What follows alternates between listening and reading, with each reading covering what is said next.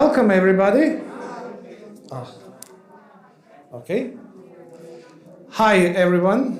Welcome to the 2021 IDEA Youth Forum, the COVID edition, or as we like to call it, Build Debate Back Better debate forum, in which we are gathered in a slightly smaller environment than what we wanted and what we planned for when it came to Youth Forum.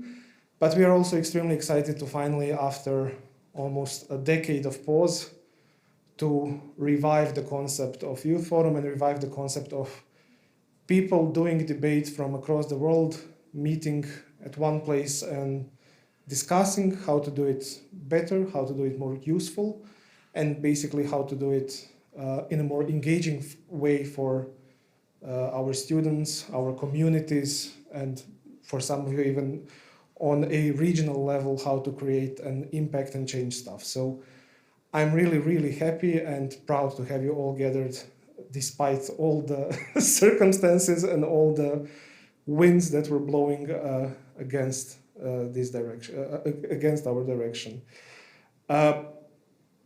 We are going to go through some organizational stuff afterwards, but before that, I would like to first of all, thank you all for coming. I would like to thank our wonderful donors from the European Union for supporting our event. I would also like to thank the Anna Lindh Foundation, who partnered with us and allowed us to extend the reach of this forum to a officially called Mediterranean and North Africa region, the MENA region, which I personally always considered very artificially divided from Europe, because culturally these are very, very similar value-wise people. So we are very, very happy to have you, to have this, let's say, complete Mediterranean basin participating at this event, and hopefully also this will have an effect in expanding the quality of debate and reach of idea in that region. I would now like to invite Mr. Aaron Fishbone, the president of IDEA, to tell us a few words about this forum. And afterwards, we are going to do some maintenance announcements. Thank you.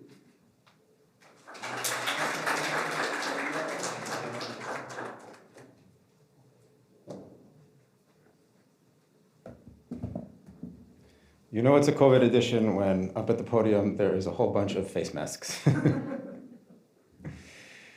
Can you hear me? Should I keep? Yeah, okay, fine.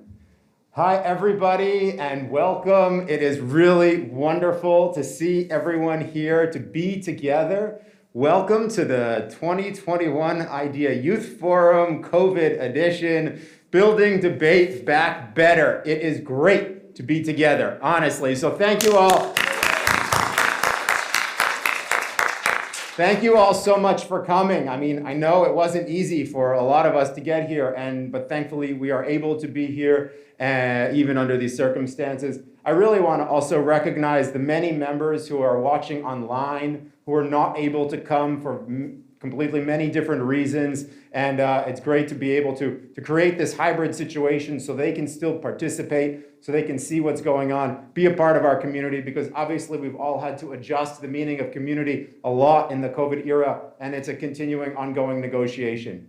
Nonetheless, we have people from 16 different countries represented here, and so it really feels like a youth forum of old. I mean, I had been to 5 youth forums over my career as a coach and trainer before, and I really get a lot of the same energy. We're smaller, clearly, but seeing old, familiar faces, friends from so many years ago, and also beginning to meet new people. I mean, seeing the hugs in the lobby, it's really great to see. So that's really exciting. I also just want to take a moment to recognize our members from Haiti. Well, IDEA is a membership association for those who are not familiar. And one of our members is the Haitian Debate Society FOCAL. And Haiti suffered a really tragic earthquake about a few weeks ago, earlier in August, and it really devastated the region where at least 3 of our members are.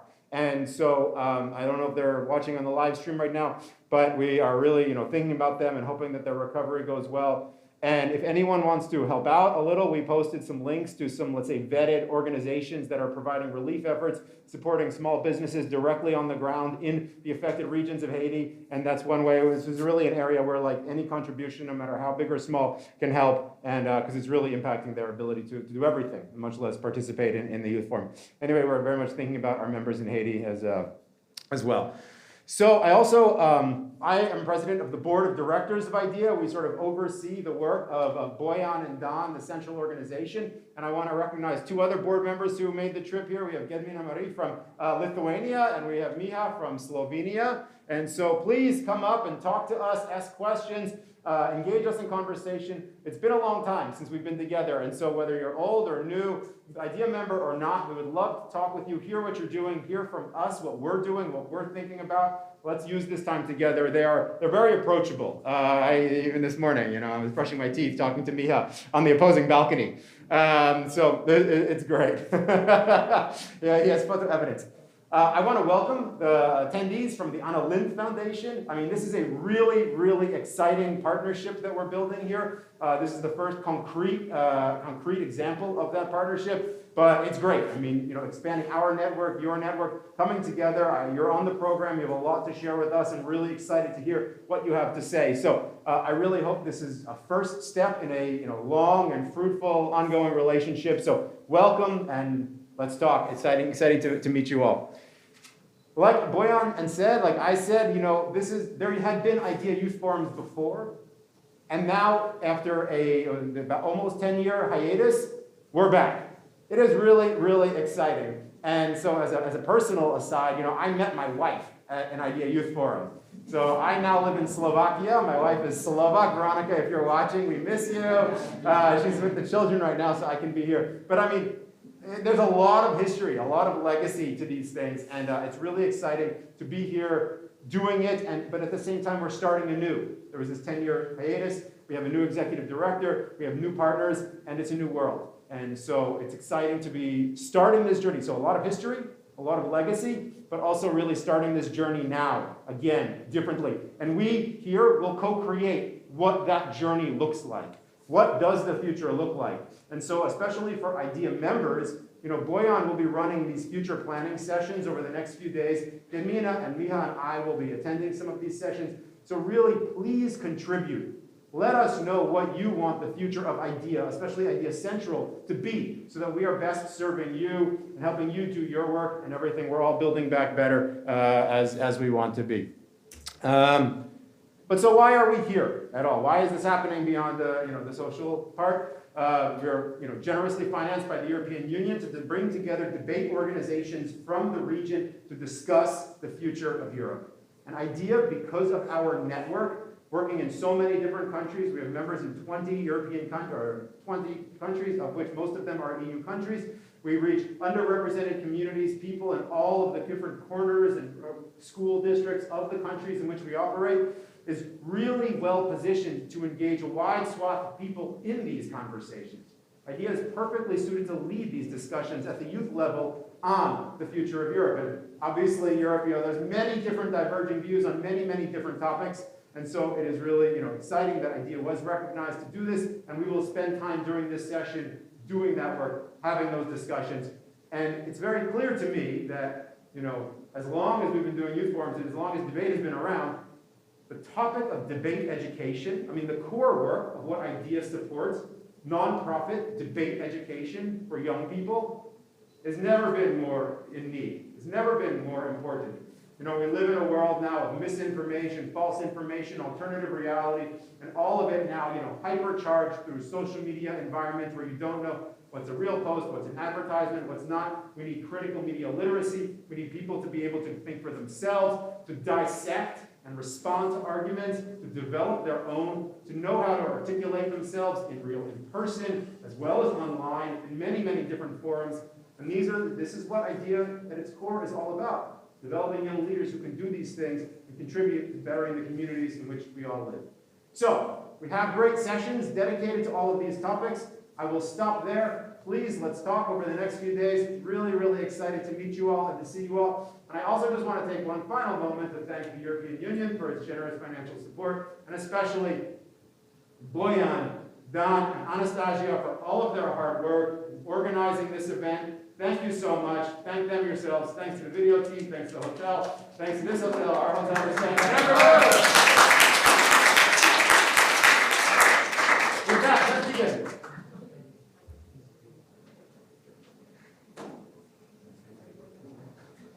Oh, and I meant to also say, please do share this out on social media because we are trying to let people know that the youth forum is back. To exist. And so there's a lot of this sort of broader network of alumni who know but don't know. This is engaging them very effectively. So use the self-report and all that. And you're doing it already. It's great. Daan will tell you where the right tags and links to use, but yeah, super. Thanks. Okay, thank you, Aaron.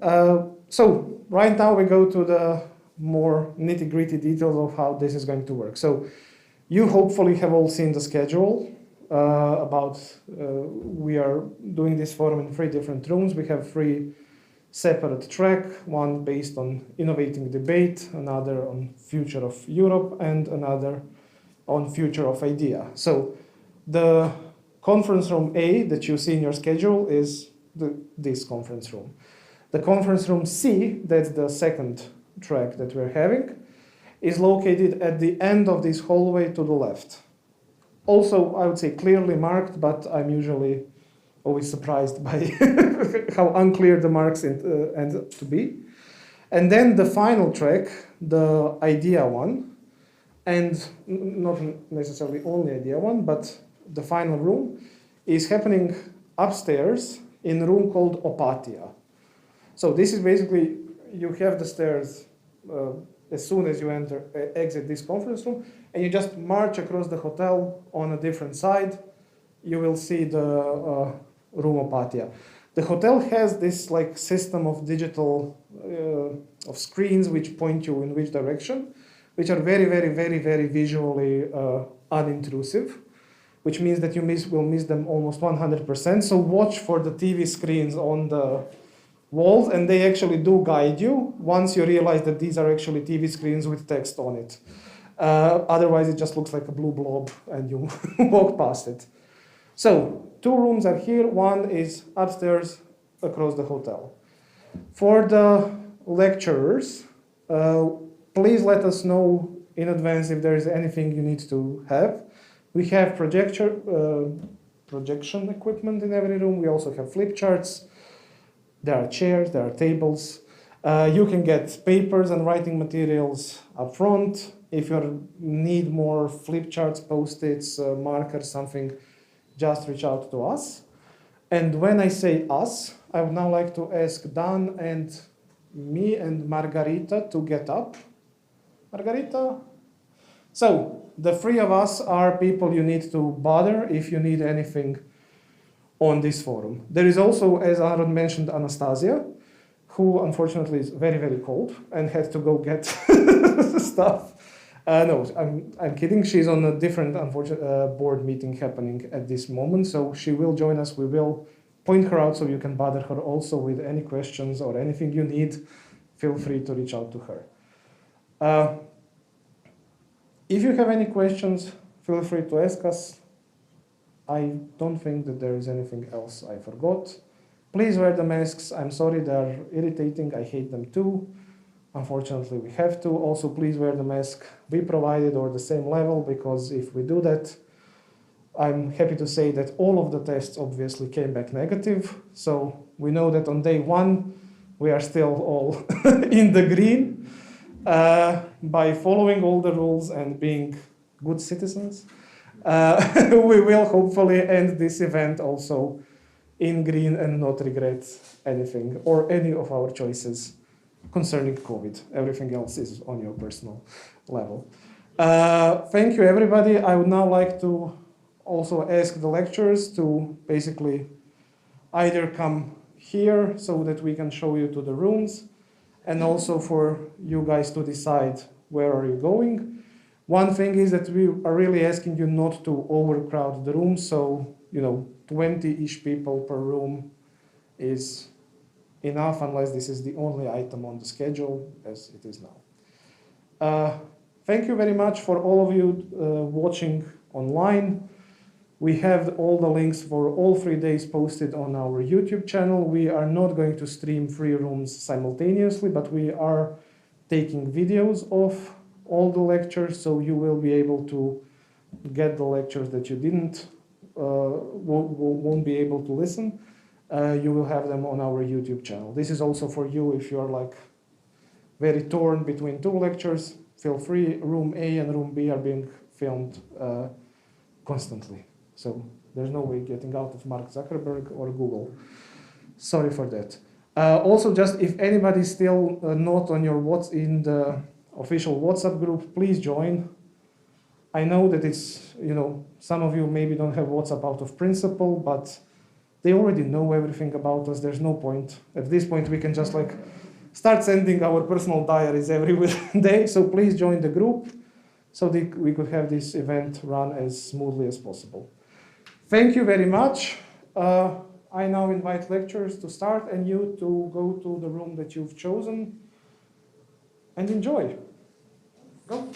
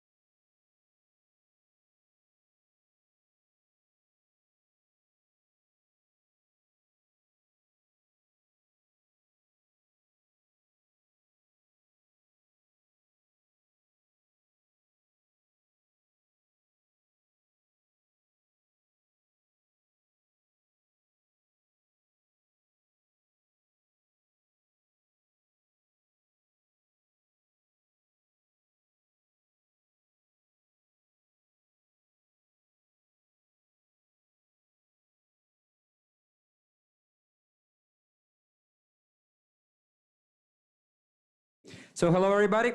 I'm not speaking to the mic because I would be afraid you don't hear me, because there is a very intimate, small group of people here, so I love that. We're going to work great. I'm speaking to the mic so that people on the live stream and on the people who are watching this as a video might follow us. My name is Miha. I'm a philosopher, sociologist, and debate teacher. I'm on the IDEA board currently, and I work as a debate coach all around the world. I'm also so very happy that we are reviving the IDEA Youth Forum. I haven't yet met my wife here, as Aaron did, but you know, 5 days ahead of us, so I'll let myself be surprised if something happens.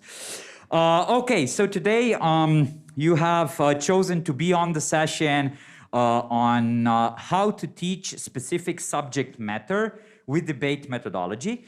You're in the so-called applied debate track. Why? Because we are going to discuss how to use debate in a specific teaching environment, in a specific training environment.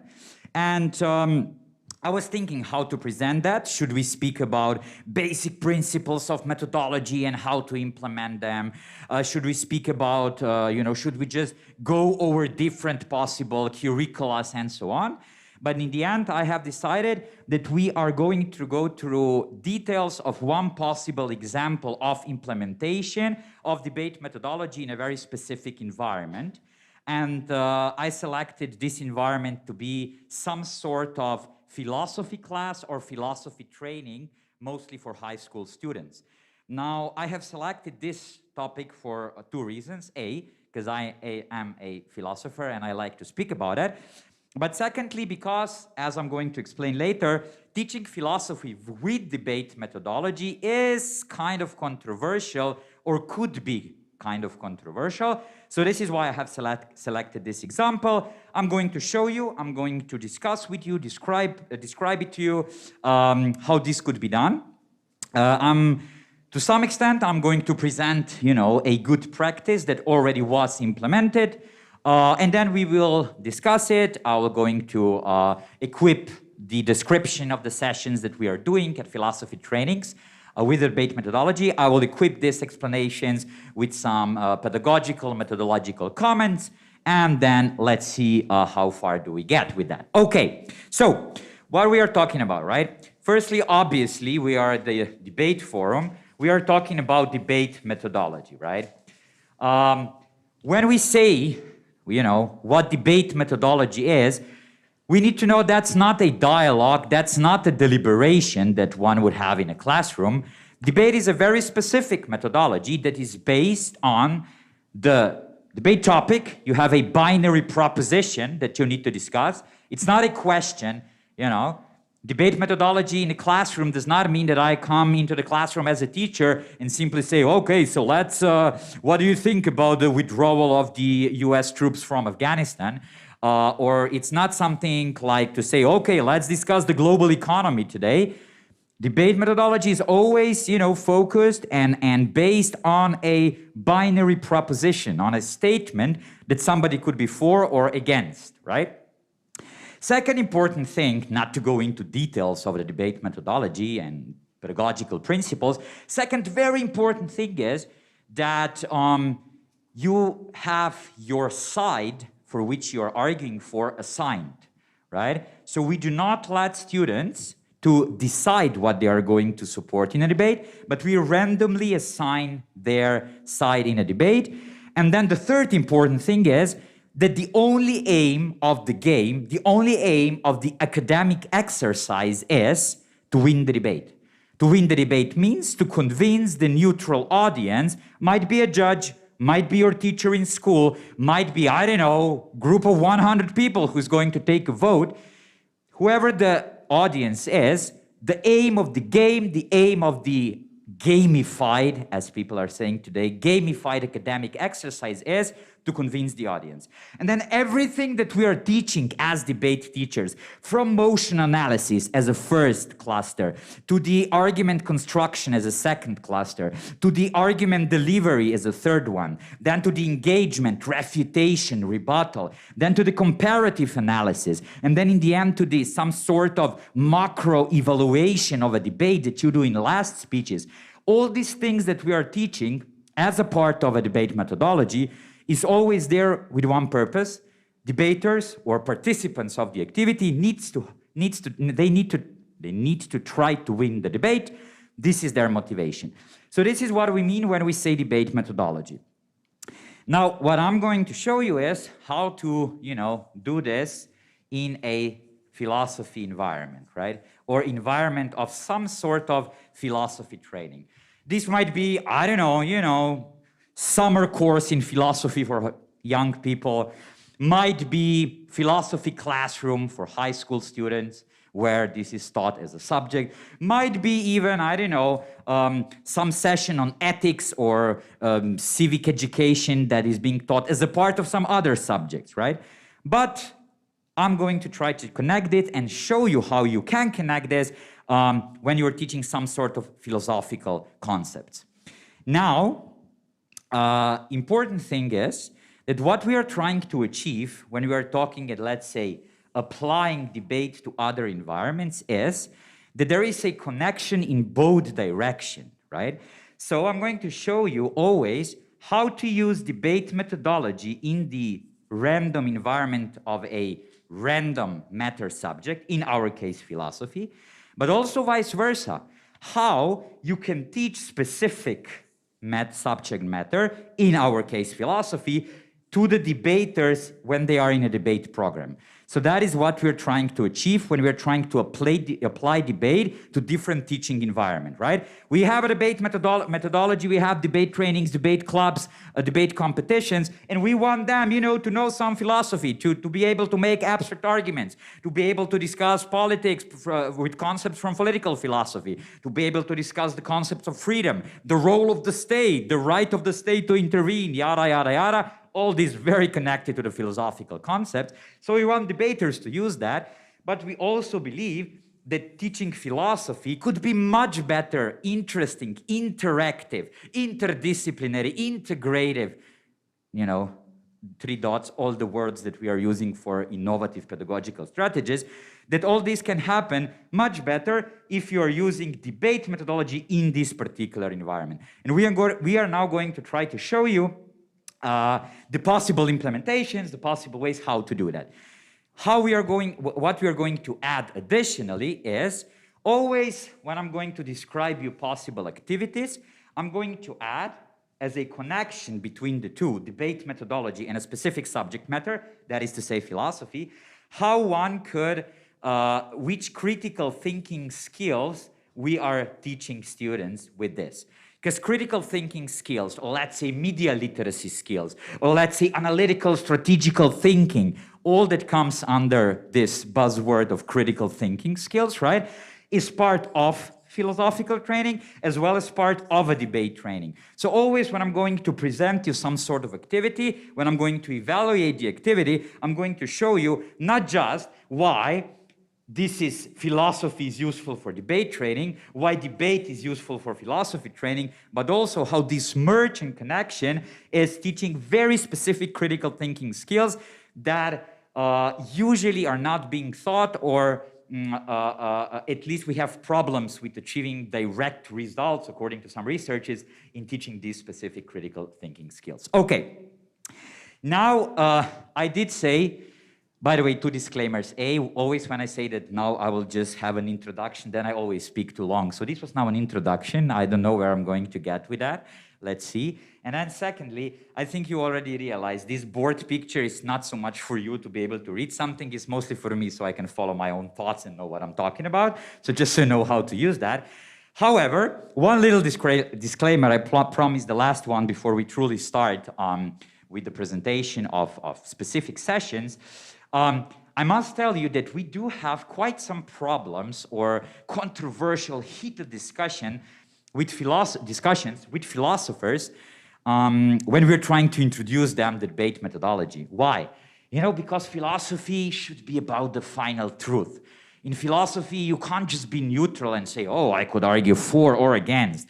In philosophy, there are right and wrong arguments. So always when I, as a philosopher, say, oh my God, let's start using debate, let's do that and that, I always, get some very disappointed faces of my colleagues. Oh boy, Professor Andric, we thought you are doing better, like we thought you are a true philosopher. Now we have some manipulative techniques of debates. You're teaching students how to be able to present any side of the issue, and so on and so on.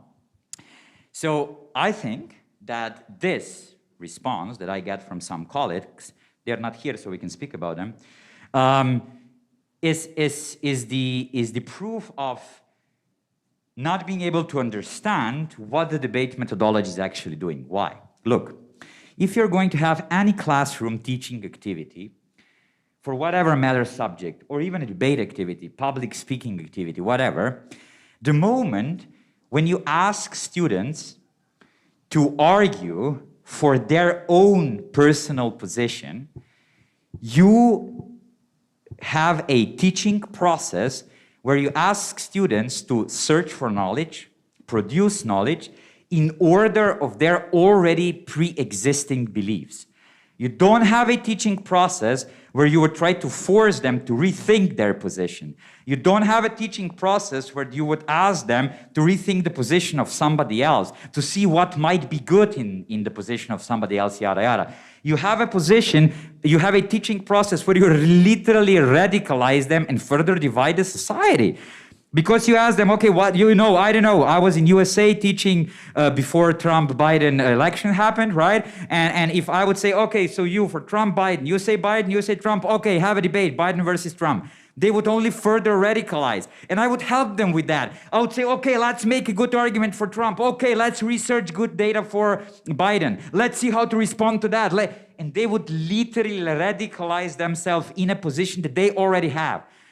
And that's not education. Education is thinking outside the box. Education is trying to expose students to absolutely new alternative ideas that later on they can deny or accept as their own.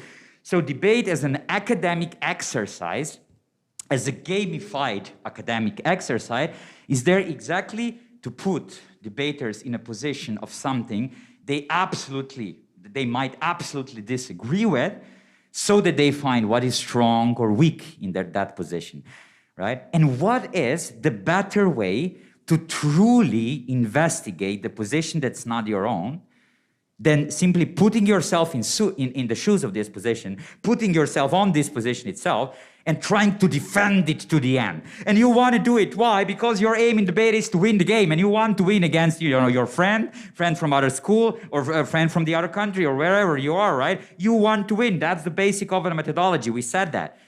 And this is what debaters do. And this is why researches are showing that debaters are much more culturally sensitive. Because the moments when they get when they're confronted with a different opinion, they don't say, oh my, that's stupid, that's irrational. No, the moment when they see a position that is absolutely opposing to the one they have, right? They said, oh, I see, if I would need to argue for that one, that would be my arguments. This is what I would do, this is what I would research. Oh, there is some sense in this position, let me rethink that, right? So this is why, especially for philosophy, right, where you want to make students think outside the box and so on, because you don't want people just to radicalize their pre-existing beliefs, because you want to expose people to different worldviews, to different ideas. Debate is exactly on point. And what else, again, is critical thinking? But just, if not being able to think outside your box. Okay, so little introduction, debate, philosophy, how to use philosophy for debate, how to use debate in philosophy classrooms through the perspective of critical thinking skills, especially the ones that, according to latest researches of educational practices in teaching media literacy and critical thinking skills, are the most problematic ones. Okay, now let's start. I have no idea how much time this will take us. I know how much time do we have. I am in control of myself to that extent. But I think we will have time to go through at least 3 possible sessions 3 possible ideas of how to implement this particular methodology, this particular adapted or merged typology. Keep in mind that these sessions that I'm going to show you could be literally just 3 sessions that you implement, could be 3 parts of a longer session if you push it through, or, you know, could be your curricula for, I don't know, maybe 3-5 months if you want to extend it, right? So I'm not saying these are exactly step-by-step sessions. I'm just saying this is the idea of how to implement it. And secondly, always try to have in mind how you could use the same structure, the same approach, also teaching different subject matter, not necessarily philosophy. I am going to use a very concrete example so that I will be able to be specific enough to show you things. However, try to see how you could use this for other subject matters. Okay, I was thinking, you know, what sort of sessions to present you, and I decided I'm going to use the concept of freedom. Why? Because concept of freedom is a philosophical concept that no teacher that will ever teach philosophy will just leave out of the curriculum, right? The moment when you speak about philosophy, you immediately start speaking about freedom. Secondly, because freedom is, I'd say, one of the most abused, overly abused term in current political discourse, right? Everybody is for freedom, right?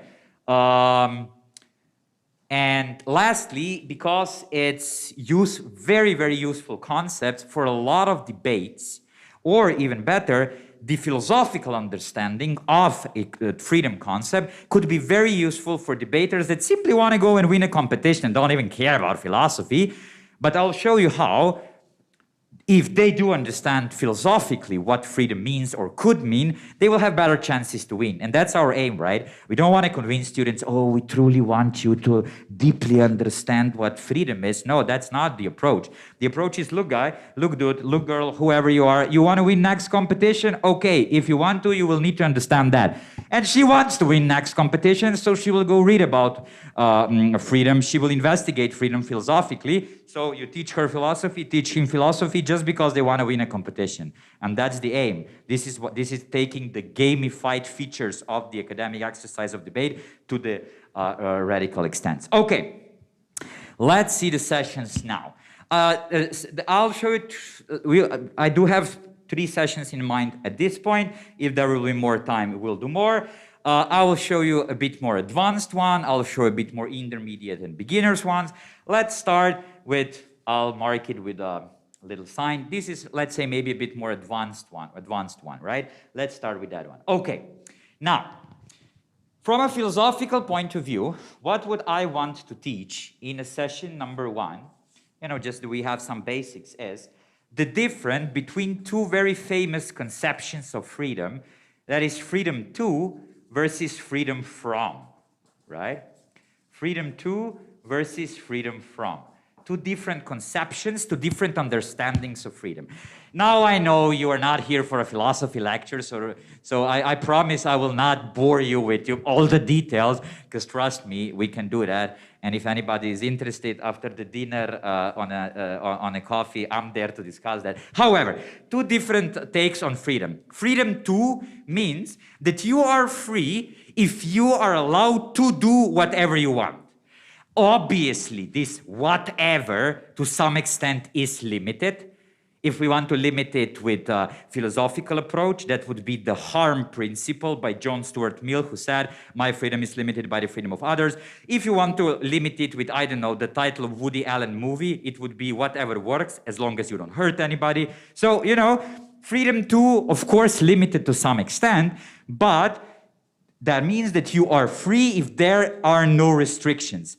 You are free in the absence of the laws, rules, or enforcement by somebody else. I'm allowed to smoke if I want, and if nobody is restricting me to do so, according to the first conception of freedom, I am a free man. Freedom from is a different conception of freedom. Freedom from is freedom that wants to protect you from the bad consequences of your choice. For example, I am a 16-year-old teenager, and I say, I want to start smoking. I should be allowed to do that. And according to my understanding of freedom, which is freedom too, I should be allowed to do that and I will accept all the consequences. And okay, you're free, go and do it. However, you could also say, no. The parents or the state or your guardians or your friends, whoever, need to protect you from your bad choices. Maybe you're irrational, maybe you're too emotional, maybe you are rational, not emotional and have all the information, but just simply are not very well aware of the consequences that your decision to start smoking will bring. And I am protecting you from your consequences of your bad decisions means that I am making you much more free, but not free to do something, but free from the bad things that will follow if you do a stupid decision, right? So you see a totally different conception of freedom. Freedom from bad consequences that might follow if everybody would be perfectly individually free. Now you obviously see, I'm trying to make this philosophical part as short as possible, this is much more individual interpretation of freedom. I was born free and nobody is allowed to do and limit my freedom. Any restriction is a limitation of my freedom. That's the understanding, right? Okay, Woody Allen, John Stuart Mill do limit it a bit, but we know what's the main idea. Second understanding of freedom, much more, let's say, on a social systemic level. We as a society need to protect people from the bad choices they make, so we need to protect them from themselves, so you need to be free from all these bad things, and that is a totally different conception of freedom, right? Now, if we would have time, if you would be philosophers, or if you would be, I don't know, in a politics class, this would immediately, obviously open brilliant discussion on which systems, modern political systems, are dominantly built on freedom too, right? Probably like liberal, neoliberal, capitalistic, consumeristics, right? Which ones are built on freedom from? Probably more on a socialist, leftist side. Where the discussion for students that would be very interesting would be, where is democracy here in between, right?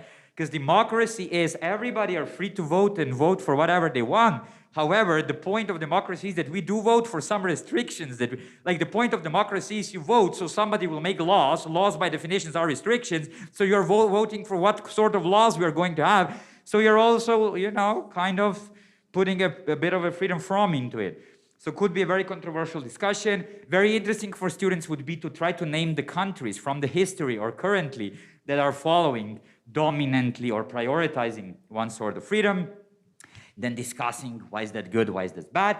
If you need or want a very short introduction for students into that, I would advise Adam Curtis movies, documentary BBC movies. It's a short trilogy, 3 one-hour-long movies, The Trap.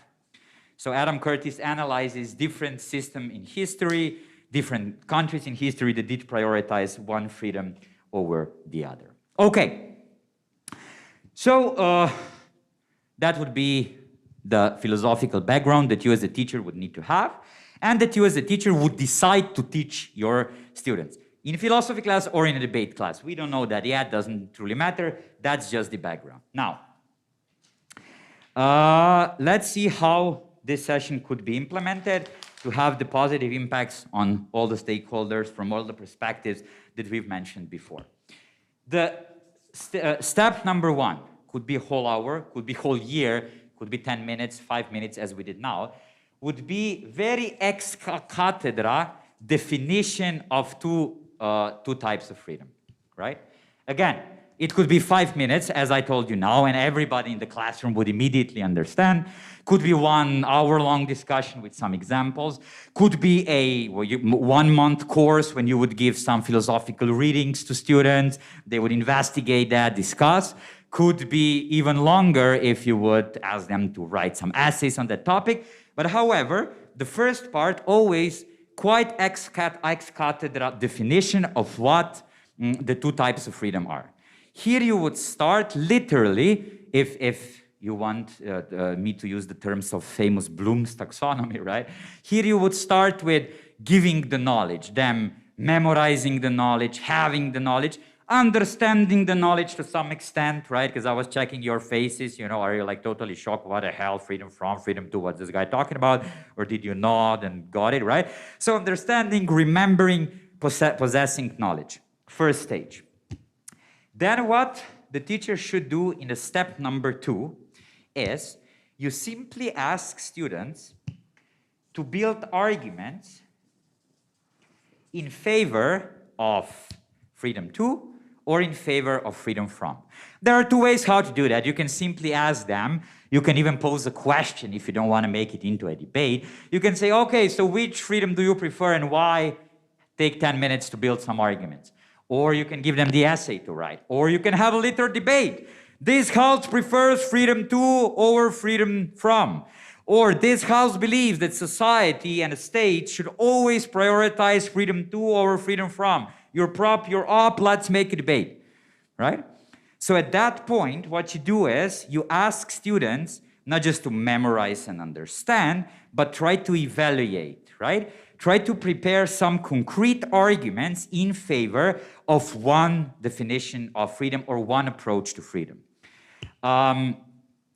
Let's just take one of them so we don't use too much time.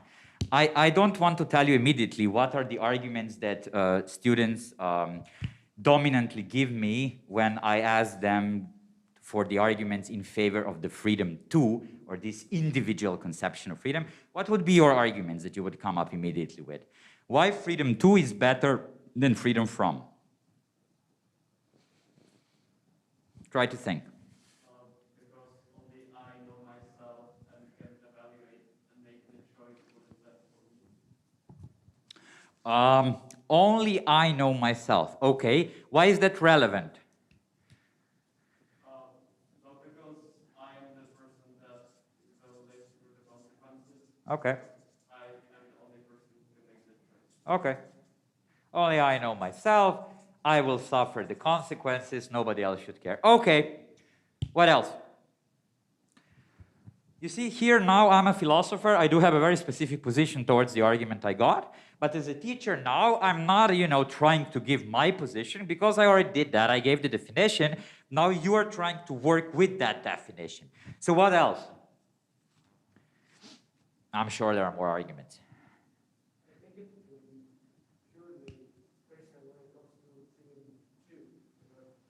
It's not me, so it's going to be totally personally if I'm going to speak about it.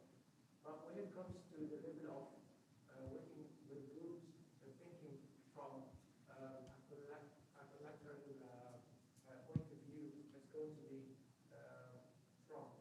Yeah, okay, but you see, you are not following my question. Now I ask you, give me arguments for freedom too. And we are in debate methodology. I want you to try to put yourself in this position. What would be the argument for the freedom too? I'm sure there are more arguments. Although I think that's a good argument for the other side. I fully agree with you, yeah. Yeah, you had an idea? Yeah, but it's like the argument is against freedom for because freedom for can be used to like set agenda for the society. Abuse. Like, Got it. Very good. So abuse, possible abuse of power. But I would say, you know, abuse of power, if you want to, now a little argumentation theory in it, right? If you want to win the argument or prove the argument about abuse of power, you need to do a lot of work telling me that there is big chance that there is a corrupt or malicious government that will try to abuse it, or you need to show that people by nature tend to abuse power. So there are a lot of assumptions. I think it's a brilliant argument, but there are a lot of assumptions that you would need to prove to really have a strong argument. So this is why there is also a weaker but still strong version of that argument that doesn't need any of this assumption, and it's simply like, okay, but maybe the state have a different conception of what a good consequence is. Maybe state said, oh my God, being high on drugs is bad, and maybe I come from culture, family, that says, yeah, I think that's fine, so why is your better? And there is no abuse. The state doesn't want to abuse. The state doesn't want to say, aha, we are now going to get them. No, the state is very, you know, benevolent, good intentions, but simply they can set an agenda without abuse. So in a philosophical language, right, you would have, we can run it as a different argument or different version of the argument. It's kind of leads to the authoritarianism, right?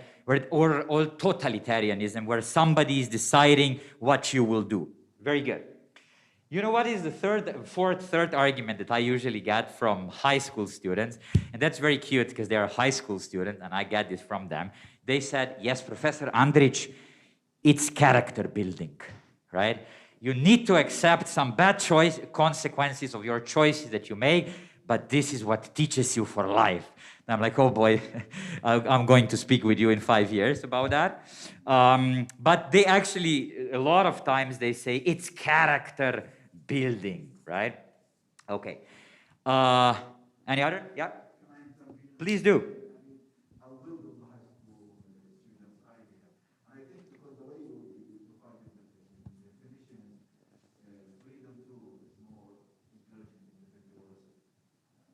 Yeah. Absolutely, I agree.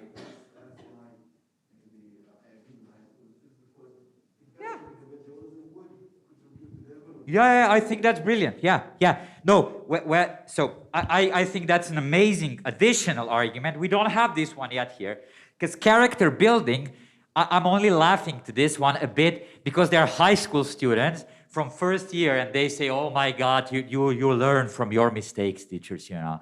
So this is why, because they're young and they're saying that, but I absolutely agree. Amazing argument. We simply, we like individualism in the society. And then you can have many reasons why. Brilliant, I agree.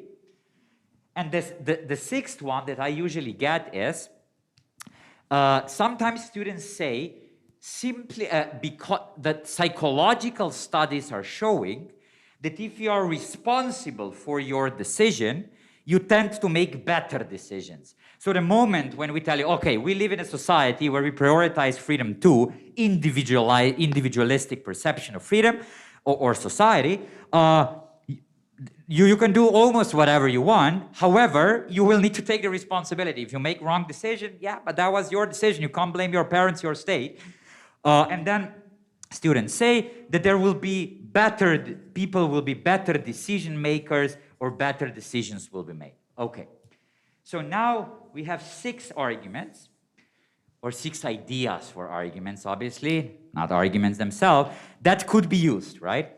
At this point, I don't do that a lot of times. However, at this point, if you teach a debate club or philosophy club, philosophy lecture, at this point you could use this for argumentation, construction part of your class, right? So now I could say, let's stop it here, let's forget philosophy. We are now going to develop in details all these 6 arguments with the statements, with the logic, with examples. We're going to build their importance. We're going to build their relevancy. We are going to use different types of reasoning. We are going to characterize the stakeholders, blah, blah, blah. So the moment where you have this, you can, ideas that you have on board, you can always directly turn into argumentation construction session. Okay, note that we started from ex cathedra, then students, were trying to use knowledge that they have to construct arguments directly about this knowledge, so they were evaluating the concepts that they've learned. Obviously, the B step here would be, what about freedom from, and we would also list some arguments. Okay. Now, the third and the last step of this exercise, again, could be next session, could be next week, whatever. I implemented this so many different ways already. The last step is a debate exercise that I called building extension. Building extension. Can somebody tell me, if you know that, what's an extension in debate terms? Does anybody know that? Yes, no? So I'll take a silence as a no. So what is extension? Look, there are many debate formats, as you might know, right? Always when people are going to speak about, oh, WSDC format, BP format, Karl Popper format, don't get bothered with that. These are just the rules that you have in order to be able to have a competition, in order to be able to have a moderated discussion with exact roles of the speakers and so on. So rules and roles, This is what the format is. Very, like a lot of different ways how you can do it. Now, there is one format that is on a global scale mostly being used for university students. It's called British parliamentary format. It's not one of my favorite, not at all. Since we are majority here, if I understand, dealing with the high school debate programs, you're going to dominantly see World Schools debating championship format being used. Doesn't matter now, you can always just check the rules. It's literally like who speak for 1 minute, 3 minutes, 5 minutes, 6 minutes.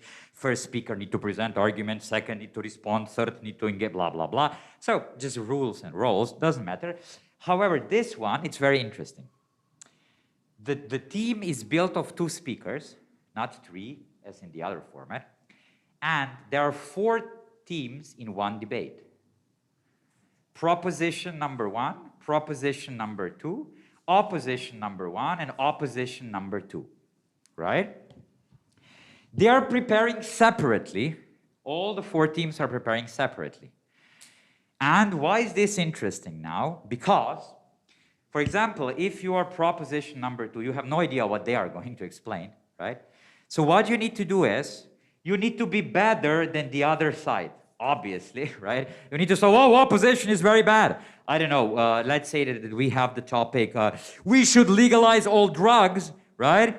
Opposition is wrong, right? We should legalize drugs. If you have drugs illegal, that's very, very bad for this and this and this and this reason.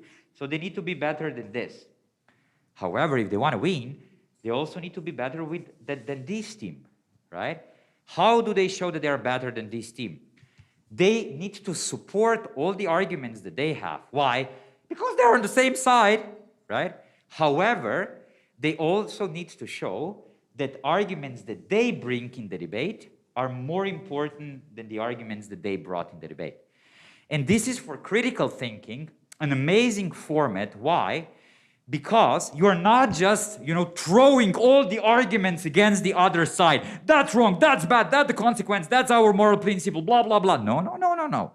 You also need to think about why your argument for the other side is the most important one to win the debate, meaning that you are thinking, now from a critical thinking perspective, you're thinking about the role of the argument in argumentation. You're not just saying, we have 3 reasons why that is bad. Number 1, number 2, number 3. You're saying, but among these 3 reasons, there is one that is the most important, second one that's much less, and so on. So you need to be able to see what is the role of the argument in the whole communication strategy, right?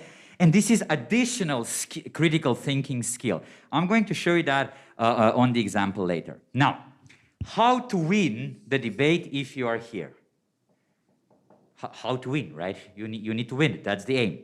What you do the extension.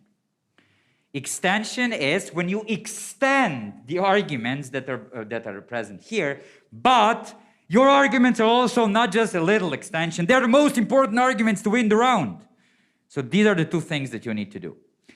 And if I would give you now a very short theory of how to build a good extension, if you would look at the debate manuals, how to build a good extension, this is what you'd find.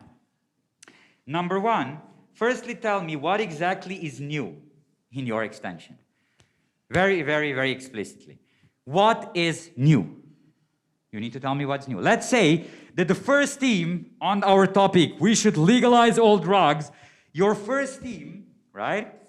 Your first team had the argument, when the drugs are illegal in status quo, there is a black market, so people are using drugs. So when we are going to legalize them, maybe there is going to be consumption that is going to be a bit higher. However, because we are going to control the consumption, that means there will be rules, restrictions, people will be able to visit doctors, we are going to control the quality, yada, yada. Because we are going to control it, the damage and harms of consumption is going to be smaller on the side when you legalize drugs. That could be the argument of the first team. Now, your second team. What is new? You need to have a new one.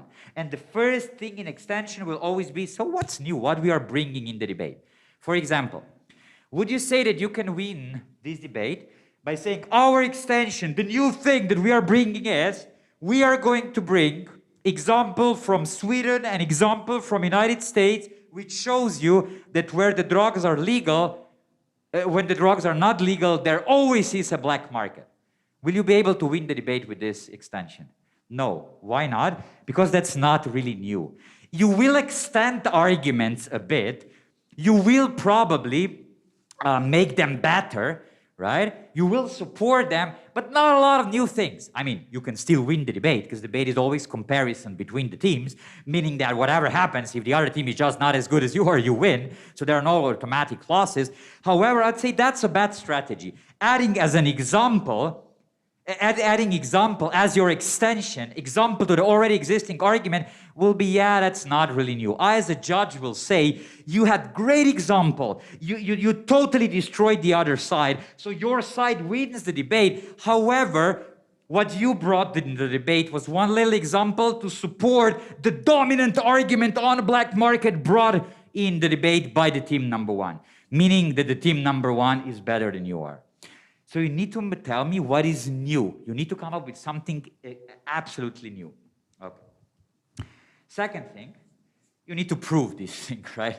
So you need to have a new idea, and you need to prove it. Yeah, go. What would be a better option? An example is not enough. Yes. This is, when I write down the number 3 point, I will tell you exactly. And we are going to connect it back to philosophy. So number 3 need to be, number 2, now you need to prove it. So you need to have some kind of new idea, and obviously you need to prove it. And then, number 3, you need to explain me why is it more important, or why it is such a big deal, right? So if you would have a very short theory of how to build an extension, you would say, number 1, what exactly is the extension? What are you extending and adding? Number 2, can you prove it to me? Number 3, okay, why it is such a big deal? Why it is more important? Note that you can teach this to the debaters, but these 3 points are very easy to teach also to high school students that never heard of debate, because they literally have 3 questions that they need to answer. Now, what to do? I agree.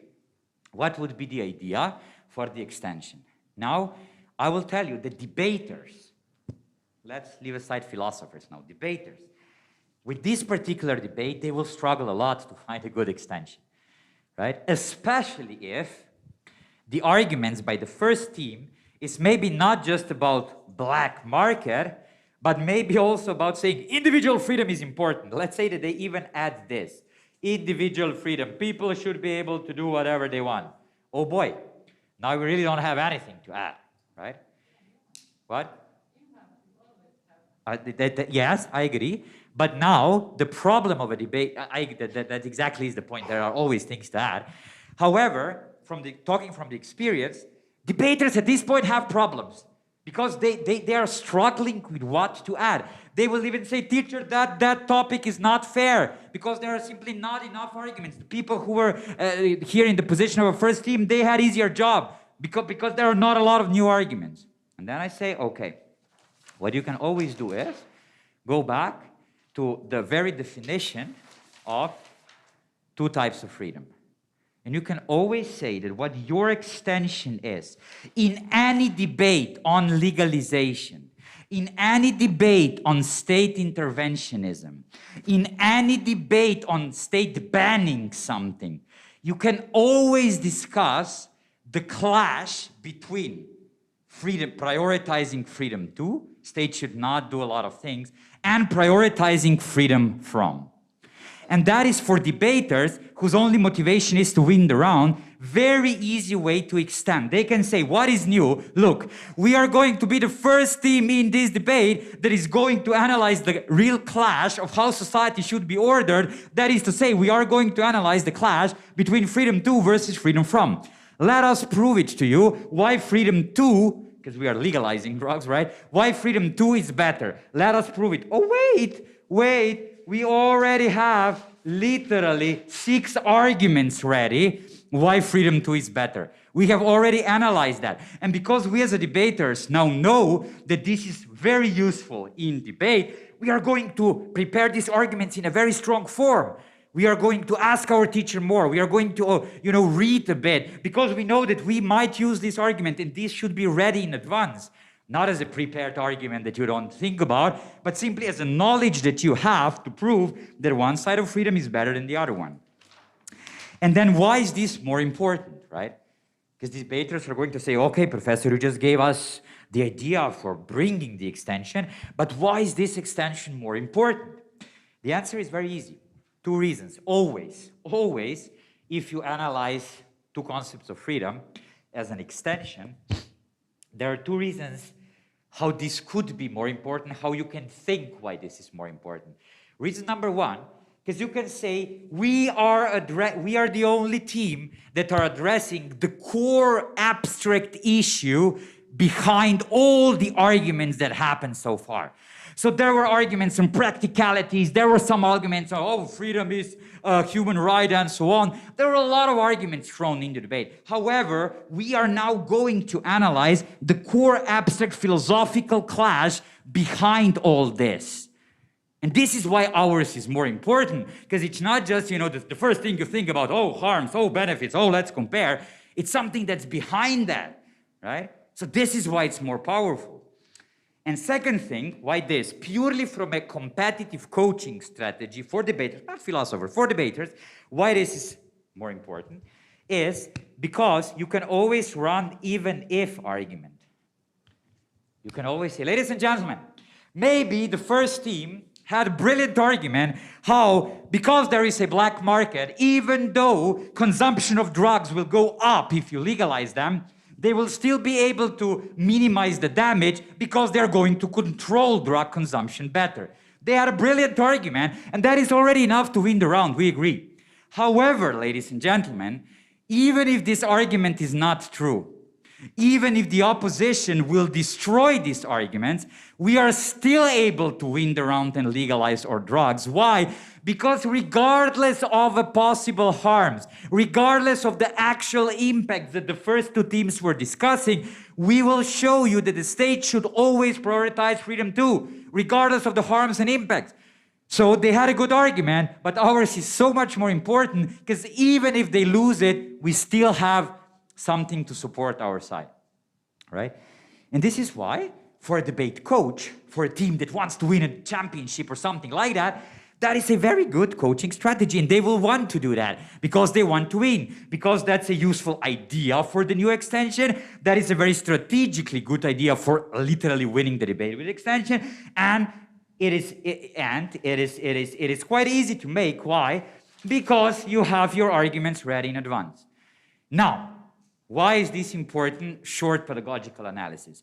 Number 1, for debaters, what do they get from a philosophical perspective is, literally, by pure gamified motivation of debate competition, just because they will think, our coach taught us a nice trick strategy how to come up with a new argument, they will delve into all this.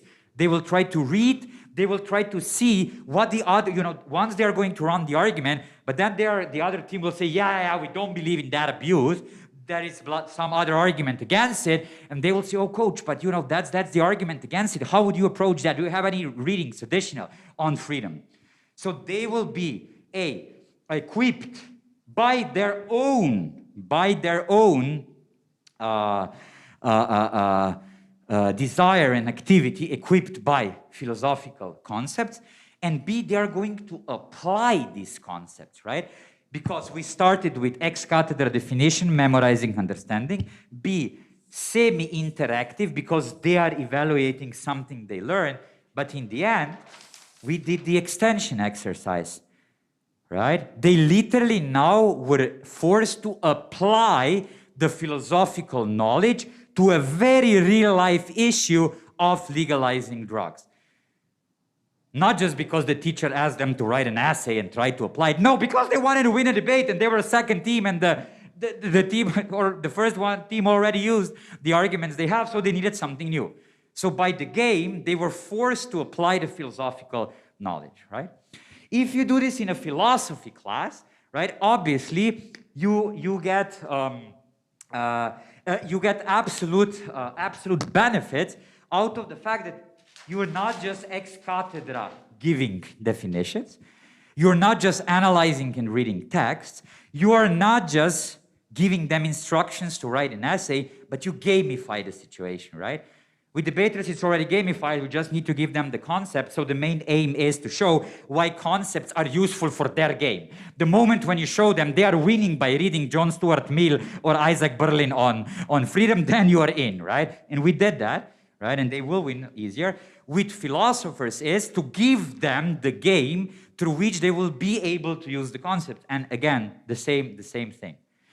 Additionally, from the perspective of critical thinking, what is something that you can teach with this is that you have big problems teaching in school environment. Otherwise is that you don't teach just micro-argumentation and argument construction as here, that you are not just teaching memorizing and understanding, but rather you're also teaching by the extension exercise, you're also teaching what we said before, what is the relation between different arguments on the same side.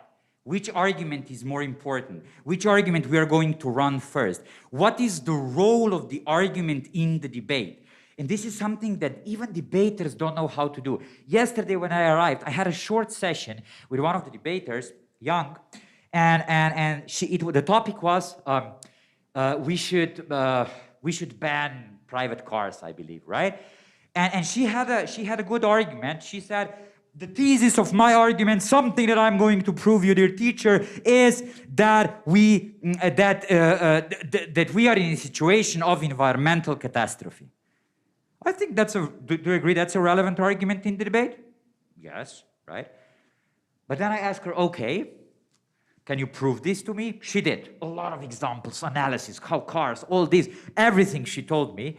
But then in the end, and obviously she's smart, she knows how to prove, she knows how to present. But then at the end I asked her, okay, but why do you have this argument in the debate? Like, why are you losing 5 minutes of my time as a judge or listener or teacher or coach to explain me that we live in an environmental crisis? What's the role of this argument? You see, I was asking her about the role of the argument in her whole speech. And she was not able to answer, right? And the answer for this one is very obvious. What's the role of the argument on environmental crisis in a debate on banning private cars? The role is that you want to show, firstly, that there is some sort of problem that we need to solve. Because before you're going to show me that banning private cars is an efficient solution, before you're going to show me that banning private cars is justified solution, even though it's violating, I don't know, profit incentives, even though it's violating individual freedom, before you show me all that, you need to show me, look, people, something is wrong, there is a problem, we need a solution.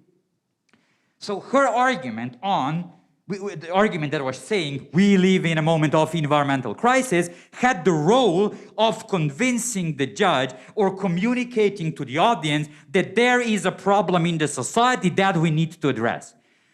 You see how this is a different level of critical thinking. It's not just, I'm going to prove you that there is a crisis, here is the argumentation, here are the examples, here is the analysis, but it's also like thinking on a meta level. What is the role that this argument is going to play in my communication strategy? She was not able to say.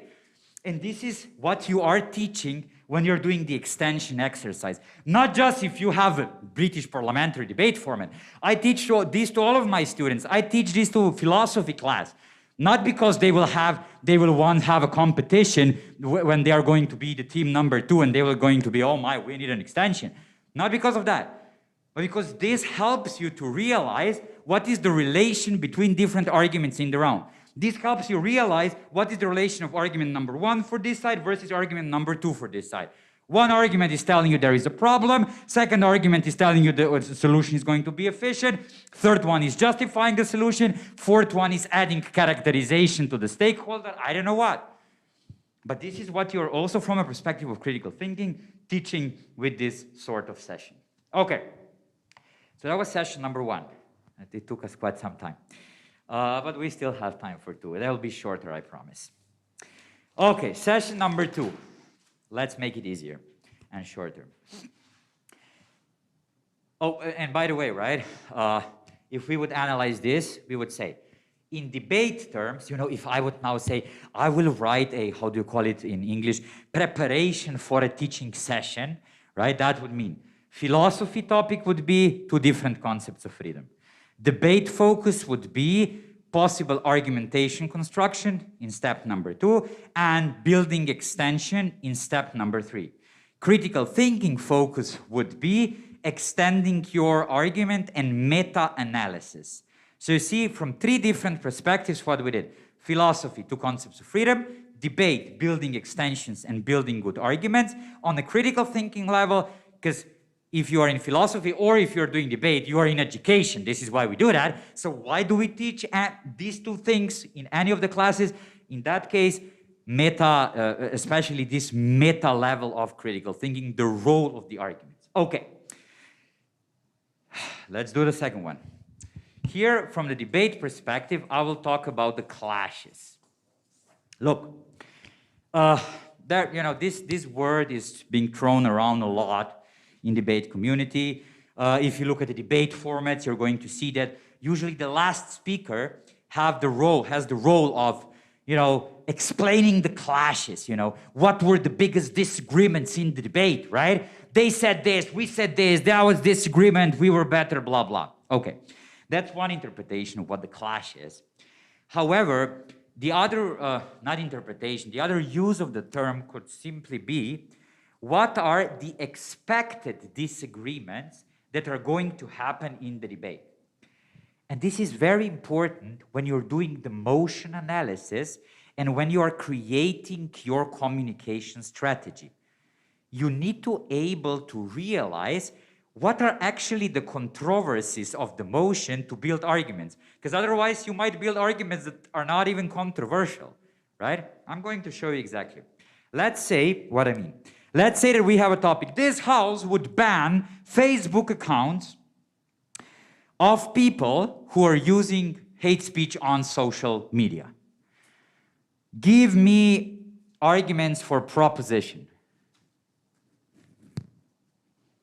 What are the arguments for proposition? Go. Would ban. Yeah, would ban. That would be very good opposition argument, I agree. So would ban. Can you repeat? But that's not an argument. You just said security reasons. Give me the idea for the concrete argument. Yeah. What would you prove? Because the point of the argument is that you need to prove something, right? So my question is, what would you prove? We would ban, remove Facebook accounts of people that are using hate speech on social media. What would you say? But that's not the argument. Yeah. You need to what? But you're thinking in the direction, yes. Majority of high school debaters are going to give you 3 arguments immediately why hate speech is bad.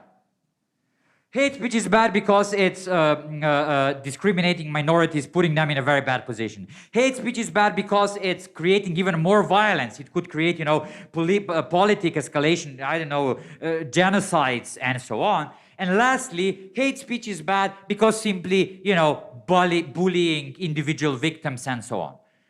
And I think these are 3 good arguments, right? That security you were talking about, so I know, along the lines, right? Okay. I think these are 3 good arguments. But you know what? If I would get these 3 arguments from you, and if I would be on the opposition, you know what I would say? I would say, ladies and gentlemen, dear judge, I absolutely agree with what I've heard from the proposition. And I'm not going to say that hate speech is good. I'm not going to disagree with that. I'm not going to clash with them on the question whether hate speech is good or bad. I'm just going to say that banning Facebook accounts is not going to help. Not just that it's not going to help, it's going to make the situation worse because it's going to radicalize people. People who didn't like migrants and were saying bad things about migrants online, now they're going to say, aha, firstly the state wanted to get the migrants in, and now we can't even speak about it. And then they're going to go on the street, start demonstrating, radicalizing themselves. And I would say, I absolutely agree that hate speech is bad. But I'm not clashing on that point. I'm only clashing on the question whether the ban is going to be efficient. Or I'm only clashing on the point whether these negative things, right, are good enough to decrease the freedom of speech. And I'll say, you know, they had brilliant 8-minute speech. They're just brilliant, such good arguments. But they, you know, even if you would not listen to them, that would not change anything because we agree with everything. We are clashing on different things. You see? So we need to anticipate what the clashes are. I'm going to take 1 minute to give you a personal anecdote, but since we are live streamed, I need to make sure not to mention names. So 8 years ago, I was helping writing arguments for one political party for one referendum, right? It was something on the rights for the minorities, increasing the rights of the minorities. And then this person who was presenting the arguments next day in the private meeting with the government, prime minister, he called me and he said, "Oh, Miha, we need a very good, like we need to nail it tomorrow. We need their support. They will support you. Just please write something very good." And I was writing all night, right? I was stressed. I thought it's bad. Then I thought it's good. Then in the morning it was bad again. And I redid it. But then in the end, I thought, oh boy, that's good. All the arguments were in. I was like, I nailed that. And then I even asked this politician, can I be present when you present that, just to see how my arguments are going to nail it, right? And I was in the room, prime minister, this politician, and this politician that I was helping, he presents quite well everything that I have written. 10 minutes, the prime minister is listening, and he says, yeah, I agree, but here is a contract. If you promise that you're not opening the question of a relationship with NATO pact, we immediately support, right? So all the arguments that I made were absolutely irrelevant because they only wanted to clash on a support on a different political issue, right? And I really thought they were good arguments, right? I still have them at home. I really think they nailed it and they proved everything. But because, okay, that was not a debate, it was a political struggle. That was the moment when I said no politics, only education from now on. I simply didn't anticipate the correct clash, right? Because the clash was totally elsewhere. And I lost the debate even though I still believe I had brilliant arguments. So you see how very important it is that you are aware of what the clashes are going to be. So you need to be able to, debate coaches are going to say, frame the clashes. But when I never know what do they mean when they say, let's frame it well, you know, I mean, but I will repeat it, you need to be able to frame the clashes. You need to be able to, at the beginning, to say, what do you believe the clashes are going to be? Now, this is what I want to teach with that session in terms of debate. In terms of politics or political philosophy, I want to teach the famous idea of social contract and the definition of the state. To be honest, I don't, as a philosopher, truly believe in the concept. So, you know, since we are being streamed, I'm publicly denouncing this. I'm not a true believer.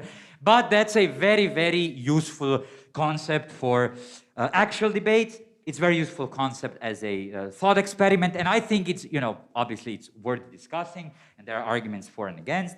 And debaters, philosophers, intellectuals, young people need to be aware of it.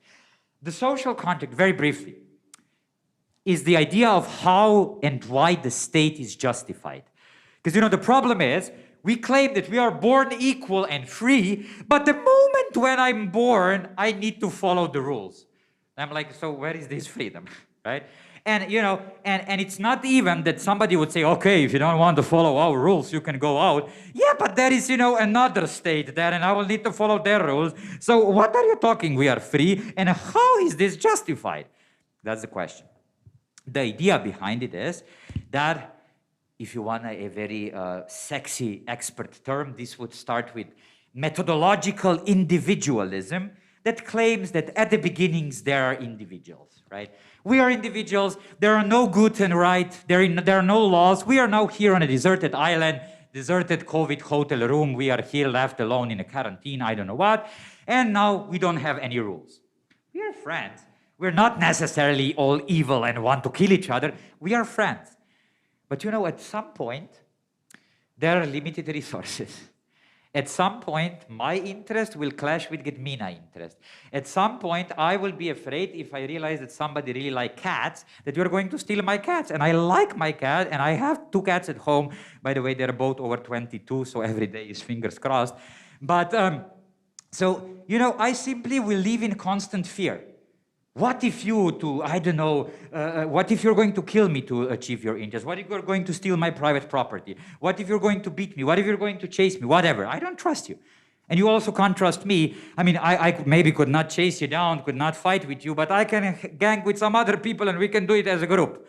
So, not a good situation. So this is why, because people are supposed to be rational, we could have a whole another philosophical session on that, right?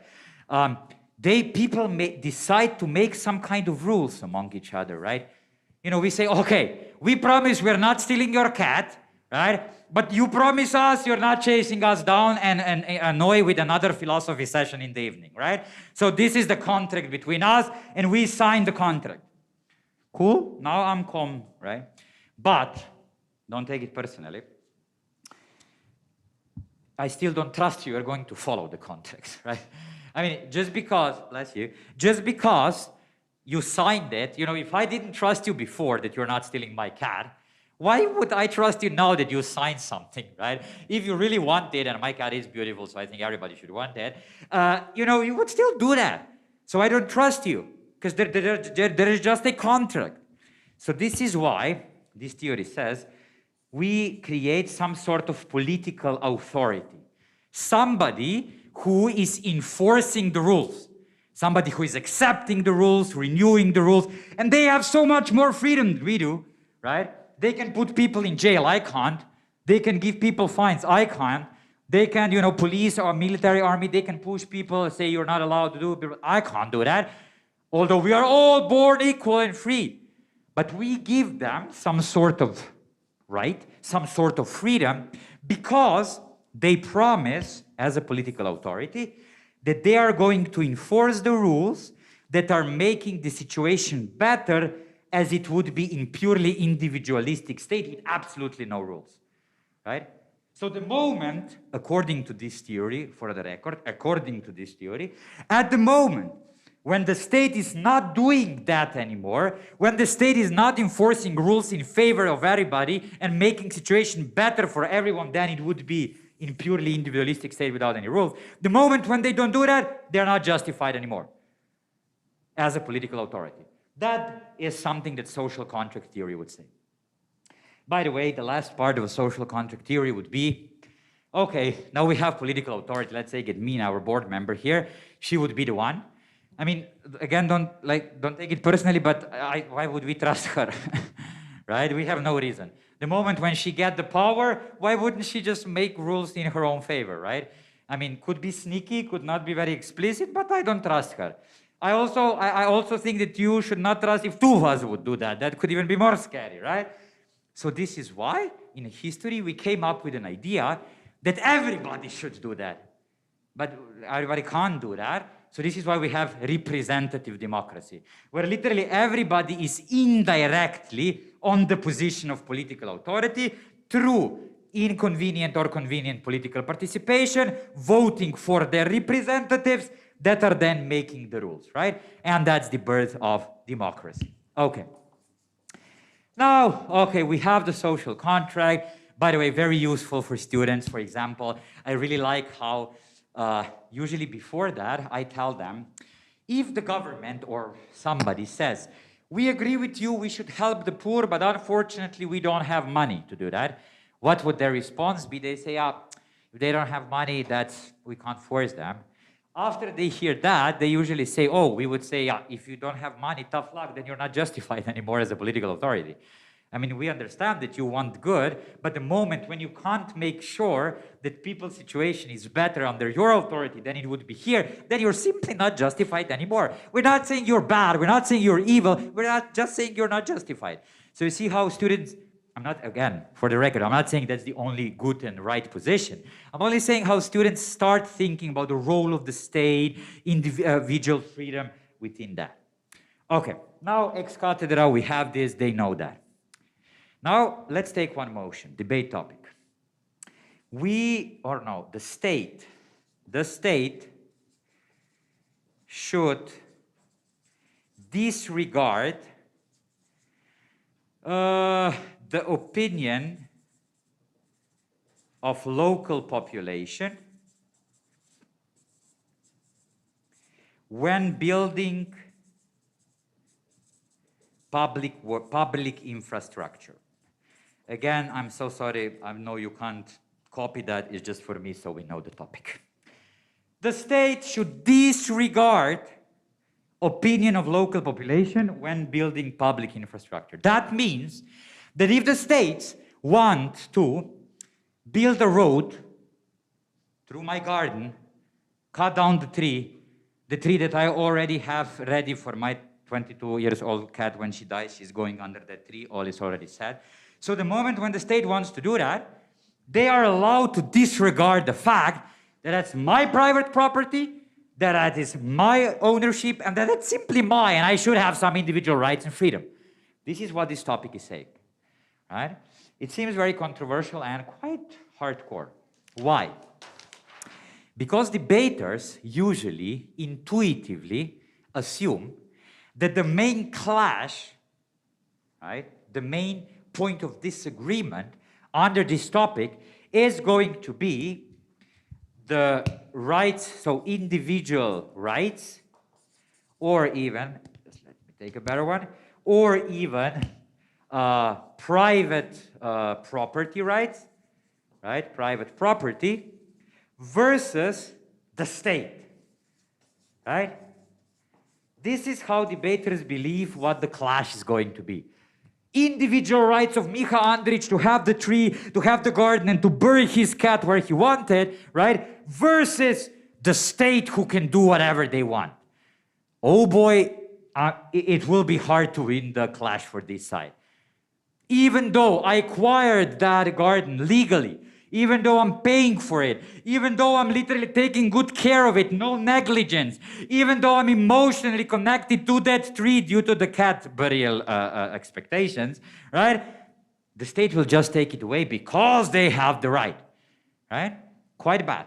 Especially because debaters, usually, what they do is, especially younger or philosophers, high school, they usually when you say the state, they see the president or they see the prime minister, and then they see this person who should never just build a road through my garden or something like that. Okay, so when I set a debate like that, get them to debate, they are really struggling to build the arguments for this side, and in majority of cases, this side is losing the debate. In majority of cases. Then the situation can change immediately.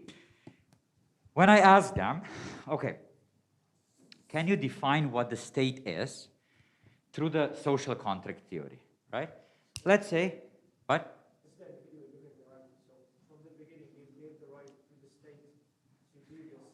Yeah, so yeah, that's good, that's good. You gave them the permission, okay. But you know what, if we could have a debate now, if I would still want to be on the other side, I would say, yeah, I gave them the permission, but Peter, right? Yeah. But Peter, you know what permission did I give them? I gave them the permission exactly to defend my private property, exactly to defend my individual freedom. This is the permission I gave them. So they should only enforce the rules that are, you know, enforcing my private property and my individual freedom. So not sure I gave them the permission to take my little tree away. That was an idea? Sorry, yeah. I was going to suggest, maybe I'm wrong, but what if the conversation would change to a different clash, sort of, between the central government and the local government, because you said between the local population. Okay, that's good. I like it. However, I would say that if that would be the thing, in order to push my idea, my pedagogical intention through, then I would simply change it and would say authorities should disregard the opinion of private people that will be with the people that own some private property on the area. They will build some roads. So I agree with you, that would be possible under this debate. I absolutely agree, but not my intention, what I wanted to do here, right? But I want to continue with what Peter said, right? Okay, the definition of state. I asked them, okay, but what is the state? Can you tell me what is the state? And they say, oh, the state could be very authoritarian. I said, yes, but is that state justified? Although it's not. Well, okay, that's not part of this debate, because if the state is not justified, that obviously it also can't build roads if it's not even justified. First, it needs to be justified to be able to build roads. Okay, so what is a justified state? And then they look at that picture, and then at some point, they realize that the only justified democratic state is literally the state that is representing the individual rights of every citizen on balance. So that is presenting the individual rights of all the citizens. So the state is the institution presenting individual rights of everybody.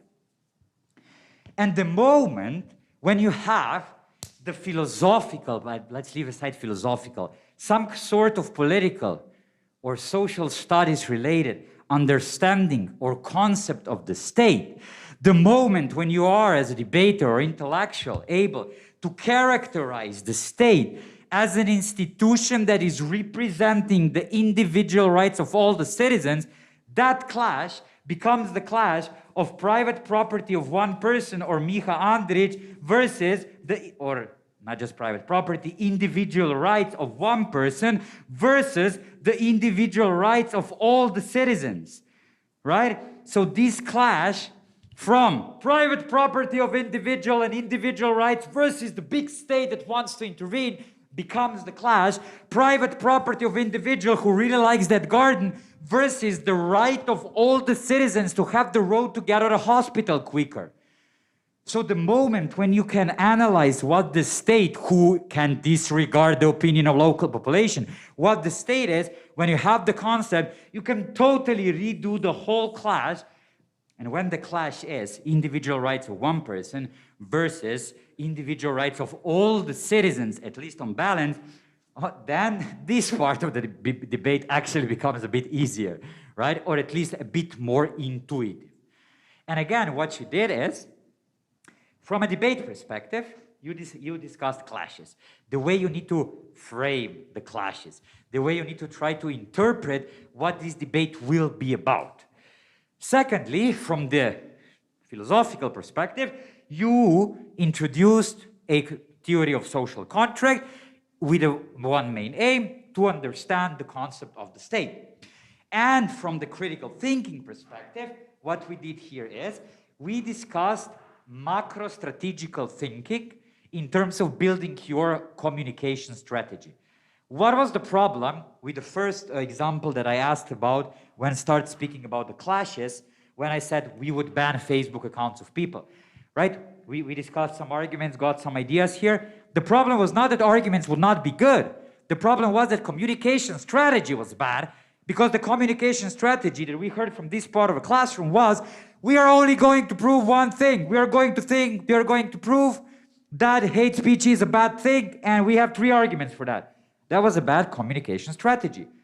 Because good communication strategy, in order to prevent all the possible responses by the other side, would be, we are going to prove that hate speech is something bad, that banning Facebook accounts on social media is actually going to bring some good, so it's going to be an efficient action. And lastly, we are also going to speak why safety and security on the internet is more important than absolute freedom of speech. So our communication strategy is built out of 3 points.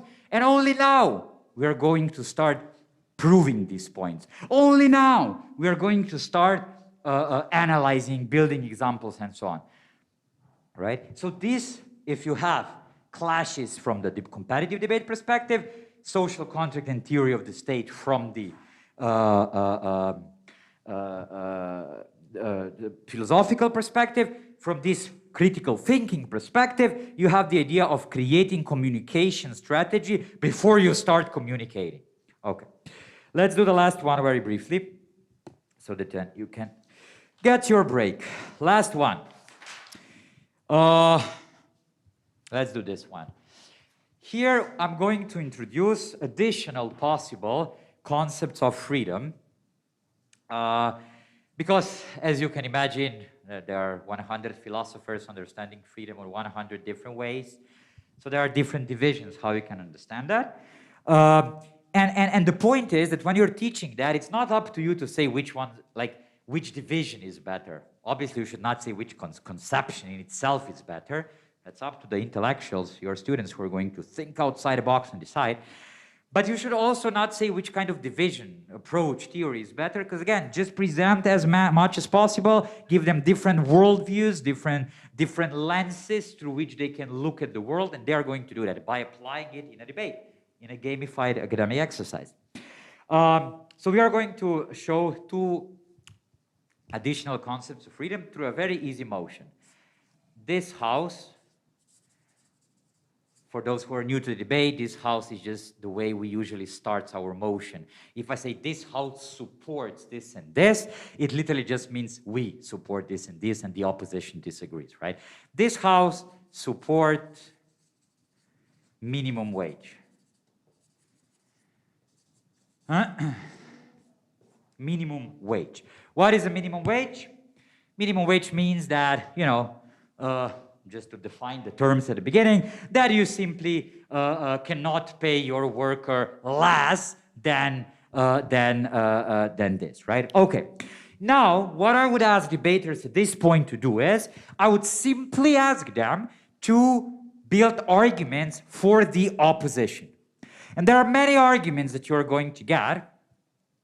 We don't have time for me to directly ask you for the argument, so let's leave that.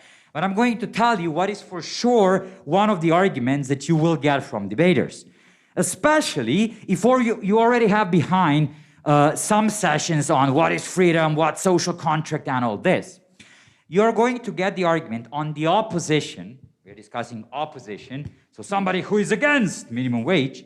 You are going to get the argument that the role of the state is to protect individual liberties, to protect the freedom of the individuals.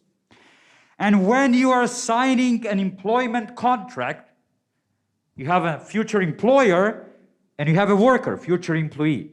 They are both adults, they both have all the information, they are both rational, they are both consenting. That means that they are both able to make free, rational, informed decision. The moment when the government steps in and say, you are not allowed to make an agreement that will pay the worker less than 100 per day, hour, whatever. The moment that government does that, they step into the individual freedom of employer and employee, and this is a violation of the role of the state that should only limit the individual, should only protect individual liberties, right, or freedom. This is what debaters might give you, obviously, in less developed form, right? And now, what I do at that point is, what I would suggest you to do, we said that from the philosophy perspective, it will be 2 different conceptions of freedom, again. And from the debate perspective, it would be refutation, strategies of refutation, right? So what, at this point, not to make it too long, what I would do is, I would simply ask debaters, how would you respond to this argument? And you could even list down all the possible strategies of refutation. One can say that argument is not true. One can say that argument is true, but is comparatively less important. One can say that argument is true, but it's not relevant for the topic. One can say that argument is not proven. One can say that argument is built on an underlying assumption that was not explained. Okay, few of the strategies of refutation. You could just list them down and ask debaters to try to use at least one of them to refute the argument that I just gave you. I will tell you what they usually do. They usually say, can we say that argument is not true? Sometimes they say, yes, one statement in the argument is not true. The role of the state is not to protect freedom. The role of the state is to achieve some sort of equality and living standards in the society. So it's not dominantly about freedom, it's more about living standards. That is to say, that they need to make sure that all the workers will be good, in a good position in the end. Okay, that could be an argument. They need to explain it, but that could be a good refutation. Sometimes they use similar argument, but spin it differently, and they say, we are going to compare arguments. We agree the state should protect liberty. We agree that they are going to violate liberty. However, we believe that equality as an outcome is more important than the role of the state and liberty. So we agree their argument is correct. The state should take care of liberty. The state is violating the individual liberty if they give minimum wage. However, we simply believe that equality is more important. Or well-being of workers, yada, yada, yada. Okay. And then here, obviously, you can discuss strategies of refutation with them and so on, how to build the argument, refutation, what's the best way to respond, what's the structure, and so on. But then, they also have one response that they are not able, in more than, I'd say, in more than 90% of cases, that they are not able to articulate, but they have a feeling there is something there. They say, okay, we do agree that the state should protect liberties. I mean, we just discussed this social contract, okay. But we kind of have a feeling that there is something wrong with this liberty when it comes to worker and the employer. Is the worker truly free? This is what they're asking, right? And then I tell them, oh, yes, I mean, obviously, who is forcing him to do anything, right? Are you kidding me? Obviously, that's free, right? Did anybody force you to take the contract? No, right? And then they say, yeah, but we still have a feeling that somehow not sure that they had a lot of chances. And I say, okay, but what have the chances now to do with freedom? Isn't the freedom the absence of restrictions? And then they say, no, wait, maybe we should redefine freedom then. And this is the moment when you, through moderated discussion, you get a desire by your high school audience to redefine the concept of freedom. So what you realize through the moderated discussion on possible refutation strategies is, in the part number 1, they interpreted how the argument was made. It was using something that we call negative conception of freedom, or just to make it easier, we could say the argument was using the freedom to concept. Do you agree? Right? You are free if you're able to do whatever you want. Nobody's restricting the employer. Nobody's restricting the worker. Everybody's free. Okay, but then the debaters say, yes, but it seems that there should be some different sort of freedom. And then you can introduce, through the discussion or ex cathedra, different conception of freedom, that is freedom as a capacity to act. Freedom as a capacity to act. So it's not important whether you are allowed to do something, it is a question whether you are able to do it, right? And here you can ask them, additional thing you teach with them, with the critical thinking, is reasoning by analogy. You ask them, can you come up with an analogy that will be intuitive to all the people in the room, that will show us that if you don't have the capacity to act, you are not free? And they usually come with similar ones. The one that I like the most, produced by a high school student, was, yeah, teacher, I have one. Let's imagine there would be no COVID. Let's imagine there would be no borders. Let's imagine that you will not have a family, job, or girlfriend. Not saying for the record that girlfriend necessarily means restriction. That sounded wrong. Let's proceed. So let's imagine that this is the case, dear teacher, right? You still would not be free to travel to USA tomorrow, entirely free. Why not? Because you need money, right? So you are allowed to go. Nobody's restricting you to go, but obviously you don't have the capacity to go. So obviously you're not entirely free to go. You are pushed into the decision not to go because you literally can't buy it. Or a second example that I got, drug addicts. Nobody's pushing them to take drugs next time. Nobody's preventing them not to take drugs. They're absolutely negatively free, they are. They have freedom not to take drugs, to not take drugs. But we all kind of intuitively know they are not entirely free, because the definition of an addict is that there is an addiction which has something to do with freedom. So capacity to act. And now here you introduce from a debate perspective, a new way of reasoning with analogy that has two parts. Number one, you create an analogy. And number two, you tell me why the analogy is applicable to your argument or to your situation. Very easy way of reasoning that help debaters a lot to think about, helps them a lot to be able to develop arguments. Analogy. Ladies and gentlemen, our argument is that there is a different definition of freedom that's more important. That's the definition of capacity to act, right? We believe that person who does not have money to travel, but is otherwise absolutely allowed to travel, and nobody is keeping them in the country, right? That they are not free. And I think we all agree with that. Okay, analogy, we all agree. We had the intuition pump. We have the audience on our side. And when it comes to moral arguments, you usually can't make anything else but intuition pumps, because nobody will make Kantian utilitarian arguments in the debate when they're 13 years old, right? So you need to play to the intuition. Second part of the argumentation strategy, applicability. Show me that this situation of a person not being able to travel around the world and not being free because he does not have or she does not have money, although there are no other restrictions, that's also applicable to the situation with the worker accepting the employment contract. You say, look, because they don't have money, because they come from poorer background, they are not able not to accept the poor offer they got from the employer. So they are pushed to accept the offer because the employer could literally say, look, guy, there is 1,000 people unemployed there that will work for even less than I offered to you, so please, you just accept it. And you need to in order to survive. So there were no restrictions or laws that would push them to do something, but it is obvious that they did not have the capacity to say no. Therefore, they were not free. And now, debaters, you can link it back to the refutation, have a very good new refutation of the argument. They can say, we agree, the state should protect individual liberty. We agree that the most important thing is liberty, not even equality, we don't care. Or in this argument, at least, we're not going to use the equality point.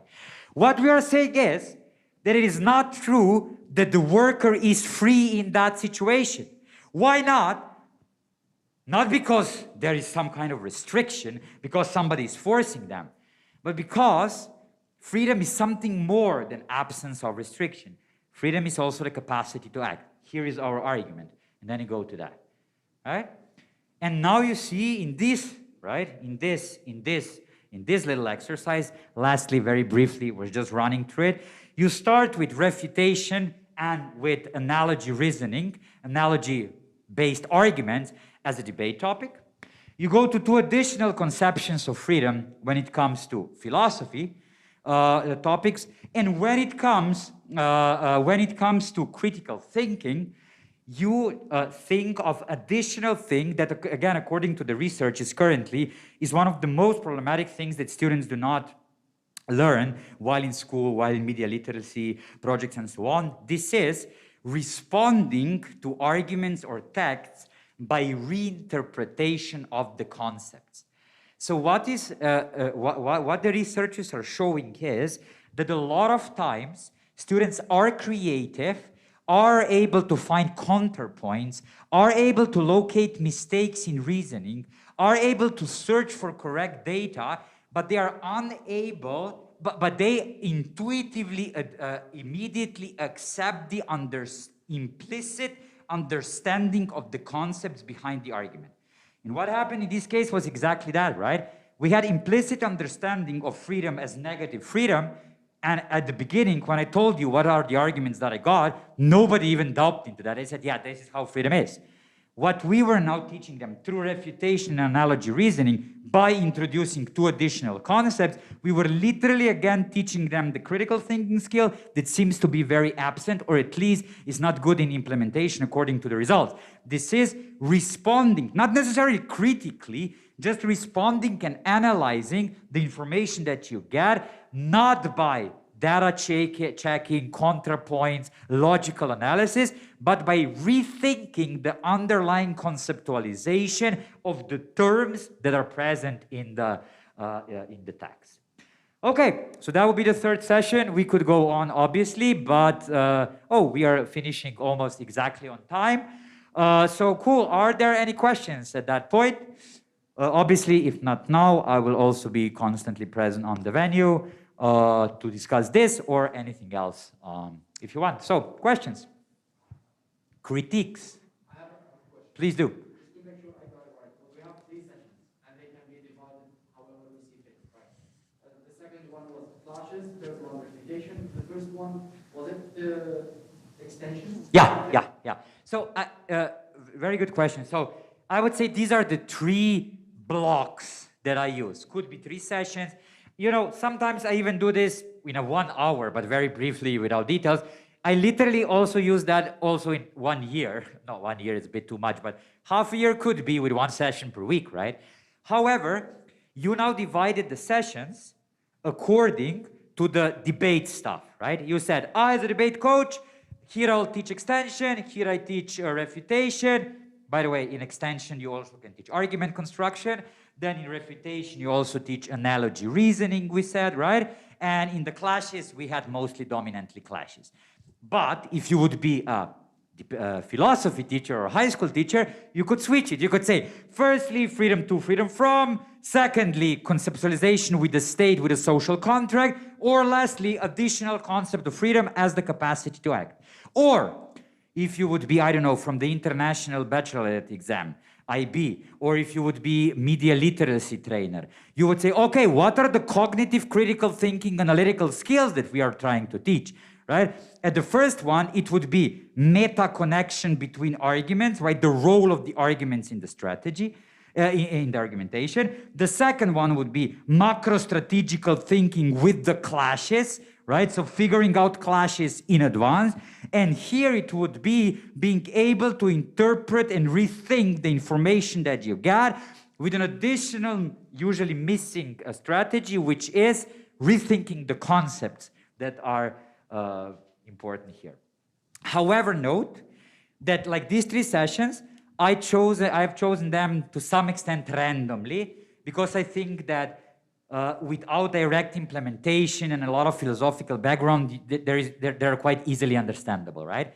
So I'm not saying this should be the order. I'm not saying this is some kind of holistic, comprehensive overview. To me, this is literally, it was like a showcase presentation of a possibly, a hopefully good practice of teaching subject matter with debate and vice versa, teaching subject matter to debate participants, on the philosophy example. Yeah. Anything else? These are always, for a philosopher, these are always the most traumatic questions, but can you write us something and not just speak? But yes, I do have something on that, and I'll send you. Yeah, I do have this. I do have. I'll see. Maybe I'll ask the organizers of the forum if we can maybe include this in some sort of final materials. If not, I'll make sure that organizers send this to everybody as follow-up materials. Yeah. Anything else? How has been like the students' responses, like by the end of the semester, the hour, the year? Like, What? The students' responses to this approach, like how have you? I would say, so obviously this is not only from my experiences, so to some extent limited. I would say debaters like it a lot, but only, so when I say debaters, I mean debaters who go to debate competition. In my experience, I would say they love it, but only after they are able to use it at the tournament and they see it works. So not that doesn't mean that they win the tournament and everything, just that they see that it helped them, right? Because that's the trick for them to, because they are trying to compete, right? So the moment when they see that it helped them, a response to me is amazing, because I get requests from what could they, so I get usually 2 requests, which is amazing for me as philosophy teacher. Request number 1, what are the next texts that we could read, or next concepts or whatever, or could we discuss this and this? But even better question that is always a follow-up, and how to use it in concrete debates, right? So it's not just, let's read and let's acquire the knowledge, is they want to understand it immediately. And when they're reading it and don't understand, it's not that just they're not able to follow the logic. They are literally thinking how would they apply in one of the clashes that they've seen in the debates.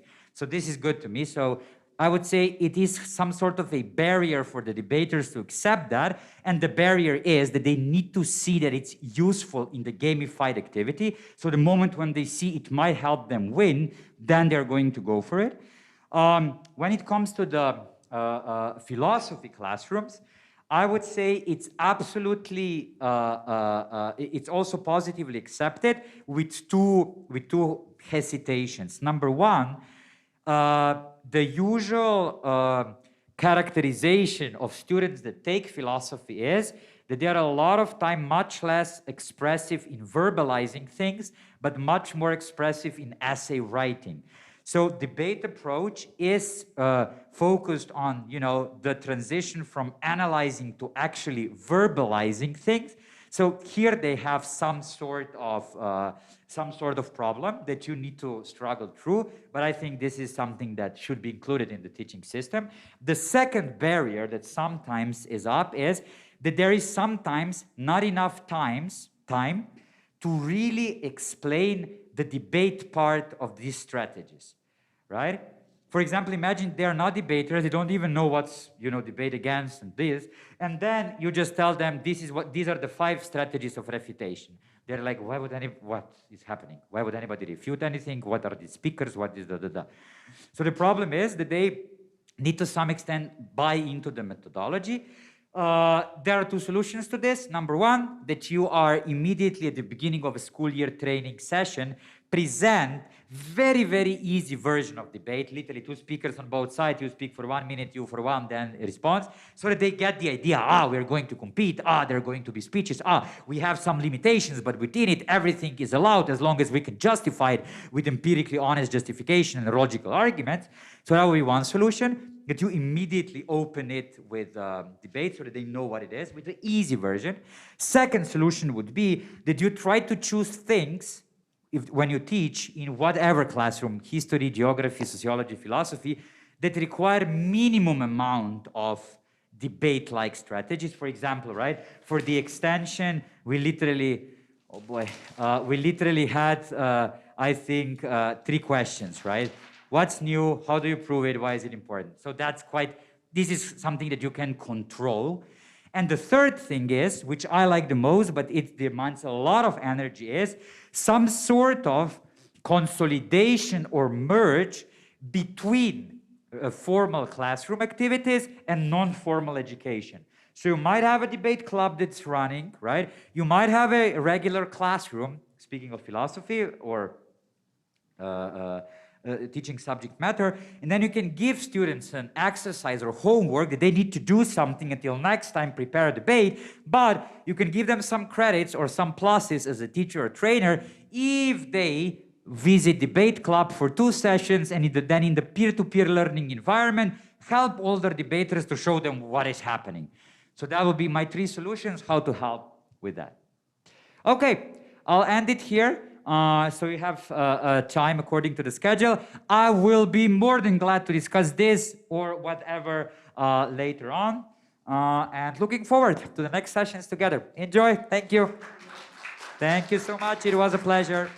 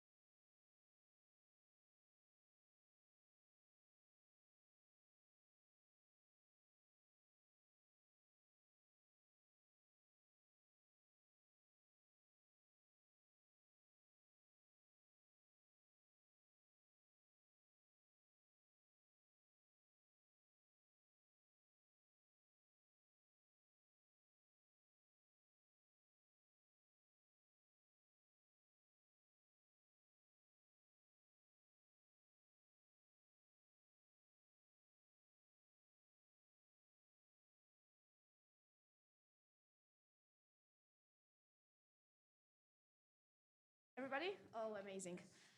Hi. Firstly, just before we're gonna start, bear in mind that it's gonna be like workshop session. You're gonna work with us, like you're gonna talk with us. This means that we want you to be like closer. So maybe not now, but during the first activity, we want you to move to the first rows. So hello everybody. If I'm gonna pause for a second to breathe, sorry for that, but otherwise I'm gonna faint. So if you can't hear us, just tell us that something is wrong. We are Karolina Wierzejska and Gabriela Manista, and we are from Polish Debating Foundation. And today we're gonna present you something I think quite innovative and something that we are working since 2018. And now we are officially want to share some thoughts, some reflection on it. So how to introduce debate as an educational tool to museums. Museums of any kind, not only narrative ones, but also like art museum, sculpture museum, history museum. So today's agenda is that first we're gonna talk a little bit about our cases, our projects, how does it start? Then we're gonna share with you some results of our latest research that we conducted in 62 museums in 6 countries. And then we're gonna do like activities, like 2 workshop cases with you guys. So Caroline, can you tell us something about like foundation, etc.? Yeah, sure. So, hi everyone, I'm Caroline. And just to say, to begin with, Gabi is the real expert here. She is leading this area in the Polish National Debating Association. I'm just here assisting as a best assistant ever. Oh, thank you. But yeah, she really is leading this work for us in the Polish National Debate Association. And just a few words about the association. So we've got many different work streams. So we work with schools and universities, as well as we do quite a few projects that are kind of grant funded. And one of our areas of work is working with cultural institutions, mainly museums. And it's been sort of the last 3 years, it's been quite an interesting journey where we found this potentially really interesting niche of introducing debate through these cultural institutions, which is why we wanted to share it with you today. Yes. So, shall we move on to introductions? Oh, yeah. Yeah, great. So, we would love to actually learn a little bit about you to begin with, because it will tell us a little bit about our starting point and your kind of current knowledge. And also we're all here and not everyone knows each other. So I would just like to invite everyone in, maybe starting from this side, to introduce briefly your name, which country you're from, and whether you've got any experience working with museums or not. That's totally fine. And one thing you would like to get out of this workshop. Okay, I think you can hear me. I'm Markus, I'm from Estonia. I haven't had past experience working with or in museums. The thing I wanted to learn was how you are approaching this new thing that you're going to be telling us about. No like other specific reason, just seemed interesting and an interesting way to sort of spice up a usual museum experience, I guess. Hi, my name is Anette. I'm also from Estonia. Once again, I haven't had any experience with museums and debates before, but I would like to learn how does debating in museum make it actually more engaging then for the people? How it actually would work. Yep. I'm Valentina, I'm from Estonia, and when I was in young organization, we made a cooperation with local museum, and we made some challenges for youth people about knowing the history of local town and the region. So it's kind of cool. And okay, so I'm Hilarion. I'm also from Estonia, and since I do some work with the Estonian Debating Society, I have seen like some of my colleagues doing collaborations with museums, so I think this would be helpful for them as well if I like give them the information and they can improve their actions in the future. Hi, I'm Hunter. I'm from the US, but I live in Estonia. And Yeah, I have not worked in a museum or anything like that, but I'm a big fan of museums, so I'd really like to see how we can make it more interactive and all of that. Hi everyone, my name is Shadi. Can you hear me first? I mean, I'm not sure about if this transmits the voice. My name is Shadi. I come from Palestine. Unfortunately, I don't have experience with museums. We don't have one in Palestine, but we do have one, but I'm not familiar with it. Anyway, I'm interested more in the educational aspect of the lecture because I work in the higher education sector. So that's. Oh, sorry.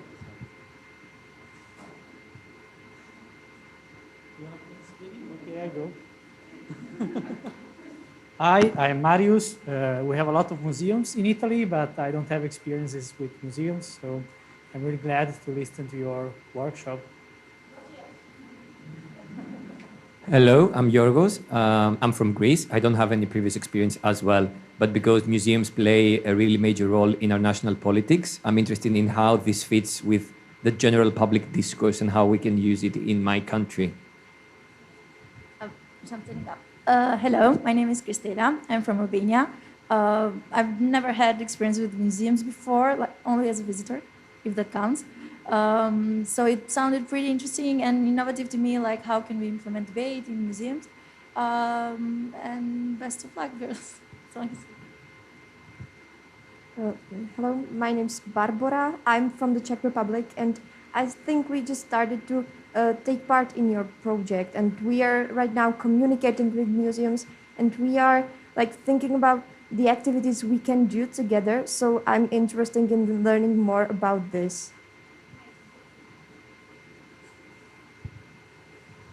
Hi, my name is Andrea. I come from Romania, from the National Association of Debate. I don't have any experience with museums either, unfortunately, I would say. But I think the topic is great. I'm very much interested. So thank you for offering that. And also, I think it's a great way to find out more ways to popularize debate. So yeah, thank you. Hello, my name is Ioana. I'm as well from Romania, and I do not have any experience with museums, but in our country, museums lack persons, visitors, because they're not popular. So I'm thinking maybe debate can help with that. Thank you. Thank you. It's also for this icebreaker because we didn't also get to introduce each other that much. So my name is Firdaus. I come from Tunisia. And I'm very much I like to think of myself as a cultural worker within the work that I do. So this is the workshop for me for now. I haven't had a direct experience curating things for museums in such a way, but I'm familiar with a few projects that are happening in Istanbul and also in Tunisia. And I'm looking forward to hearing more about your work and seeing how can we learn more from it. Hi, my name is Peter, and I'm from Egypt. We have a lot of museums in Egypt. Why I'm interested in this session, it's mainly because I do some culture and art events and so on. So I'm interested in also take the practice itself into people while exhibition or attending plays or art performance and so on. So to apply this as well, not only in museums, but in other contexts. Can we ask you latecomers to introduce yourself, what country you're representing, and then tell us if you get any experience with museums or cultural institution, briefly. Thank you. Hi, I'm Aurora. The three of us are from Italy. I don't really have a big experience with museums and culture, and especially with debate connecting to museums. So I think it's going to be very interesting. Hi, everybody. My name is Vito. While Aurora doesn't have a lot of experiences with museum, I have because I study economics and management for arts culture. Well, basically, I am very interested to see how the two things can connect together because one of my passions is debating and the other is about the art and other things. So that's it. I'm Antonio. I'm from Italy. I'm personally not connected to museums, but to theaters. So I'm involved with theater and opera, and that's it. That was amazing. You can apply this, what we're gonna say, to the other cultural institutions, not only museums. We are working with museums because it's like they're the most open for our content and debates. So sorry, I don't want you to. Okay, so like a little bit of introduction, how it started. So in 2018, we create this kind of experimental project with one of the museum, which was like in the building phase. Now it's like live, we can go there. It's an amazing big museum near to Warsaw. It's called the Józef Piłsudski Museum. Józef Piłsudski was like the national hero. This is like really big figures in Polish culture, Polish history. So we applied with the museum as a partner of the museum, as a foundation. We applied for a grant for anniversary on independence of the Poland for a debate grant. And we created like this local, in whole Poland, we created local debating clubs for from like youth in the high schools. But the whole content of the and the subject, the motions, were around the independence of Poland, about the Józef Piłsudski, and about the history of our region, of our history. So, like at the beginning, we were like a little bit scared and a little bit like, how can we do it? Like if it's gonna be approachable, how we gonna use the debate, and if it's gonna be like interesting for our youth, because it's like hard history, you know what I mean? Like this is really about history, about like getting to know more information that they are not in the school curricula, etc. But then we find out that it's like amazing thing to use to learn our high schoolers more about like history, more about like their identity, etc. So it started in 2018, and during the project in 2019, you can change, the International Committee of Museums introduced new definition of museum. It's not official, I know that you all know it, that is like strongly debatable right now, and everybody is like screaming that it's like not our official definition, but yet it is in the public discourse. So this means that museums are kind of using it to rethink, reframe their mission, their position in the society. So this new definition means, like I'm citing, that museums are democratizing, inclusive and polyphonic spaces for critical dialogue about the past and the futures. So that means that they are open this debate, kinda, about their role in the society.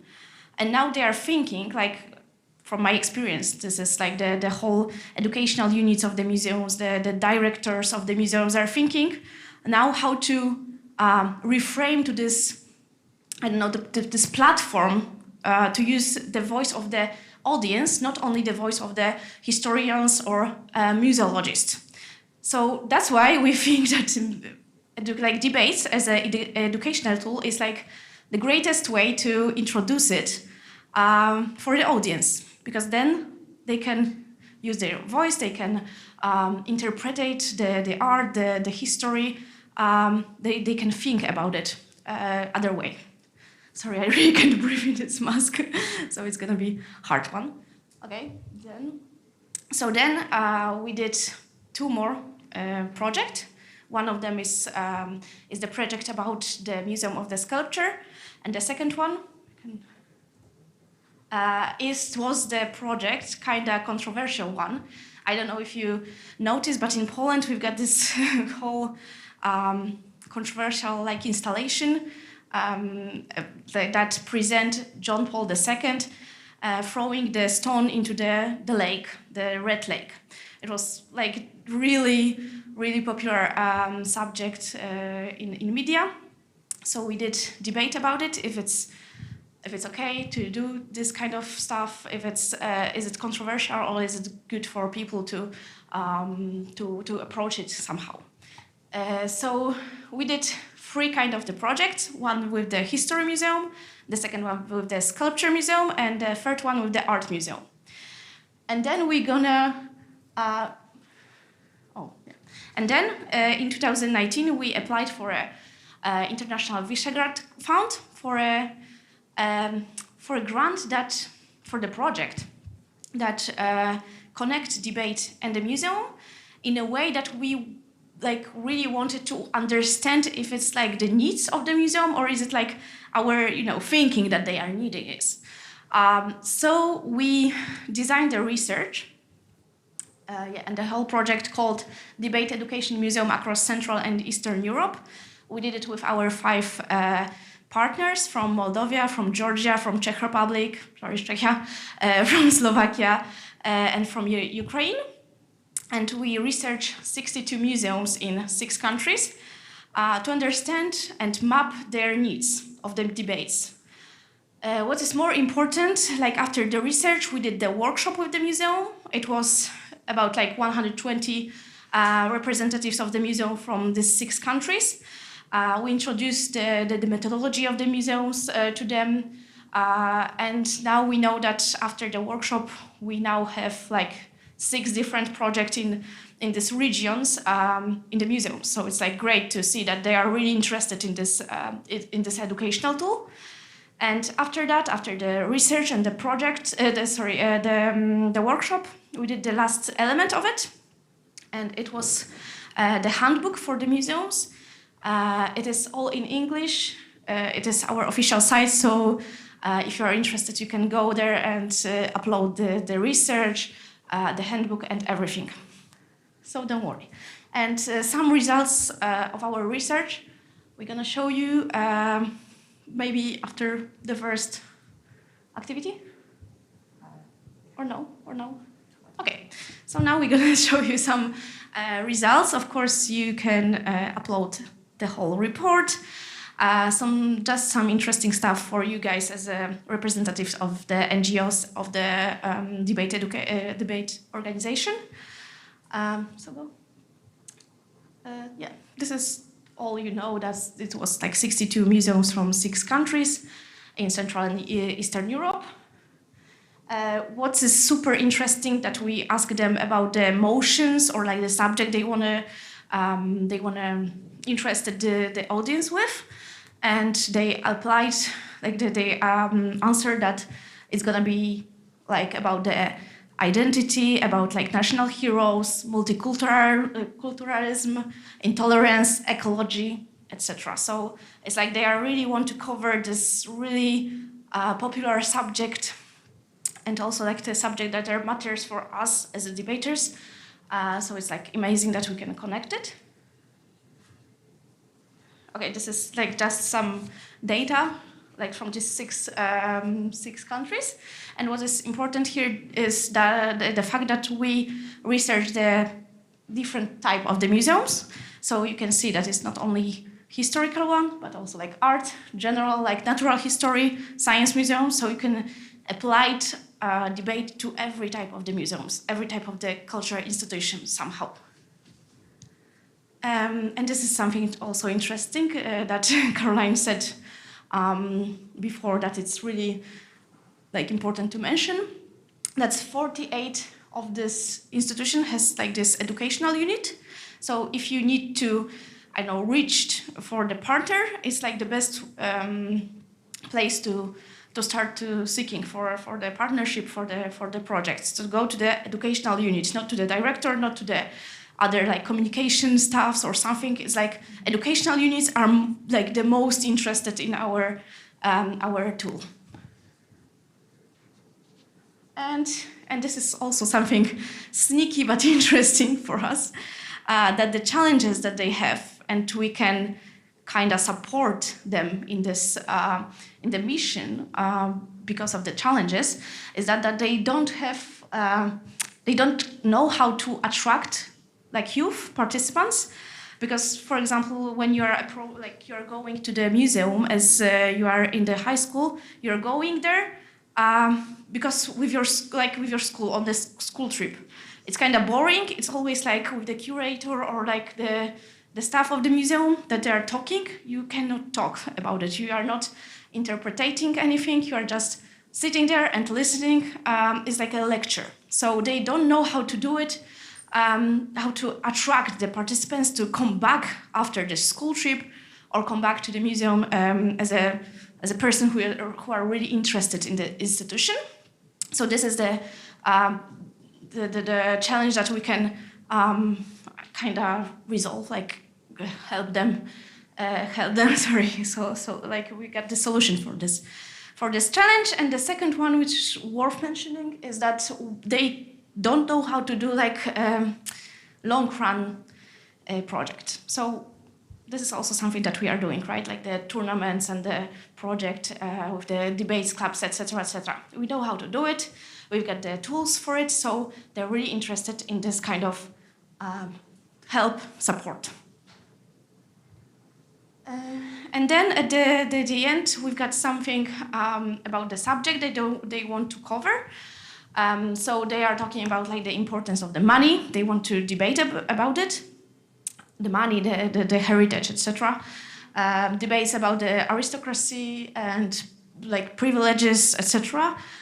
They want to talk about controversial personalities, national heroes, which were like controversial or bad and good in the same way. They want to talk about the role of celebrities, which is shocking for me. I didn't know that they want to talk about it, but okay. This is amazing that they are interested in this like trendy topic. Also about work of art, changing aesthetics, originality of the art in digital age, so the whole like legal status of the art, the aesthetic status of the art, etc. So also like something that we can cover. And debate about self-sacrifice and antique myths and local myths and everything that we are also doing as a debate teachers, as a debate coaches, as a debate organization, right? So to connect this synergy between like museum and our organization, it's not so hard. And now we are going to just one more data, and then you're gonna talk.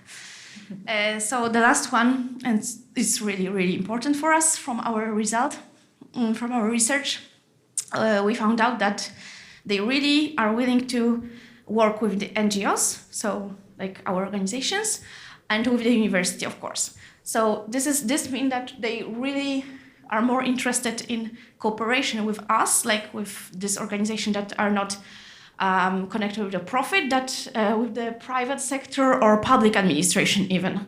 So this is interesting because I always thought that they want to, work with government and local administration, but we found out that we are in the same level as the university, which is amazing. Okay. So this is the introduction, and now we're gonna work on our cases. So not only we're gonna give you a tool, but we're gonna give you also this description of our cases. Great. I also thank you, Gabi. It's really difficult to talk in these masks, but I wonder, this is quite a lot of research and information that Gabi just talked through, and we have a little bit of spare time. So I wonder if there is any questions at this point before we go into the exercises. So yeah, anything that we've covered or anything that you want to ask at this point. Just wanted to ask about, when you spoke about getting people to talk and debate about museums, and it's not just for the professionals, because we had the same argument when it comes to the public press, for people to start blogging and work as newsletters and so on. So it got to that these professionals, they studied this, so they are able to talk about these things and work in these things. And it's not only for the public to do this. So how could you illustrate that point when people debate about things like that, and there's a professional standing there, you cannot say anything about it? So, for example, if I understand it correctly, for example, when we are doing the project, we are doing the additional content, like brochures or the publication for participants, and the professionals from the museums and historians and museologists, they are writing their part, like the facts and the statistics and everything that is matter and important for the subjects. So then, before. The participants, debaters need to present their arguments. They have the whole information about the subject. They know how to how to walk in this subject, you know what I mean? They have like the information, statistics, and everything from the professionals. So it's like you gain the knowledge and then you are presenting your opinion based on this knowledge. Is it like, yeah, clear? Thank you. Well, we know that debating properly takes a lot of time because obviously you have to know the methodology and know the format and the rules that you have to spin. So while if you go to a museum, like usually you visit a museum every now and then and again, so how can you make the same thing go along together, like the educational path that you have to that people have to undergo if they want to debate properly, and the fact that usually going to museum is something that you do. Yeah, that's why you need to convince or like design this project for a museum, of course, but thinking about like our methodology. So for example, can I use the examples? This is gonna be the most clear. For example, when we are doing this 3 years project, it's not only that you are going to the museum for 1 hour and then that's it.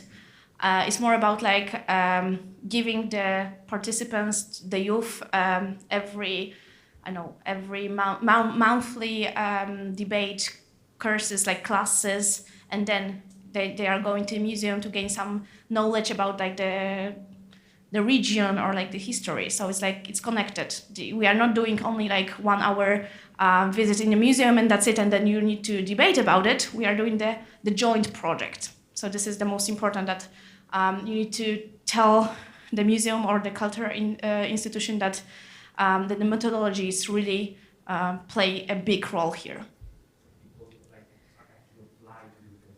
Yes, apply for the project or like, yeah.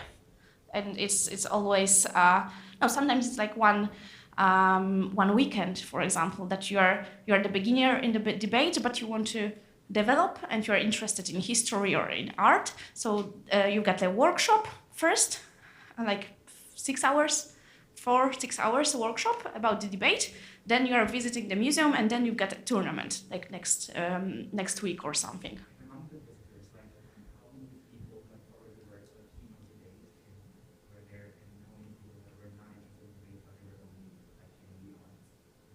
How many participants from? Oh, like a lot. Like in this project with the Józef Piłsudski Museum, we wanted to share the idea of the project with the smaller villages, like smaller cities. So we didn't do it like in the Warsaw, so like in Wrocław, like big cities. We did it like in the small villages. So they were all beginners. They didn't know anything about debate, anything about, like, of course, something about history, but they just begins to debate. And this is amazing because like after 3 years, we can see the same participants in our different projects. So it's not only that we are taking our participants from different projects to the museums, it's more about like museums can give us the participants. You know what I mean? Like the synergy is like amazing because sometimes we can do like amazing and big project with the museum and take people from it. Yes?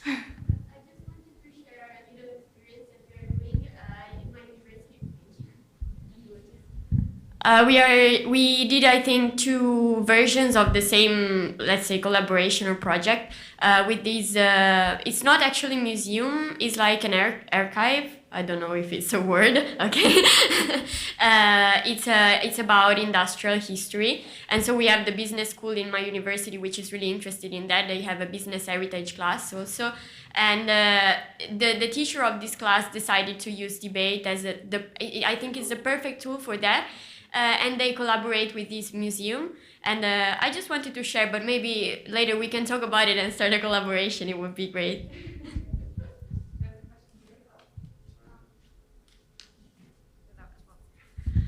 But my question basically was that even if those events are successful and many people show up and go to the museum to learn about the history and whatnot, and they do the debate, how many of those people now translate to like young people revisiting those museums?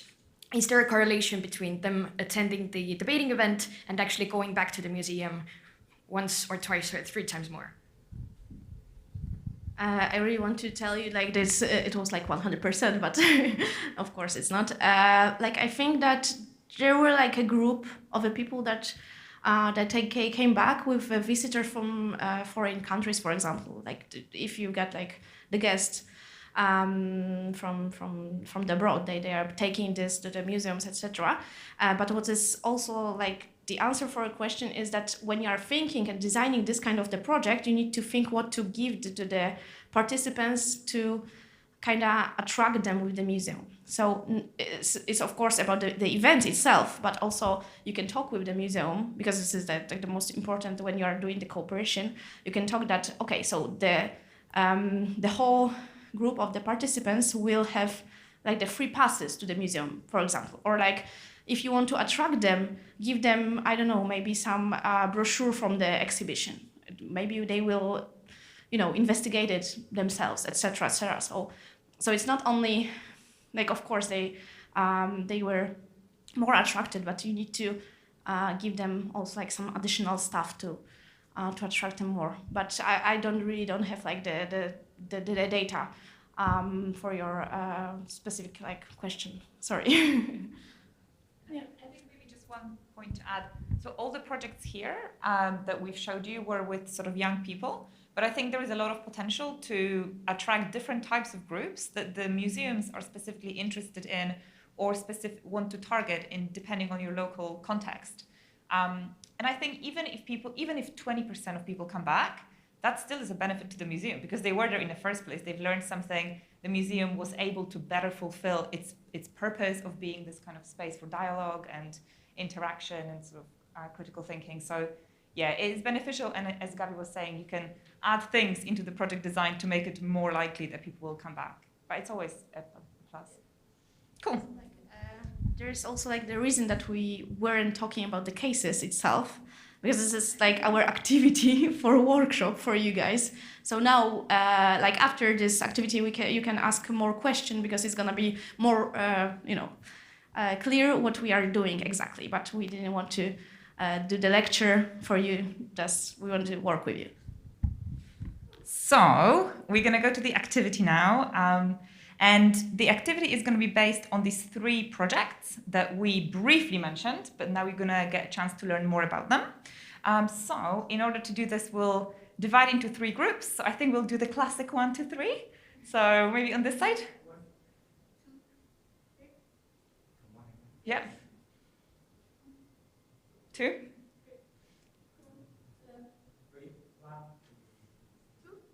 Two? You're 2. Yeah. Great. So if we can have everyone who is and a latecomer 2. So everyone, number 1 here, number 2 here, and number 3 at the back. And please keep like the distance. Everybody has the copy for your so you don't need to touch the same copy of the paper, etc., etc. So don't worry, we are prepared.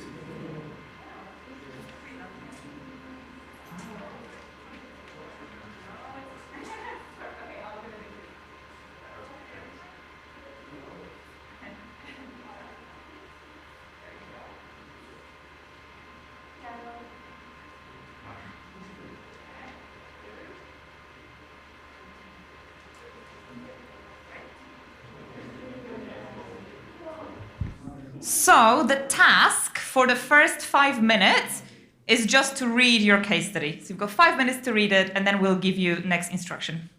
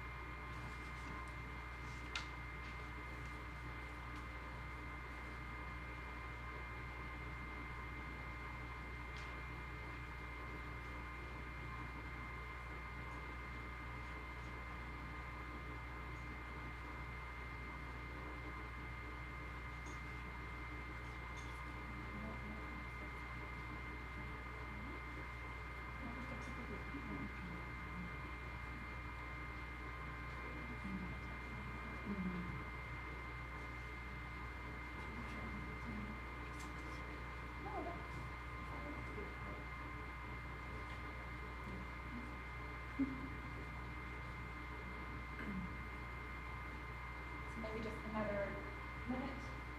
Are we ready? Oh, okay, fantastic. If you're ready,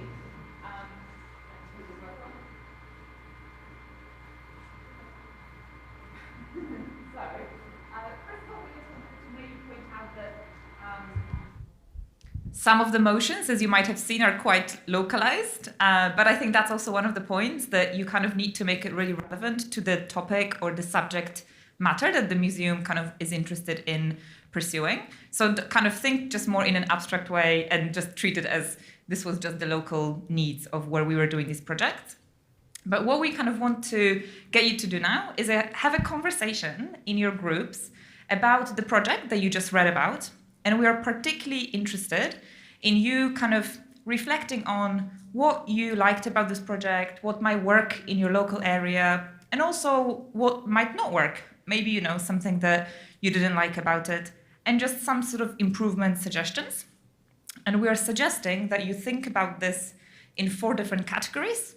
So the first category is the project formula, so sort of, you know, the methodology, the kind of the different stages of the project.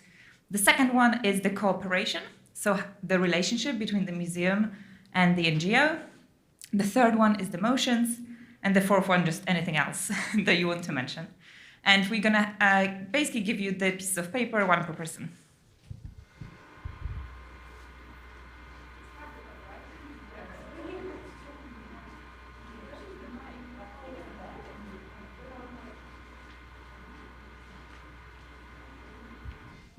So yeah.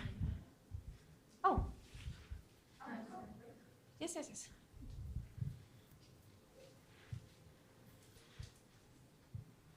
So if you've got like any question, just approach us, don't worry.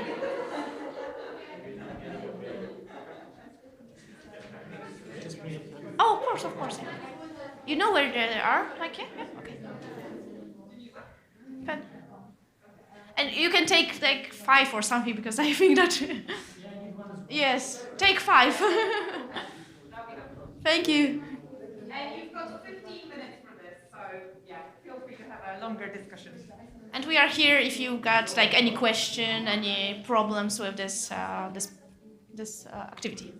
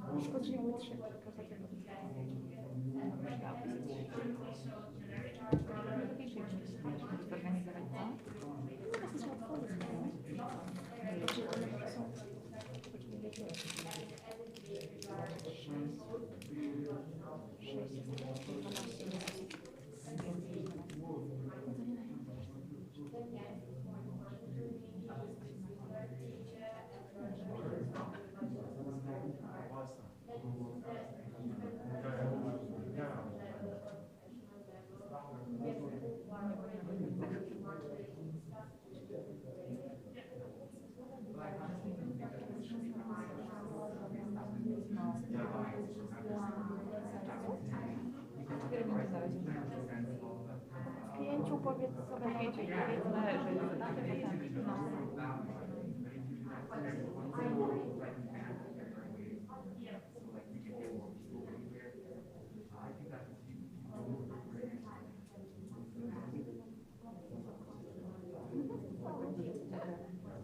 momenty będą fajne dla mnie. Nie było też, jeżeli każdy żyłby 2 godziny gadania, to ludzie nie potrzebują po 6 godzinach. Nic nie zostanie wtedy.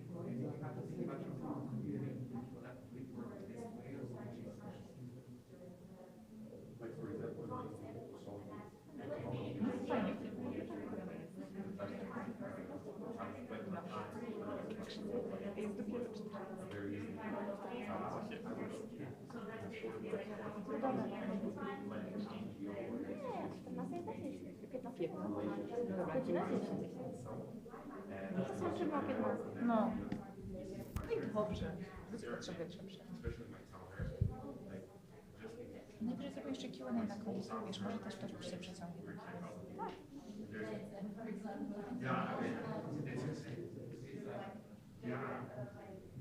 Okay, so I hope your discussions are going well.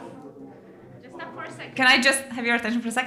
So I hope the discussion is going well. The second part, you still have more time to discuss, but we just want to tell you that after maybe the next 5-10 minutes, we'll ask 1 or 2 people from each of the groups, so you can decide between yourself who is going to present the group, and we're going to ask 1 or 2 people to come up and tell us a little bit about the case study so that the other people know what you are reading, what you were discussing, and then just some highlights, some key points from your discussion of what you liked, what you didn't like, and some suggestions. So you probably have another 5-10 minutes, depending on how much you need, but just bear in mind that we'll ask someone to present.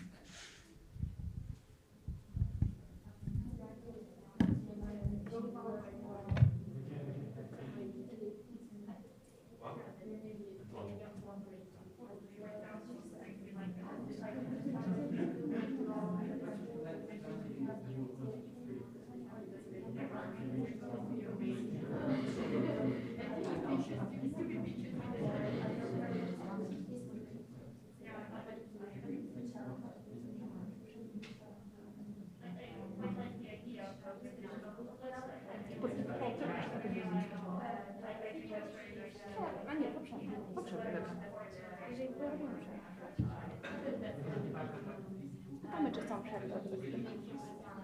To przed drugim activity zróbmy strona i szukamy note.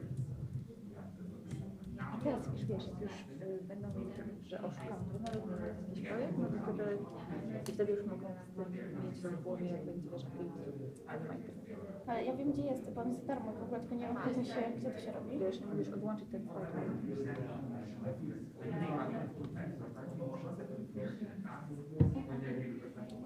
Share my desk.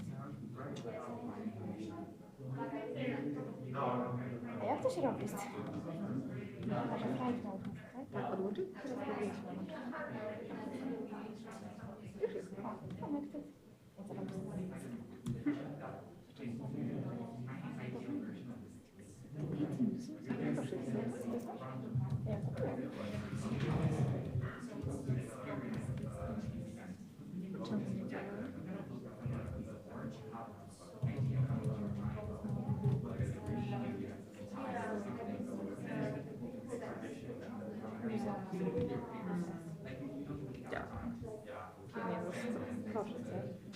Mówię, to jest światowa nisza, którą my już czekajcie,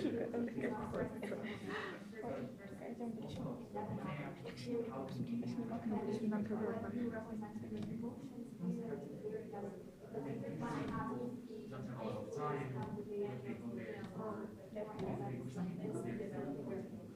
Nie, weź to.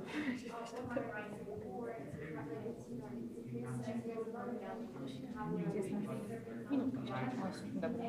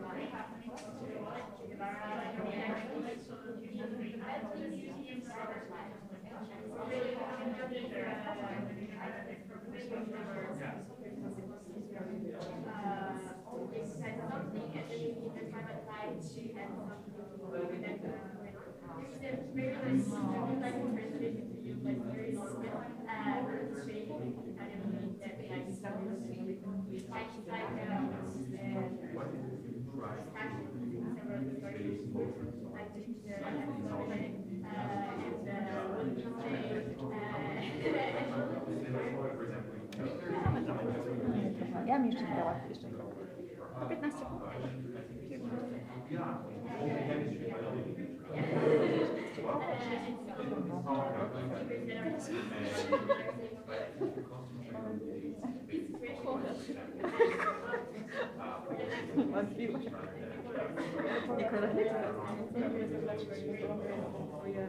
No to wiesz, jak na tym jak my, to już pewnie tak kurczę i w Amsterdamie, przez Amsterdam, ale on też będzie tam przyszedł. Tak,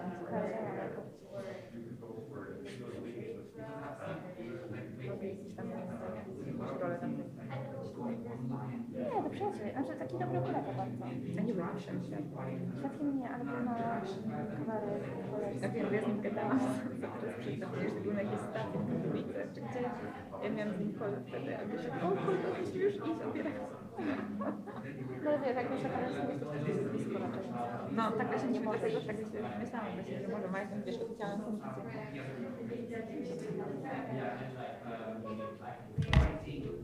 Guys, maybe one more minute? Yeah.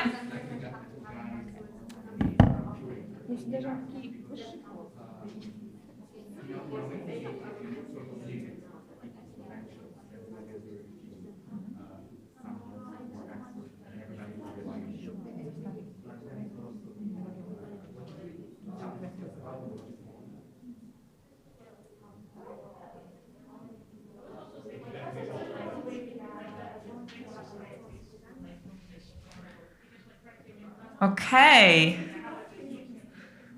So, can we have someone from group 1? Group 1? You know that everybody are debaters here and we love to talk, I know it. It's always like struggling with these activities. But group 1, you are the group 1, right? Or no? Yes? Yeah, okay. So, how? Come up. 1 or 2? Two people, okay. Okay, great. And other groups, please, silence and listen. No, you can. I was panicking a little. No. Okay, sure, I can start. So we were thinking our project was about like a sculpture museum and how the like high school students were like taught a bit about debate, a bit about the museum itself, and then they had like a little debate tournament and some topics relating to the sculptures and the museum.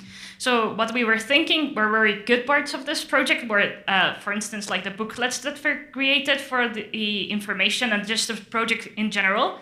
So we think it's a very nice, engaging way to like teach the students, and I think it's a really good idea. What we didn't think would work in other cases maybe is the fact that the tournament was quite long and it could be like very tiring for these students, as well as the fact that it was held on a day off. So maybe students will have like a inherent like negative opinion about experience that takes off some of their free time. So maybe if it happened within the school week, it would be like a positive thing in itself, like from the get-go. So it could be better.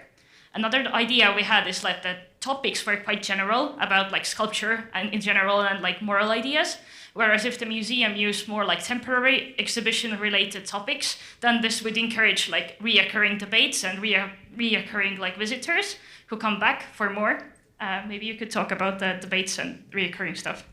Yeah, before that, we really like the fact that that those students get a day off from school because they they go there with a positive mindset, so they're probably willing to work a little bit more and to like probably their mind will produce even better ideas. I don't know if you probably, at least I wish.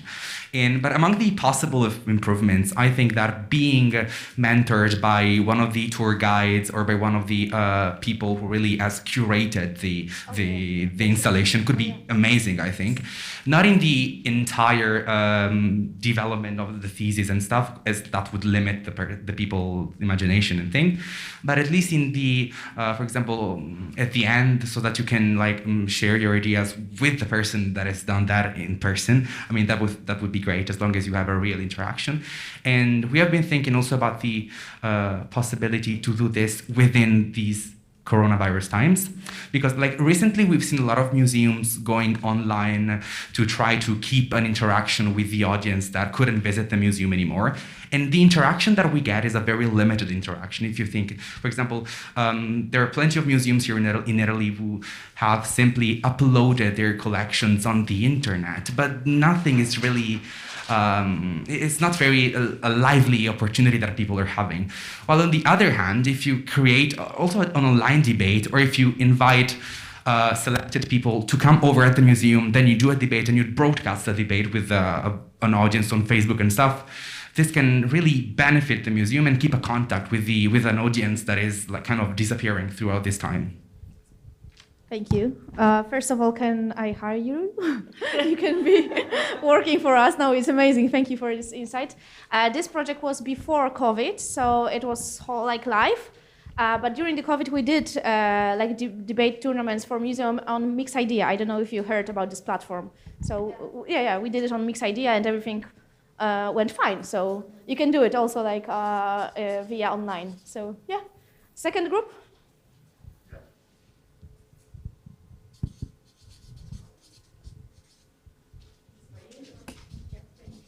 So our case, not from moving from the sculpture museum to a history museum, and the project wanted to celebrate the 100th anniversary of the independence in Poland.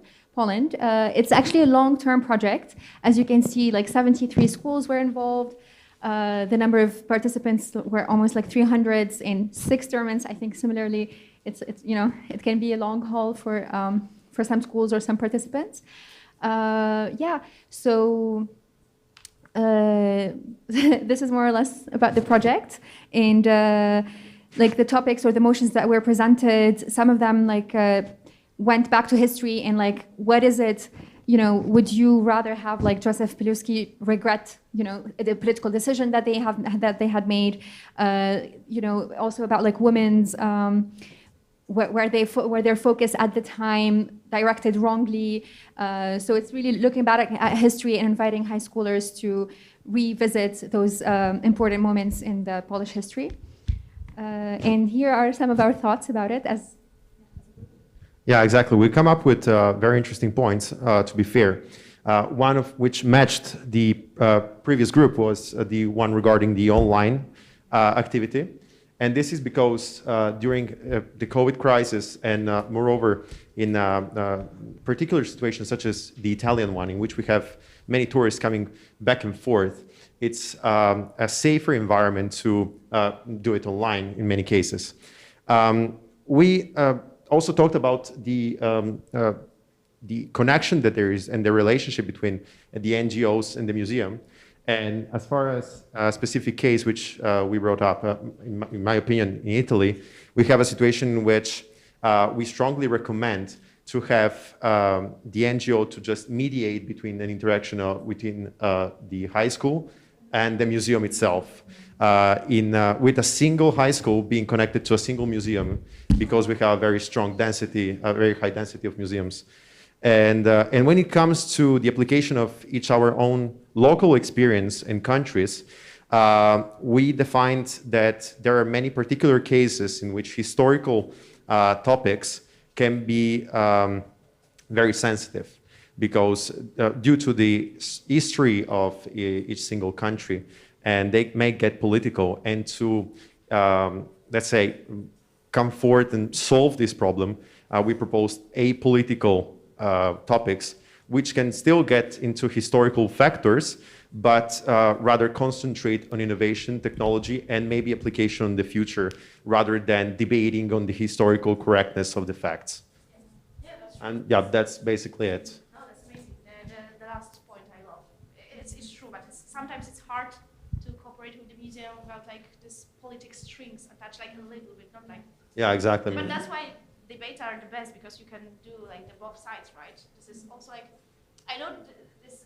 It doesn't seem like this, but it's really, really innovative in Poland, because this museum is run by the government, and we've got like this a little bit conservative government, as you know. Yeah. So this is really nice that we can talk in the museum run by the government about, is it good what Józef Piłsudski did or not? And this is their hero, right? Yeah, there was in fact a case of, if I'm not wrong, Tunisia and also Turkey. It was brought up.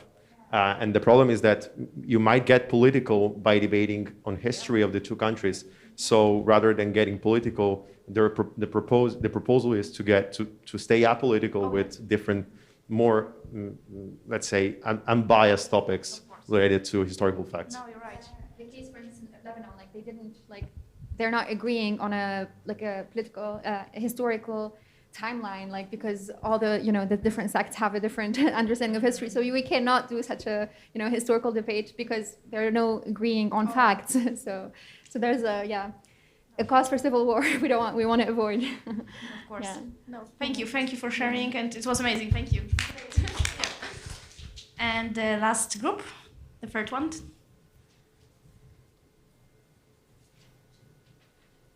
Actually, we've got like 2 minutes. Oh wow! Yes. Nice. Okay, hello. Basically, the case that we had were like 60 young people were debating about art and religion and all of that. So first they had a weekend of workshops, some online courses, and then they debated at the Polish National Museum. So the good thing about this event was it was hybrid, right? So many people who don't have accessibility to maybe actually go to the museum or go to the workshops could actually now join, especially during the pandemic, where it's, people just can't maybe show up for health reasons. But however, the hybrid version of the event also, I think, is something that I don't like, because the museums now won't get the engagement that they were actually looking for, as people are not probably going to the museum to look at the exhibitions, to learn about the history from the museum itself, but it's rather like Googling stuff to make your case, right? So I think this is kind of lacking in the engagement. Furthermore, we thought that the good thing is that people who are interested in art or history will now have to debate to take part of this event. Therefore, more people will be in the debate. However, I think that the reach is not that wide, as people who already debate might participate, or people who just like art will participate, which means that those people who like art probably are going to the museums anyhow, right? So it's not expanding to people who know nothing about it, and maybe there's the issue with them wanting to visit it once again, right? As I asked in my question.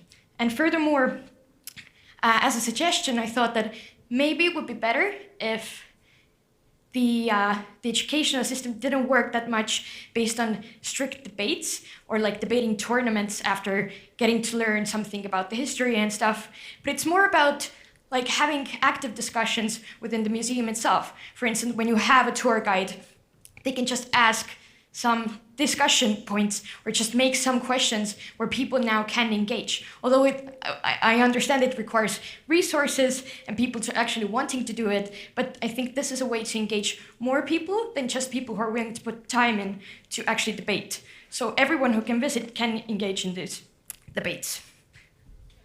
Yeah, and we don't have a lot of things to comment about the cooperation between the NGOs and the museum. Usually what we got was an overall positive picture from the data and from the results, so not really anything negative to add here. We also generally really enjoyed the motions. Two main reasons. The first one is, of course, that they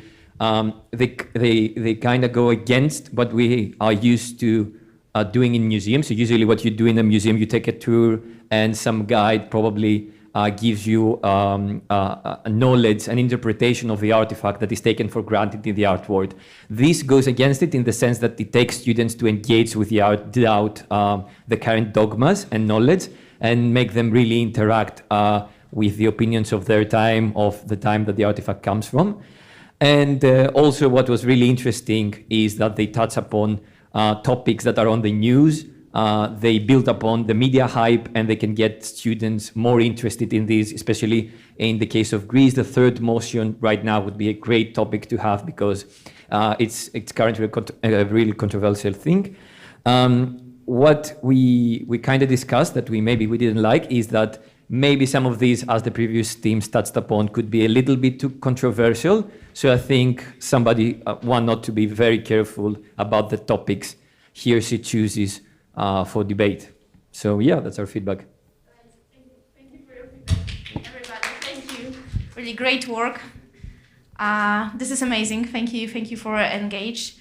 I don't know if you need any break before like the second activities, or you are full of energy and we can break. Okay, Yeah. so 5 minutes break and then we are going back. And when you come back, can you just come back in your national groups or together with your organization? Because the next activity is going to be in your national groups. Yeah. National or like regional, like somehow. People from your organization or, yeah. We're gonna help you with that, don't worry, but like...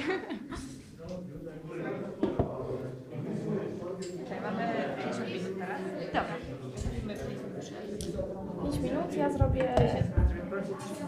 Ja dopiero chodzę. Dobra, minutę.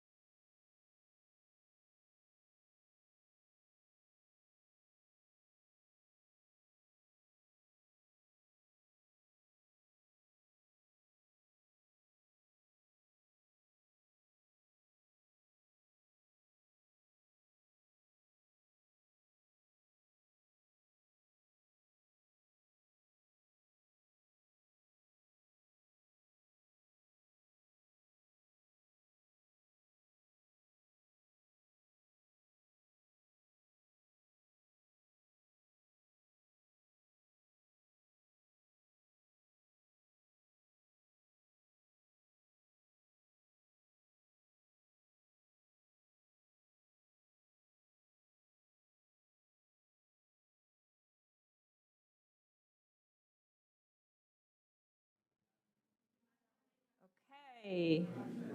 Welcome back, everyone. Can we have your attention? Welcome back. Great.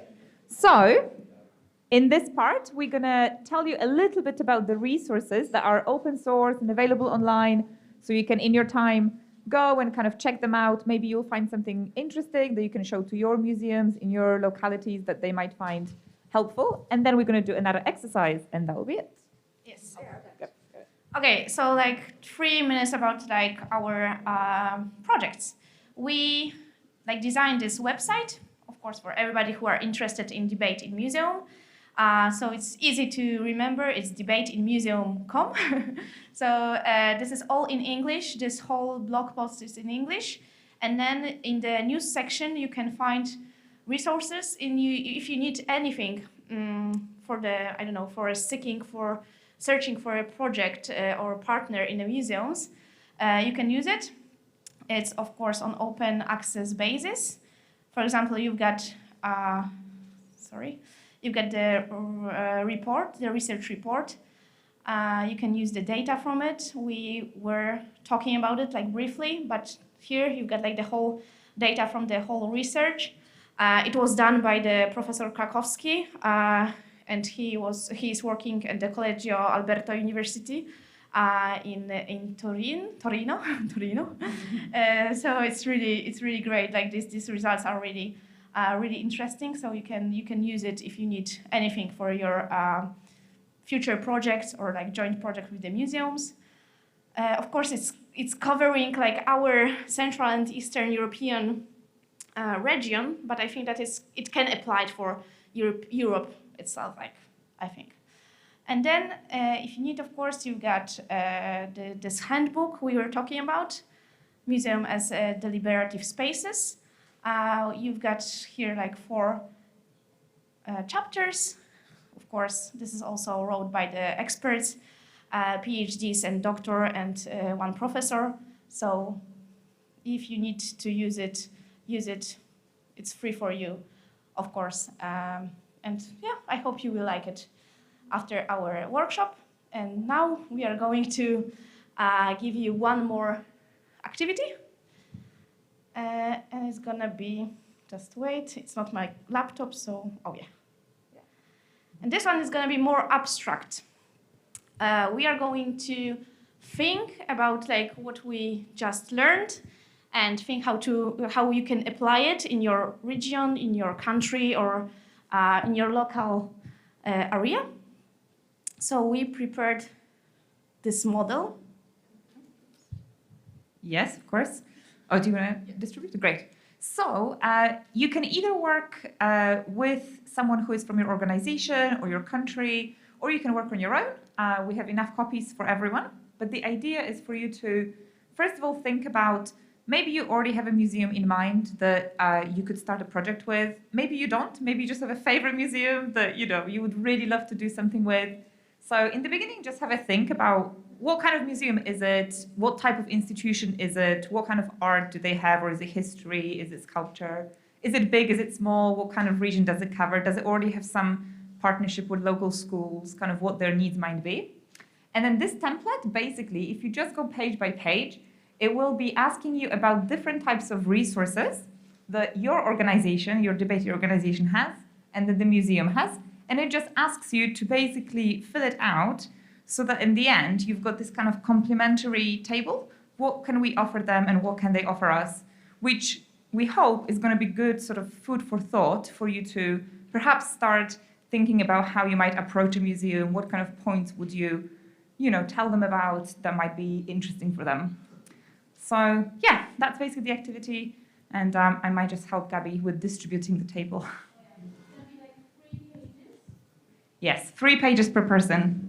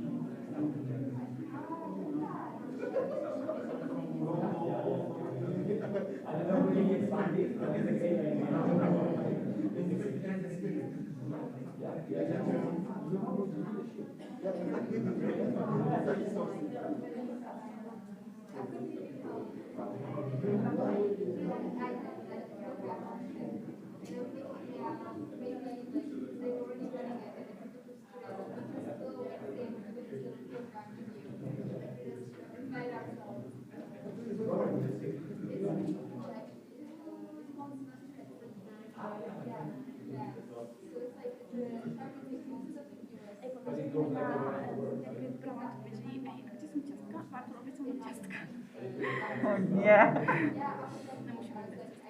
Może po prostu szukać. Prawda? Czekaj, bo ja tylko jedno otworzyłam, a później może będzie więcej, zobacz. To jest 6, to na 2, 3, 4, 5. Co ja mogę zrobić? Mogę iść po jakiś nóż i je poprzydzielę, co? Na talerzu. Gdy będziemy je tak dotykać, to się Of course. Ah! Oh, yeah, of course.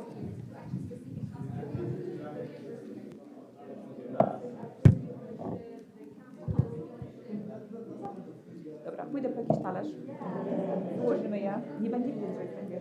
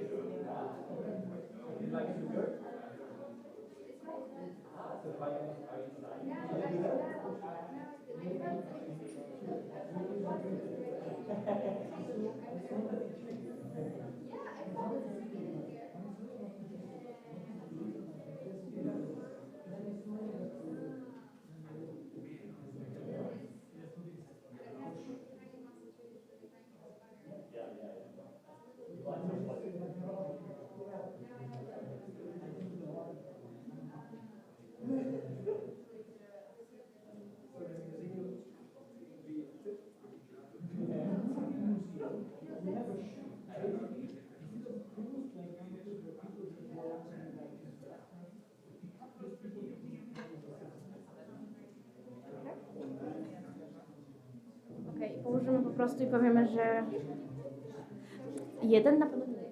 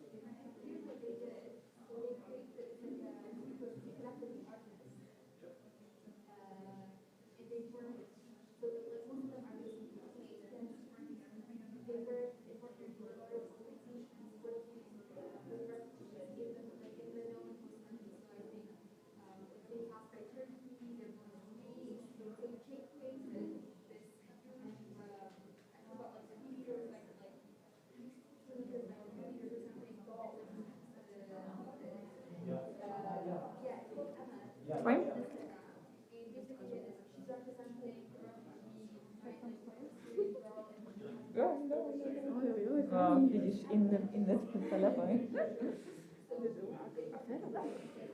Dobra przy tym?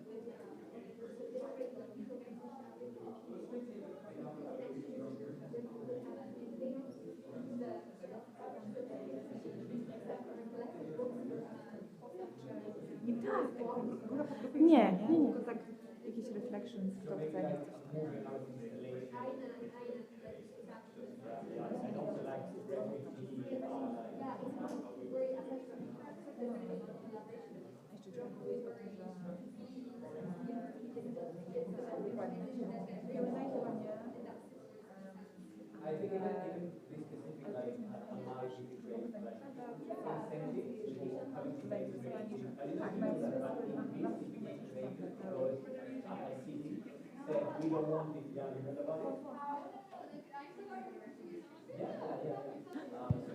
How are you guys doing? Maybe 5 more minutes? Yeah? Okay.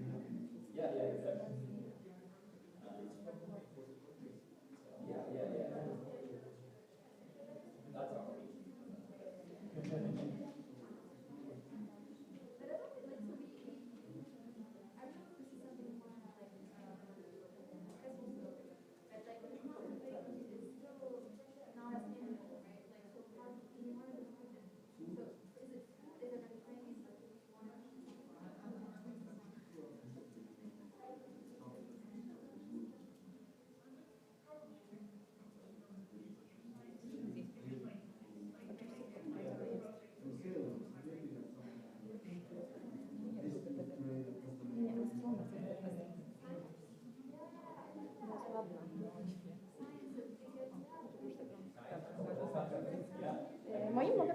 Możesz.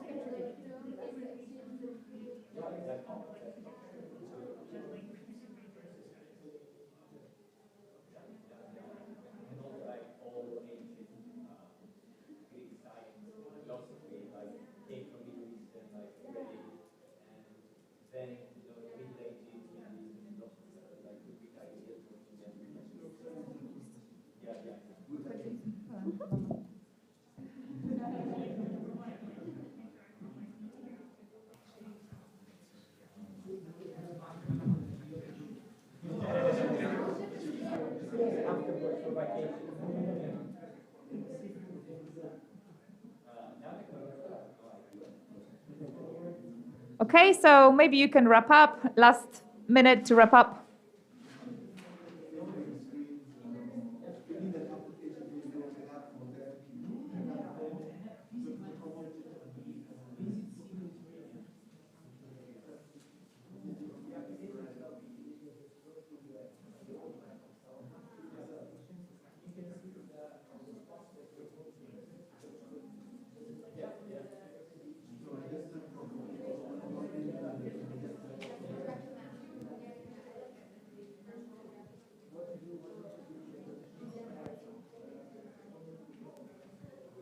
Okay.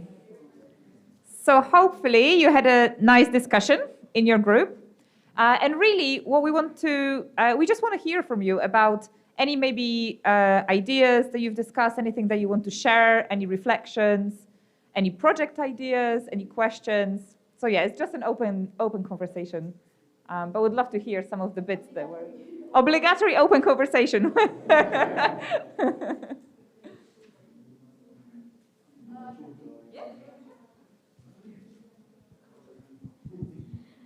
So first of all, as an Italian delegation, we decided to explain a little better the thing I was talking about before.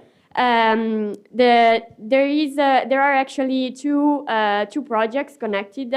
They are all developed in my university, which is Luke University, is a small private university. So on the financial point of view, the main source that we have are the investors that finance the university every day. They are all in Confindustria, so they are businessmen and they work in business and companies. And another source is Musei Impresa, which is an association of foundations which created this archive on business history, business heritage, and not just that, on the industrial history in Italy. It's made by documents, by cinematographic files, and it's very interesting. And at first it started as a tournament for high schools. And we are very lucky in my university because the president of the Italian Debate Association recently started to teach in my university. And this is the main reason why we are able to do these things.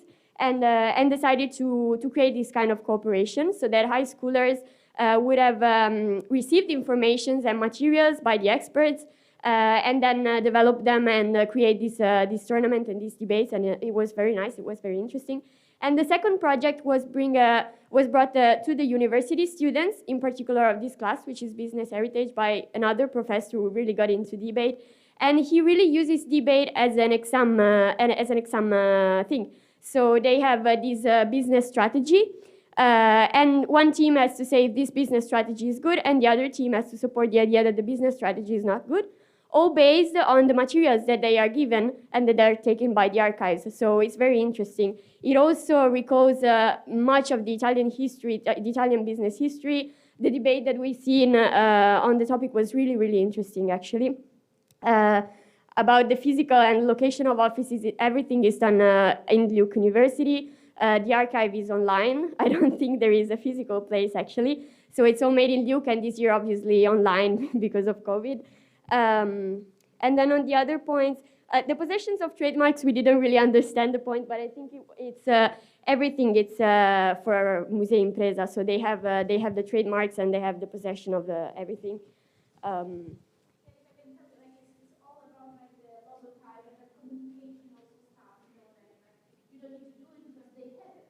Yeah. Yeah, exactly.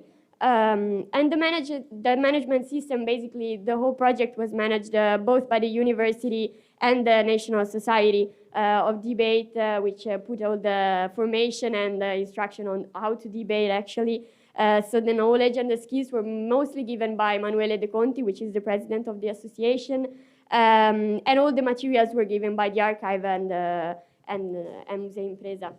So there is a lot of materials. As I was saying, it's used both for tournaments for high school and for exams. So the creation of this environment is very nice. We have seen these students having to take a debate for exam, and at the beginning they seem very detached from the thing. But in the end, when they actually have to do the debate, they were really into it, and they did a great job. So I think it was great. And it's very good for the Musea Impresa Association because it's not well known. But it is very interesting, so it's very good that it gets to be known around. And for the students, obviously, because these are not the high schoolers, but the university students are studying business, they will have to go and present for their bosses the right strategy, right? So it's very important to know the history and to know how to present it, of course. And that's our experience. I wanted to add on the regard of the financial part. In my opinion, when it comes to financing and attracting investors in the non-profitable sector, it is very important to apply the non-invasive nudging, which is basically non-invasive advertisement with regard to the material which is provided to specific occasions, such as, for example, the note-taking or resources used in the museum itself, in the archive, online, if it is online, and for the debate itself. So non-invasive nudging.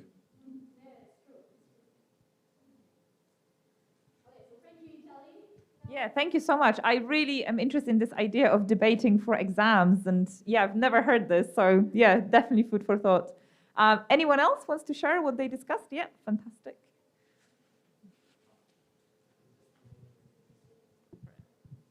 Thank you. So we are Albanian team here. We thought about in collaboration with the National Albanian Museum, since it's the biggest one we have. National Albanian Museum, the national one. So we thought about including children from 8 to 12 to 16. And it's going to be something like a treasure hunt, but with debate included in it, something like a gaming. Yeah. It's going to be like the national child edition, children edition kind of treasure hunt. Regarding to the financial part, we thought that as an NGO, we would apply for grants that are always applied on open calls. But since it's a national museum that is run by the government and the Ministry of Culture, so they often just open calls for grants. So we can apply for their grant and be in partnership with them to apply this project. If not that, we can apply as being their partner, or we can choose the funding from a company which is responsible and uses CSR as part of their daily basis. Physical location of offices, probably the ideal would be to be near the museum or at the same city as the museum to facilitate the moving and all the other bureaucracies that take place during the implementation. Technological possession of trademarks. This is our project. It's going to be ours, but in partnership with the Ministry of Culture. It will be implemented by us. So I know it's kind of difficult to have a trademark of a project when you're collaborating with the ministry. They always tend to take the possession. But let's be frankly here. Okay, we're going to share it somehow. Also, local government would want to take part, since it's a big thing, a governmental thing. So this is the three main actors that will take part in this trademark. Organizational management system. Our organization is going to take care of the coordination, where to find the students, the children, and how to choose them, the groups, and etc. Our partner, so the museum, is going to take care in its inside. So as they are our responsibility when they're at the door of the museum, but as soon as they pass the door, we can do only the management and coordination inside just like where are the children going, and etc. Human resources, it's going to be our people doing most of the job, and the museum is going to provide the inside stuff for more technical and any kind of knowledge they may want to. So I had only 2 pages, so I guess this is all. This was our project. Thank you. No, thank you, but I think that your project is done already. Yeah, I was thinking of implementing it now. Yeah. Yeah, it sounds amazing. And I like this idea of treasure hunt in a museum. I think that's really interesting. Okay, anyone else? I wanted to go right after to give you an example of a not very immediately applicable project, but we're happy to share where we are. Aynan, so our project, so we're here gathered as an Anna Lindh Foundation Mediterranean Youth Group. So it was obvious for us to call our museum See the Mediterranean, See spelled as S-E-A. So we're thinking of this touring ship, as well as a touring artistic installation between the different Mediterranean cities, where we're covering the history of science and how it has been in exchange, it has evolved and went from one part to the other. Help me out, guys. What else do we have? So. Technologically, we're thinking of this could be very much, it could fit an interactive map. So we're definitely thinking it should be turned into, an app in a website that we can share. And we're going to get the funding from the European Union very gently. So what else did we discuss? I think this is it. Yeah, so you're welcome to join us on board because the ship is launching soon. Yeah. We promise the food is going to be amazing. Yeah. The views, I mean. Anybody else wants to share something? Okay, so we took the approach of we're going to present or briefly present something that is currently being done by the Estonian Debate Society in cooperation with one of the museums there, which is also in a way introducing debate to the museum experience, but doing it in a slightly different way than what you guys presented to us today. So basically, the Estonian Debate Society is working along with the Museum Vabamu, which is a museum all about the restoration of independence in Estonia. And since it was just the 30th anniversary of the of re-independence in Estonia, there was a program done in cooperation by the museum and the Debate Society. So basically the concept is that the museum provides a traveling or touring exhibition that goes to different places in Estonia, and then the Estonian Debate Society provides firstly a democracy training, which is basically teaching people in that community on how to express your ideas concisely and how to partake in discussions. Basically a debate workshop, but not in debate terms, and the focus of it isn't competitive debating. And then secondly, there are discussions being held in those places on topics that are important in those areas. So for example, in one area it might be NGOs, in another area it might be urbanization, in another area it might be stuff about theater and the arts, for example. And basically the way it's being done at the moment is that most of the tangible resources and capabilities, as it says on our pages, is being provided by the museum. So the museum provides the sort of financial side of it, having probably received funding from the Estonian government, putting in a project on this is what we want to do to celebrate the anniversary, and then they received funding for that. And the Debate Society is sort of being a collaborator. All of the spaces and the exhibition itself is provided by the museum. And then some things are being done in cooperation. So for example, the organizational side, there is a project manager on both sides who are in contact with each other. The technological side, both the Debate Society and also the museum are spreading awareness on social media and stuff. Although the stuff about the exhibition is still being done by the museum.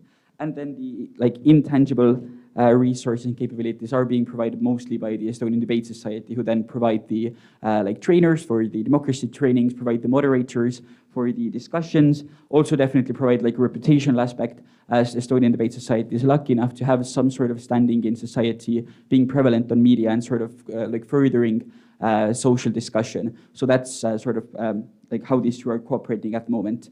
And the biggest problem probably was the fact that, like, this is coming to an end now. The biggest problem that they ran into was basically the fact that people didn't show up in some places. And I think that's like the reason for that is the stuff we wrote down in the box about innovation. I think that this concept in itself is quite innovative for Estonian people, especially talking about topics that usually aren't being discussed and having this very like communal way of speaking to each other, which isn't usual for Estonians. We don't really like to talk to strangers. So I think that's the reason why, like, I don't want to say failed, but wasn't perhaps as successful as it could have been. But still, it was a way of like bringing debate, or at least like social discussion, to people who maybe don't have access to it all the time, and not doing it in like a competitive way as sort of as what you presented.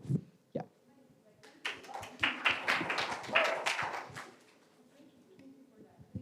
Thank you. Yeah. And I think what I'm like hearing a lot is that debate exists on a spectrum, like all the way from very competitive, sort of very tournament driven, to kind of more casual, just interactive discussions, maybe with fewer rules, being able to engage wider kind of public audience. And yeah, there is all of these versions to play with depending on the flavor of the project. And something else that I think you said that struck me was, you said it was like a celebration of Estonian independence. I think we've also had some success of tapping into certain like celebrations or achievements, because sometimes these institutions don't know how to celebrate these things, but they just know they have to do something.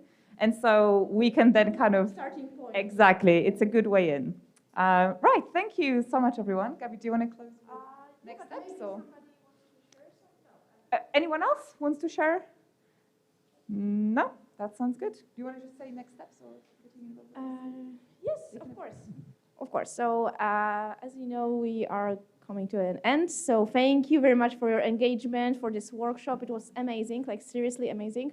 2 hours with us, you like seriously was super engaged. Sorry, I'm like in my mind. Okay, so next steps are, if you want to share with us some, I don't know, stories, experience, or like future plans, joint project, you can always approach us. We're gonna be here till the end of the conference, till the end of the forum.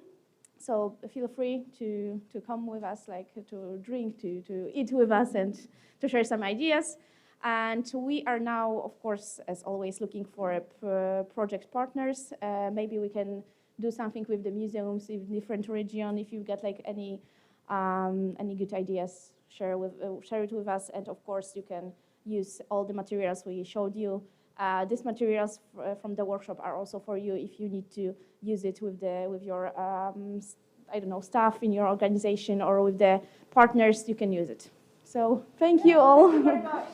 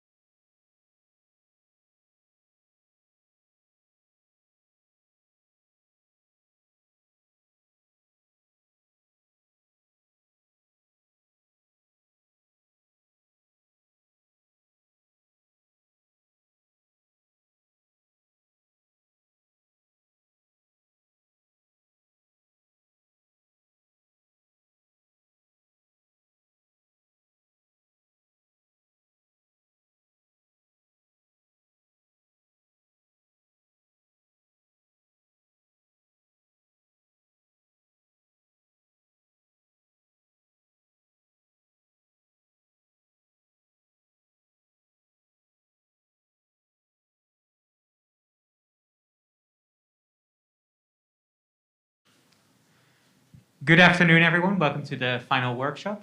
Let's start by raising some hands. Who here has ever volunteered in their life? Almost everyone here. Who here is currently a volunteer of the organization that you're representing? That's also still quite a lot. And who here has ever volunteered for the organization you're currently representing? Okay, so some still have. Is there anyone here who is now a paid staff member but started out as a volunteer? In that same occasion. Okay, great. What that shows is that volunteering is not only something that we all do to some extent, that we all like to do, but also it's a valuable resource, and in fact we sometimes value that resource so much that we offer these people paid opportunities to stay within the field. I think to some extent we could say that in organizations like ours, volunteers are the primary resource that we have. Because we are, in a sense, a service that we offer to people. So we don't build machinery or ship goods, but we communicate and we connect and we do all these kind of human activities. And it is often volunteers who make that possible.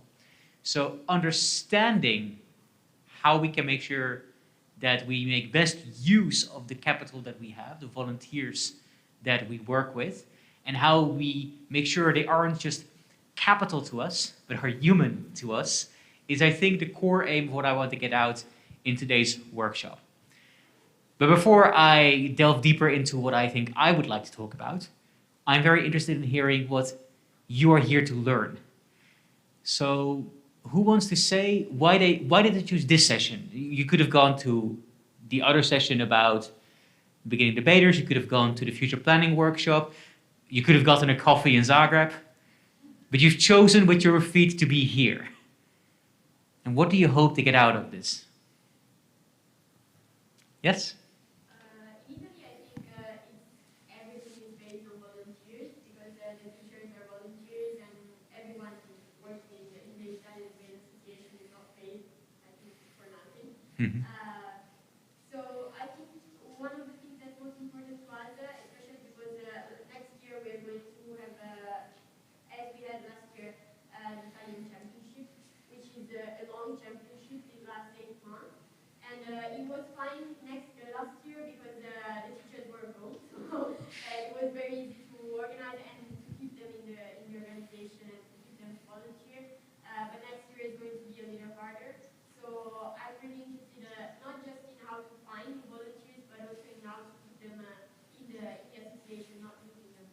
Okay, fantastic. Thank you. So not just how to find, but how to keep them, because we have, I think, in debating indeed a very interesting scenario where our volunteers usually aren't just there for a weekend, but some of them are there for 8 months, a year, many years, and that requires a lot more effort, certainly when you do such a thing alongside your work or your study. Fantastic. Anyone else? Yes? Yeah, I've been in the position of managing teams of volunteers before, and I've struggled a lot because, especially as you said, in long-term projects, it's really hard, at least for me, to keep them motivated. So that's what something I want to learn from this session. Okay, great. Yeah, perfect. We'll definitely fix that in at least the second half is mostly about that. So we'll definitely spend some time. Is there a third and final person who wants to say something about why they're here? Or has everything been said? This is all you're interested in, and you're all waited with bated breath until I get to that point. And I'm just going to raffle through the first bits because that's not what you're here for. No, nothing else? Retaining. That's the most important bit. Okay, we'll flag that. And actually, I think it is important that we do start with the beginning, not just retaining, but recruiting. Because I think that the choices that you make about how you recruit volunteers impact how likely it is that they'll stay in your organization. So the way I structured this workshop is I've looked at some of the literature and best practices in volunteer management. I've delved back into my own memory, and based on that took a few phases of volunteer recruitment and retainment and renewal. And we're just going to go phase by phase. I'll offer my reflection, then I'll offer you all the opportunity to reflect with me, and then we'll try to find what is like a best practice in this phase of the volunteer life cycle. So the first thing that I'd like to do then is talk about planning. So the very first thing we do isn't getting a couple of volunteers in, it's to plan what we want to do with our volunteers.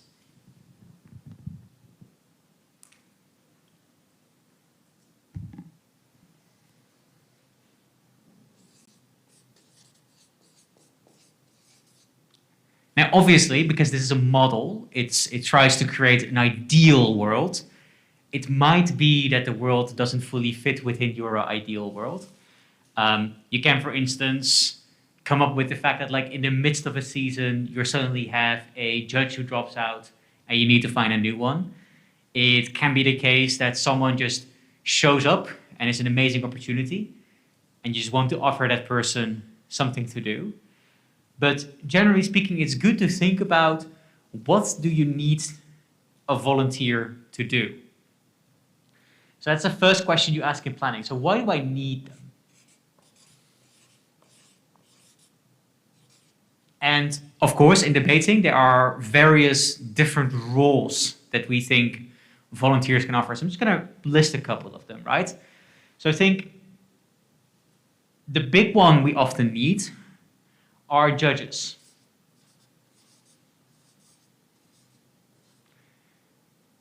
Then I think also very often we need sort of teachers or coaches or captains, those who run the debate club at a school.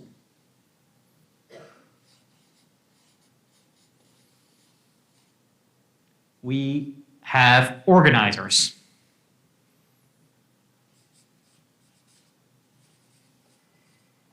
Organizers are those who like run the event, right?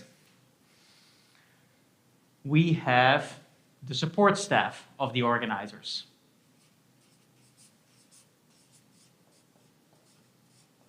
People who often run the sort of logistics. And you might even have volunteers in some of the organizations that do sort of the back office things, that do some of the management things if you're quite a small organization.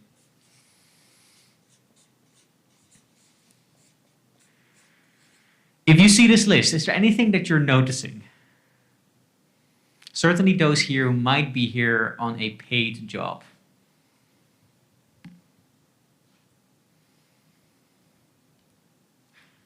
What I'm noticing is that I'm writing down these things and I'm thinking, hey, I'm actually getting paid to do most of this. Certainly when it comes to, I've moved more towards sort of a management role at IDEA, but it also means that I'm getting paid for some of the back office things. I'm also very often still doing some things that coaching I might get paid for.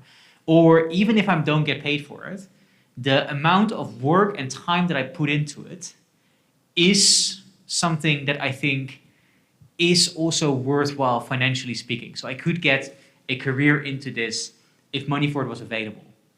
So what I think very often happens within debating is that quite a large amount of our volunteers are doing things that I think both to some extent require skills.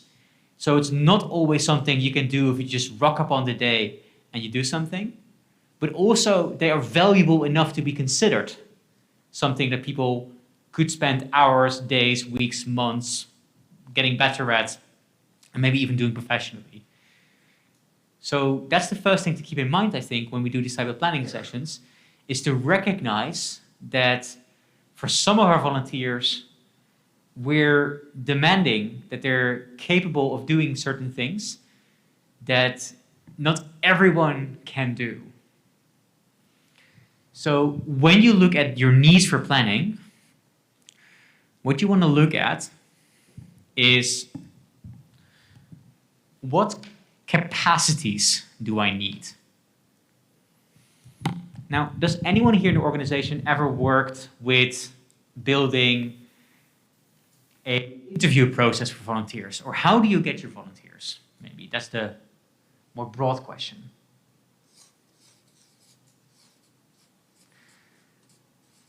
So has anyone here ever interviewed for a volunteering position or have someone be interviewed for a volunteering position? No. I know about the process itself, starting from the design of Uh-huh. the job as a job. So first of all, we start with the design. So the subject matter experts starting to have the committee to formulate the job description itself. Then we started with the announcement of the job as an open call, for instance, for people to apply.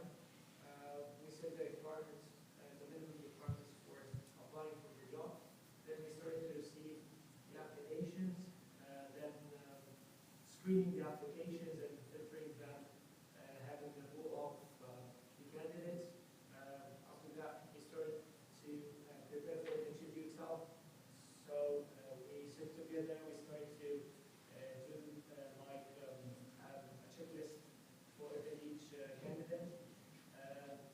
It's going to be the process, first interview, for instance, by phone, or maybe a face-to-face interview, then a technical one if this job required some technicalities. It might be a panel interview if we would like to just reduce and invest the time and the process itself.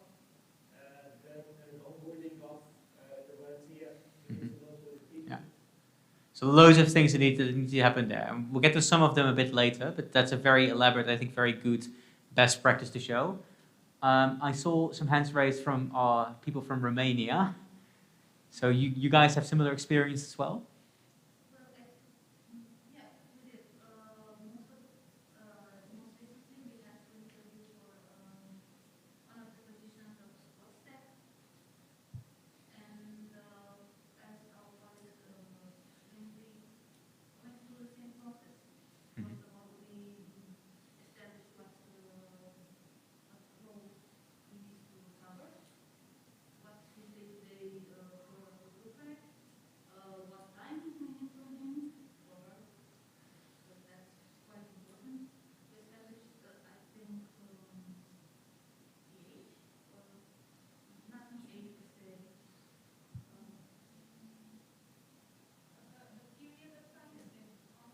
Mm-hmm. Yeah. And what was your experience like when you interviewed? Was this like useful, this interviewing process? Did you get anything out of it? For me personally, it was useful, but somehow I had, I think, so much because of expectations from our community of Mm-hmm. debaters, because we put out the announcement on our debate groups, and I think one or two at top, the former debaters or actually students or alumni actually applied. Yeah, so the recruitment process was a bit troubling because you didn't get that many people. Okay, that can happen, yeah.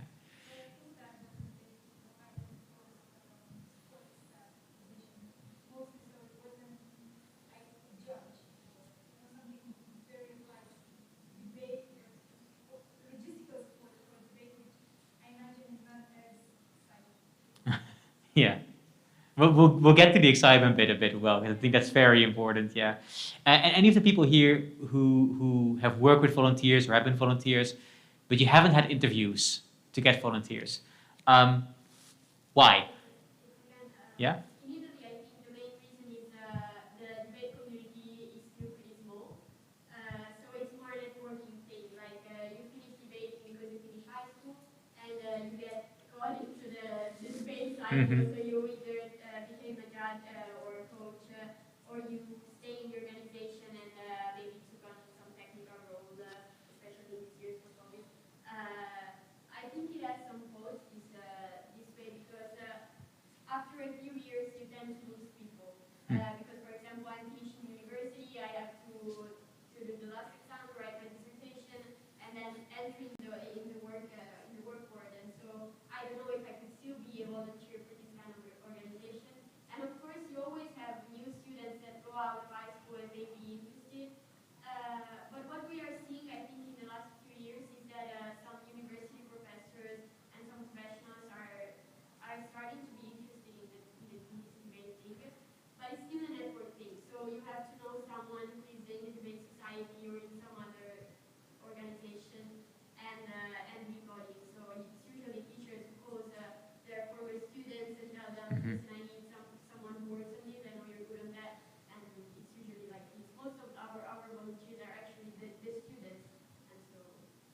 Very good. Let me make an argument for why I've come to the idea that we should always interview, even in these kind of scenarios. So alongside my work for IDEA, I volunteer at a charity called the Young Climate Movement.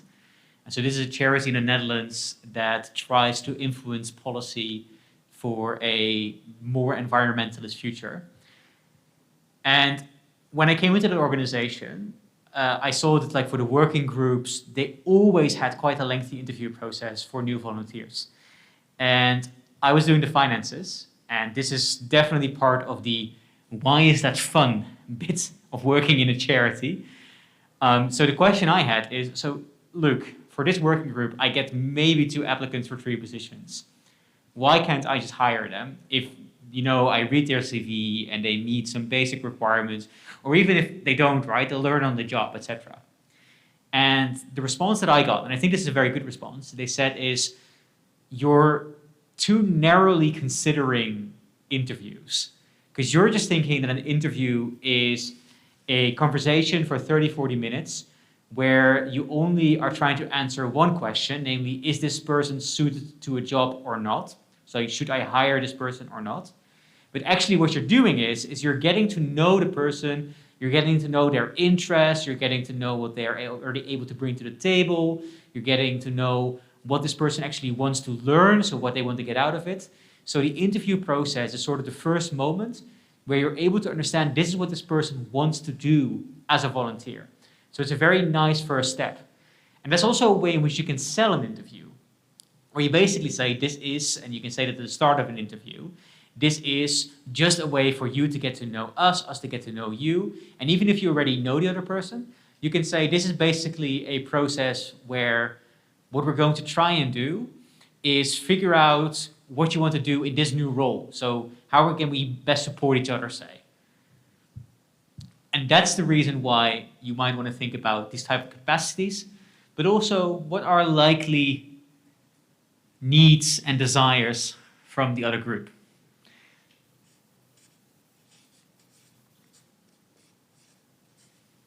Because maybe that's the second question. Have you ever had the moment where volunteers came up to you, or potential volunteers came up to you, and they said, well, I want to do this, or I want to do that, even though you hadn't considered that that was something that people might be willing to do? Anyone want to offer an example? Yeah?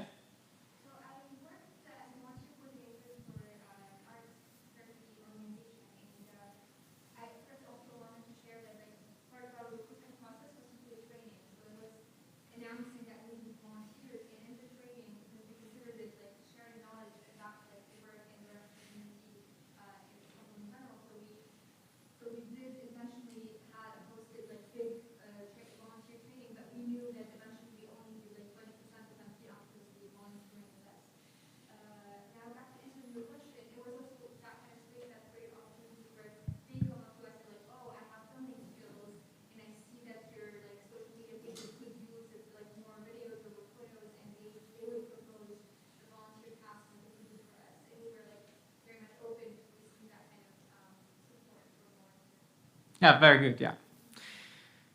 And indeed, sometimes it's also useful to find out like what a person wants is if, for instance, the role changes. So I hired someone at Young Climate Movement earlier this year to sort of work as a coach for the rest of the volunteers because he had some experience working in sales.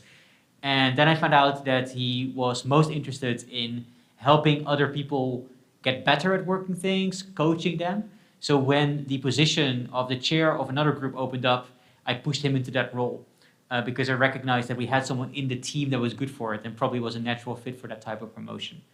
And that's also, again, helpful if you have some more of a background from the get-go. And also, I think in this type of desires, I think it is important and interesting to see, okay, this is also a way in which you can get volunteers. And if you open up that type of process to volunteers as well, that's also very useful. And I think actually we have a couple of stories in here, right? So for instance, we have people who are here from the Italian debate organization. You are part of one of the first groups of people that are willing to do this. So in essence, you are people who've taken the initiative yourselves and said, let's build something new in that regard.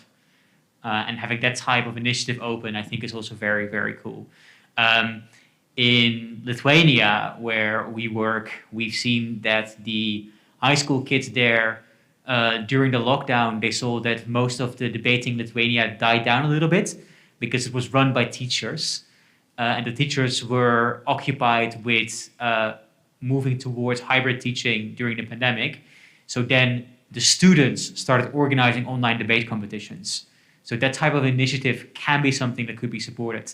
And in the planning stage, you could recognize already that these type of initiatives are something that might bubble up, or that you might want to be able to build room for in your organization. So that's all planning. That's the helpful bit at the start where you're recognizing what you want to get from volunteers and basically set up a process where you get the right amount of information so that you can best ensure that not only do you get the volunteers that you want, but also that you understand what it is that the volunteers need. And I think it's the interplay between need and want that is very important in volunteer management. It's similar to, I would say, when you try to hire someone for a job.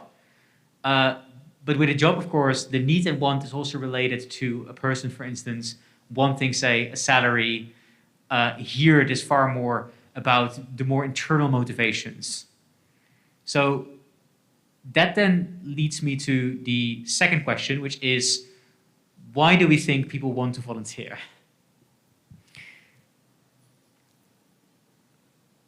So the desires. I'm just popcorning. You can just tell me, what do people want? Experience.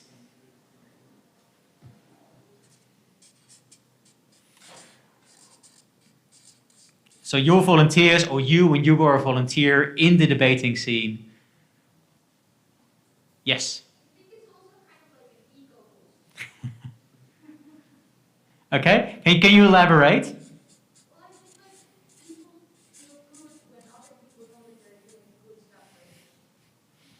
Yeah, okay, so it could be that you get recognition from doing good. Okay, yeah. For some of them, I think that goes even further, right? Judging in debating has an immense status association with it, especially if you get rewarded for your judging.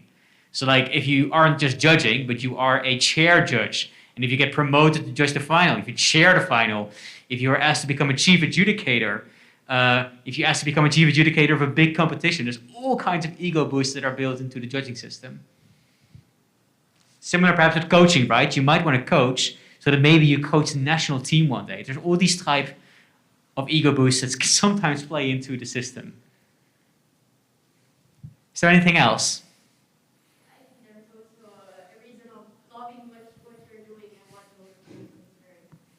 Very good.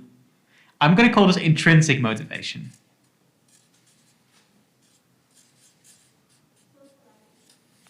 Yes, very good. Socializing.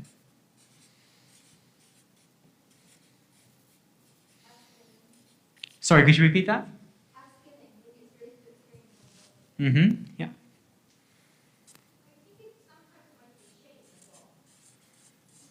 Sometimes it's like a what, sorry?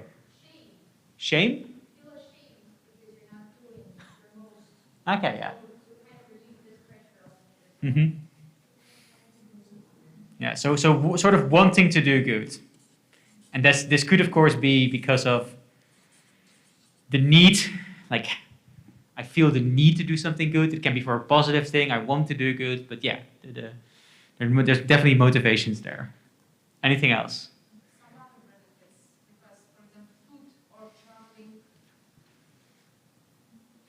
Okay, yeah. So in-kind benefits.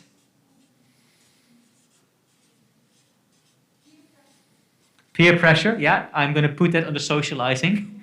Although it's, I think, a different form of socializing, right? There's a difference between I want to hang out with these guys more and these guys are forcing me to rock up at 6 a.m. at a competition so that I can make sandwiches for the entire day. Or otherwise they won't be my friends. Or the type of peer pressure where they're like, come on, dude, you can let people stay on your floor for the weekend. Okay. These desires might overlap in some people, and different people have different types of desires. And I think recognizing why it is that a volunteer rocks up to become a volunteer for your organization, again, is super useful because it can help you both understand what roles they're more likely to be willing to fulfill, but also what kind of things you need to offer to this person in order to help them grow into their role if they aren't able to fulfill it. Of course, there are also challenges sometimes involved with this. We'll talk a little bit more about challenges later on.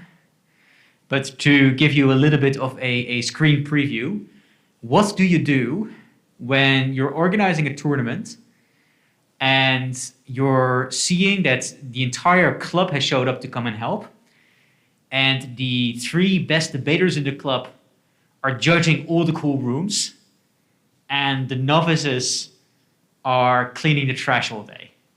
And the novices come to you and they say, can I judge? I don't want to clean. Why are they never cleaning?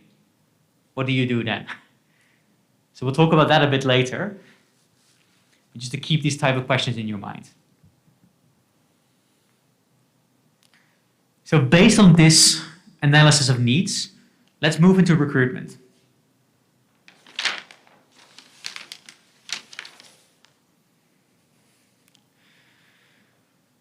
So who can be volunteers? I think we've mentioned a couple of people already. I think the first bit that we've mentioned is sort of the debaters themselves, the ones who do the activity. And who else do you see as your potential recruitment pool? Yeah?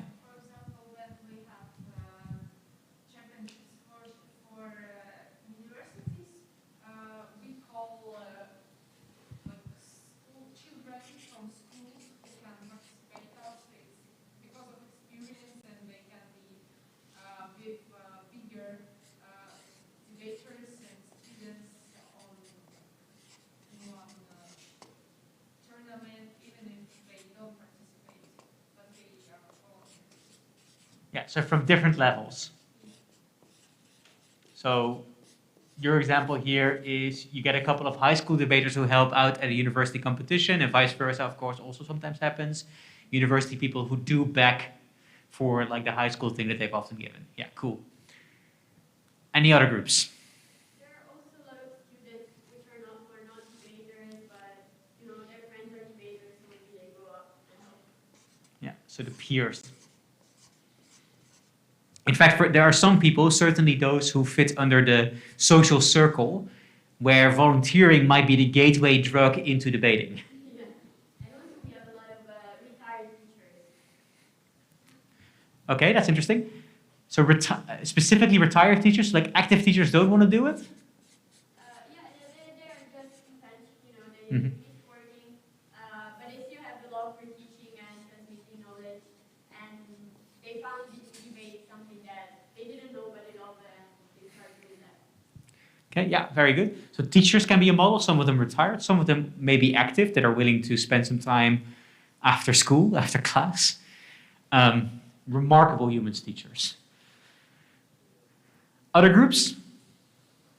I'm thinking of like international students who are outside of the group who would use volunteering as a way to, gain social access. Very good, yeah. I'm pushing them down a little bit here because I have more to say on them.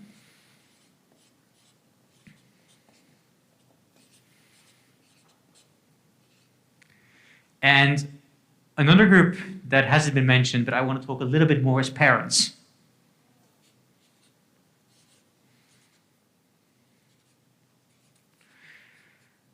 And the reason why I want to talk a little bit more about these two is I think that from my understanding of at least the European debate scene, these groups, we got them. We know that they are interested, and we have been able to find ways in which to involve them. But parents and internationals aren't necessarily groups that we have a large amount of experience attracting in debating. Let's talk parents first. Maybe just a question, sort of an open question to all of you. Is it common in your country or community for parents to take an active role in the community or in the sports or in the school activities of their children? Maybe until elementary school, but I think that from middle school and growing up, it's not a big thing to do. Mm-hmm. Yeah.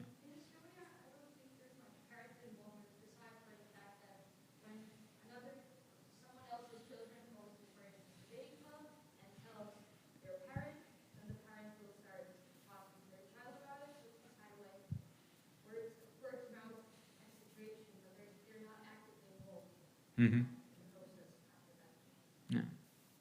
And the reason why I'm asking this is I'm recognizing something similar happening in my own country, the Netherlands, where we see an enormous amount of parent involvement, indeed, until elementary school. In the Netherlands, that means until the kids are 12 or 13.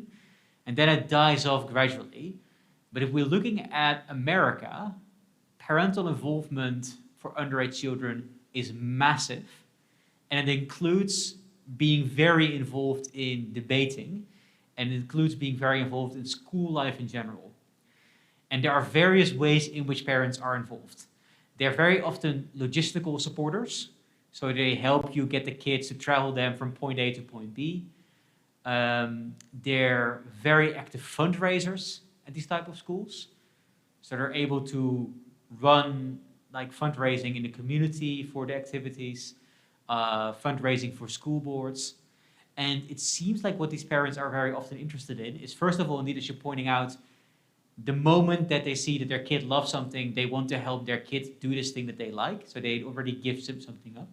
And very often, making sure that they do that for other kids as well is as simple as pointing out that, well, since you're bringing little Johnny to the school camp already, you can also take 3 kids and carpool out of it. So there's some very natural structures that parents can fit into. But secondly, what we're recognizing is that when more parents are doing this, some social circles start appearing, where these parents start socially interacting with one another. Maybe the cynical mindset is, as soon as you become a parent, you're spending a lot less time with other humans over the age of 18. So this is a way for them to build at least some social circle alongside of their job and the vanishing few friends that they're able to retain well into parenthood. But also it does give them some type of community status. So interacting with parents is one, I think, very good idea to do in general, beyond the fact that they might be potential volunteers. But one of the things that you could potentially get out of engaging parents is they might be a source of specific volunteerism. Yeah, go ahead.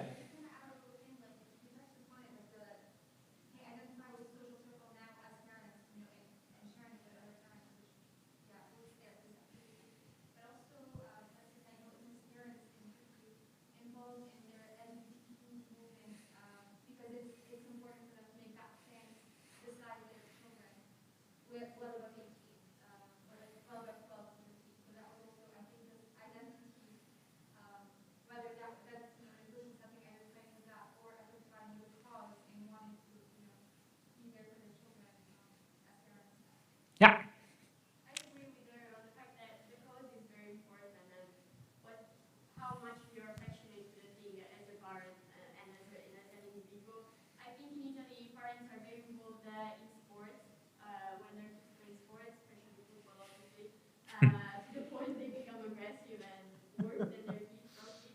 But when it comes especially to debate, I think they kind of see it like, yeah, it's your thing, you have teachers caring for it, and they are driving you around, so I don't have to do that. And then when you go on university, it's even worse. And that's my personal experience, but I think it can be applied to other debaters.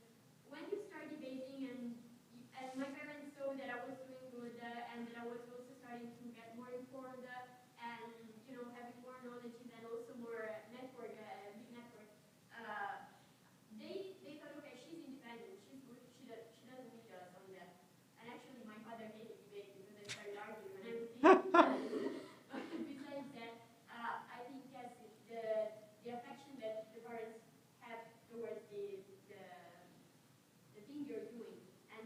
in Italy it's a very young discipline. Probably many parents doesn't even know what that is exactly. Yeah, very good. Yeah.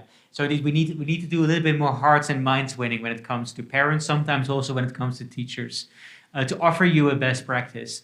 In the Netherlands, the national team is its own foundation that exists independently of other debate organizations, and they also offer development teams. So rather than just selecting 4 or 5 children to participate at the World Schools Debating Championships, there's a group of 30, 40 students that get a couple of years of training, and then hopefully some of them will make it to the World Championships. And for them, parent involvement is crucial because the parents, of course, are going to have to send their kids for many weekend days to work with students who are often in their early 20s, so they need a large amount of trust. But also because this is a charity which, like many of our charities, isn't lavishly funded. So parents, they foot most of the bill to make sure that these kids get to go to outlandish places. Like, I mean, currently their Zoom bedroom, but before times, this was like going to Thailand or Argentina or some wild places every now and then. So they made sure that they convinced parents of the benefits of debating. They made sure that there was going to be a parent day at the start of a season where the parents would come in, they get to see a show debate, they get to talk with the coaches to explain what the kind of process is. And in a way, you're not just trying to do an introduction to novice debaters, but sometimes you're trying to do an introduction to novice parents.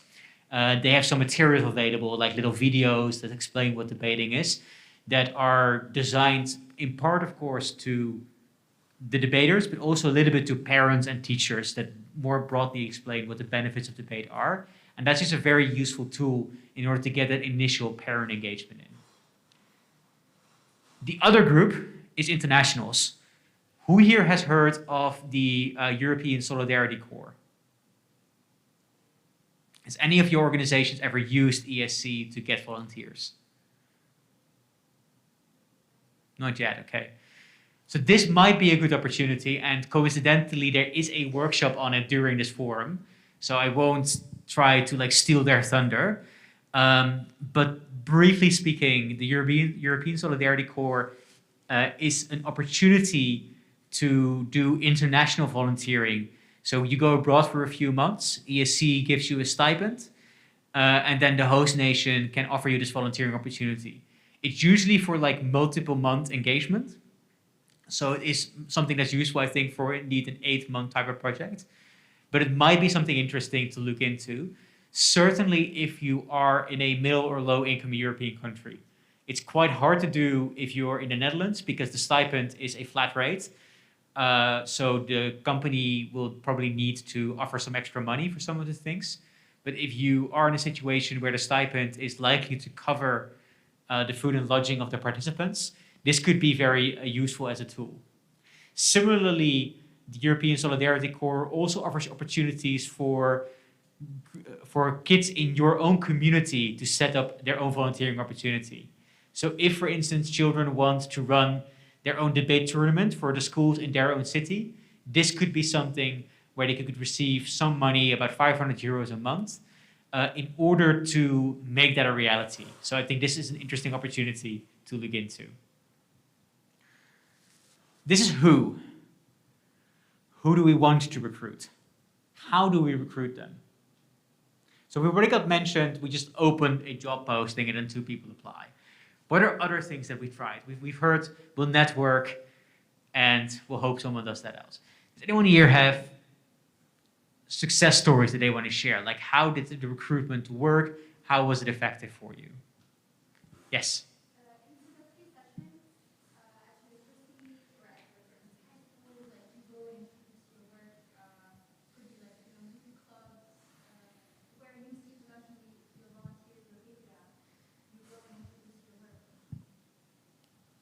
Yeah.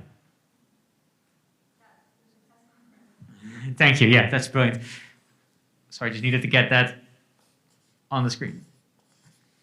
Yeah, so you make use of like your existing structure, right? So you have the informal structures, but you also have the formal structures you can often work in. You can indeed start at the beginning of college year and stand in the front of a community and tell them that there is this fantastic volunteering opportunity. Fantastic, yeah. Anything else that people are using?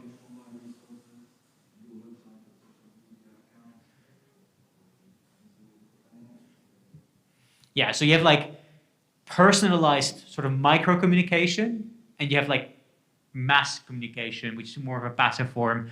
And this is the kind of thing that could be run in. I don't know if any of you guys have ever like A/B tested anything to see which messages work best. Would be great if we've ever had that opportunity. I unfortunately don't have a large amount of experience in that type of field. One thing that I do want to say that we found works really well is getting testimonials from existing volunteers. So if you do things like mass communication, putting on your Instagram stories that there is a new volunteering position out, not just pointing out that there is a position, but having like a short video where a current volunteer explains what it is they're doing, why they're liking it, is incredibly successful. We've seen in the Young Climate Movement, we've seen engagement numbers triple, and it actually made the difference between getting 0 and some possible people who wanted to engage and become a volunteer with us.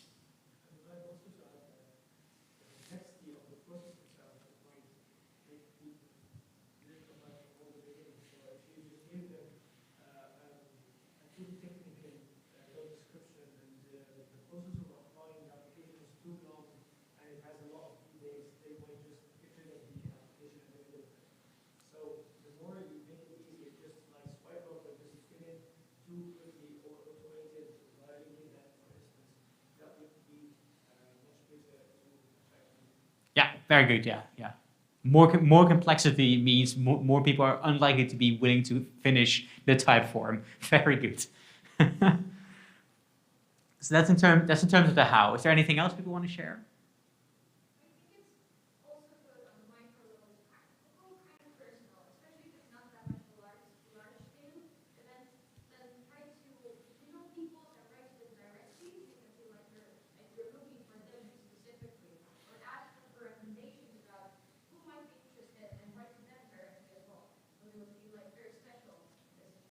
Yeah, very good. Yeah. So make them feel special, like praise them. Sort of volunteering is maybe different from like a job interview, where if you're trying to get someone from a job, you're thinking you're already the nice beast, your organization is great, but you're offering them things, right? So they need to want you rather than vice versa, because you're in the demanding position. When it's volunteering, the roles are reversed. You want them because they have a lot more to offer even than you have. It's sort of an interplay, of course, but it's understandable that you want to become attractive towards your volunteers.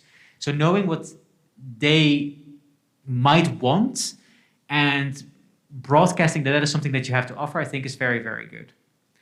The other thing I would briefly want to say is I pointed out testimonials as a tool for volunteers, but also make sure that if you're yourself a volunteer recruiter, that also making sure that you can be able to tell your story works very effectively. So there is a lot of literature being done on this, specifically in the context of political organizing. The current dominant ideas in political organizing come from people like Marshall Gantz, people who worked in the Obama 2008 campaigns. And they stress very much that your own personal story is one of the most effective tools in organizing because it gives you the authority. They're more likely to take something from you if they knew, for instance, you've been in the same set of shoes. So one example here of what I often feel when I have to do volunteering is when I was still active in university debating, organizing tournaments and the like, there was a moment where I had become quite good at debating. I received a couple of titles. And I noticed that meant there was more of a gap towards me. More people perceived me either as like an authority or even an aloof person. So I recognized that the type of story I needed to tell was more talking about the moment where I felt more similar towards the novice debaters that were coming to the club. So I started heavily leaning into telling stories of my first year in debating, the silly mistakes I made, the fact that in my first year of debating, I was never picked for one of my high school teams because I wasn't really great at it, but that I loved it that much. When I talked about my volunteering experience, I didn't stress the moments where I was a part of the chief adjudication team of the European Championships. I stressed my first volunteering committee, where I was a high schooler who was super interested to be a volunteer at the Amsterdam European Championships, because it meant that I got to walk around in Amsterdam, which is a pretty cool city. I come from a small village. That I got to see all those debaters who were doing these fantastic, great speeches, and that I really felt it was fantastic to be integrated into the community of university debaters with many people that I looked up to, and that I didn't just look up to because they were a good speaker, but now we could just, gather ballots and make jokes and talk and have small talk all together. And that was the moment that I really fell in love with debating. So it's these type of stories you can craft that can become incredibly persuasive and get people to be more likely to be entering into debating and volunteering. That's all for the first step, for getting them. Let's have a 10-minute break now, and then we'll talk about keeping them happy.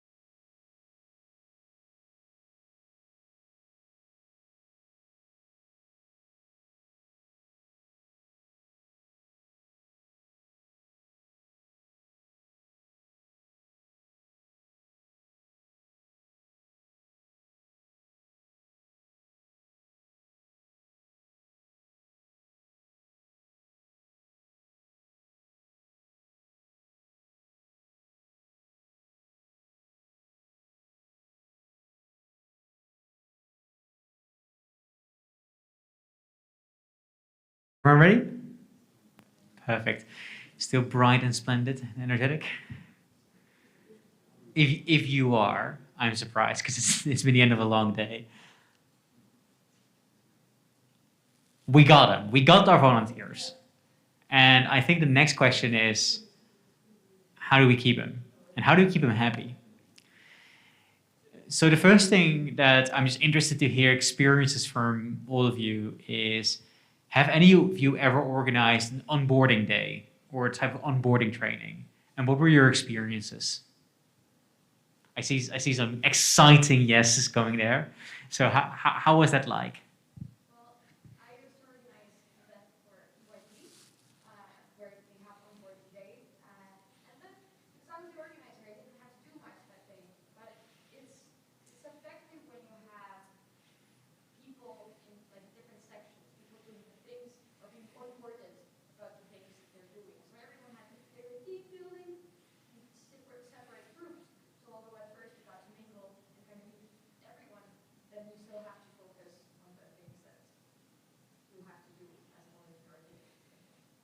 Yeah, I think that's brilliant. So the one criticism I would have of lots of debating is, and usually I think this is our strength, is we're very much here. We're very much in our mind. We tend to forget a little bit the here and a little bit the here. We tend to forget a little bit that we also are emotional beings and that we like to be physical and active. And I think EYP, I think, is a very good example of a community where it's a little bit more switch. It's a little bit more about playing games and getting to know each other and interacting and that sort of thing. So to give you an example of something where I think this went really well was at the European Debate Championships, the one that I volunteered all the way back in 2010 in Amsterdam, is they had an onboarding day. They played games, but one of the crucial things that they did, which made it fantastic, was that the volunteer roles were described as if you were a certain dog breed that best fits the description of your volunteer task. And they created group and efforts and played games around these type of dog breeds. So for instance, the volunteers who will be signposting people to get from like point A to point B to get to the classrooms during prep time, they were going to be called the pointer dogs. The ones who needed to get the ballots were going to be called the retrievers. The people who did a bit of the crowd management were the bulldogs. And they played some games alongside that to build the type of community spirit, and which led many of the volunteers to sort of identify themselves as, I was part of that dog community or that tribe or that kennel, you could say. And that's the type of thing that I think is really helpful in onboarding days. What onboarding days do is two things. Just like an introduction to a debate speech. They not only inform you of what's coming, but they also inspire you so that you continue wanting the thing that you know is coming.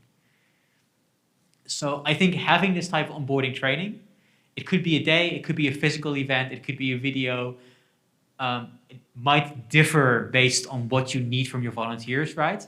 So like onboarding for a one-day debate tournament, it's usually probably something in the early morning or the day before. If you're onboarding someone who's going to become a coach for an entire year, it likely is going to require a little bit more, also because quite likely that volunteer is going to need a little bit more training and support. But thinking about your onboarding as being something that activates both what they need to learn, what they want to learn, and why it's fun to learn that is really, really helpful in onboarding. So that would be my first thing to say on keeping them. But the second lesson I think is very important is to think about, again, the desires that your volunteers have. And one of the things that we got from this list of wonderful desires that all of people might have is that there isn't such a thing as one size fits all. Similarly to what we need from them is also not one size fits all. And that actually makes it quite challenging because that means that we need to think differentially what it is that we want to give to volunteers. So you might, for instance, find someone who really cares about the socializing aspect and they want to become a coach. And you might have the person who really wants to like build type of ego boost and wants to become a coach. These two different desires create very different patterns as to how the person is going to become a coach. The socializer, for instance, might be far more likely to be willing to play with the students that they're coaching and make sure that the students form a tight-knit community. They might stay more engaged if, as a coach, they have a couple of other coaches they can regularly talk with and deal with their frustrations and anxieties and reward their successes. Whereas the ego booster might say, like, what I want to get out of this is I want those kids to revere me. Or what I want to get out of this is to make sure that my kids win that championship. So they create completely different incentive structures, and that makes it very hard to create a type of one-size-fits-all policy. And bearing that in mind is, I think, a key step here. So how are we able to overcome this difficulty? How are we able to make sure that with all these different volunteers, all these different humans, we're still able to do something that's like manageable? Does anyone have any ideas?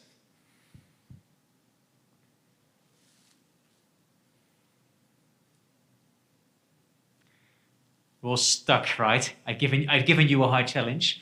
I deliberately framed as if we're standing in front of a ravine and we're about to jump in. And now I'm asking, jump. And I can see the trepidation. Yeah. Mm-hmm.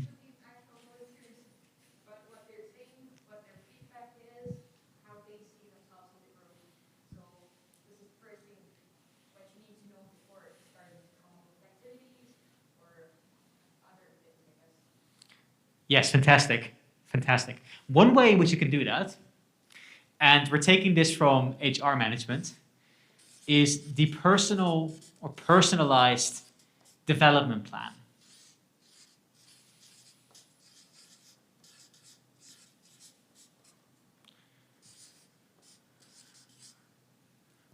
So we broadly know that these are the kind of things that volunteers might be interested in. But we don't necessarily know which volunteer is interested in what kind of effect. What you do in a personalized development plan is you talk with your volunteers and you're asking them, what do you want to get out of this? Why are you doing this? So you're relating it to this one-on-one thing. This could be the interview we talked about during the break. Before the break. It can also be what happens after the interview, that you have a second meeting with that person and you're talking about what is it that you want to get out of it, what is the goals? Because that helps you find the type of information that you need to understand what it is that this volunteer wants. But it also might help you predict what kind of group you're going to get into that. The second thing that can help is to do group building. And this again is why onboarding can be quite effective. Because then in the group, people will be able to work more likely as a unit together.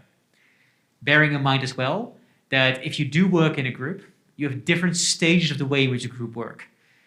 So a group forms, and that's great. It's very nice, and then everything is like learning from each other, and then the group can bond in the beginning. But eventually, we see the many groups also storm. So when there is an external threat, or when someone is internally disagreeing with the other ones, the group might go through a rough patch before they eventually norm and find a way to come together. The end of it is that they mourn when the group ends, but we're not there yet. So that's the second thing. Think about what kind of group work you're going to create. So see if you can have personal development plans, if you can have a coaching session, for instance, with them. Or for instance, if there's like already a more experienced volunteer that works alongside with them, say that you build a situation like what happens in North Macedonia, where usually there are two coaches for every high school. One of them usually is more experienced, the other one is more new. And that means that the older one serves a coach function to the new volunteer. And in that way can help the new volunteer build in the kind of path that this person wants to develop themselves.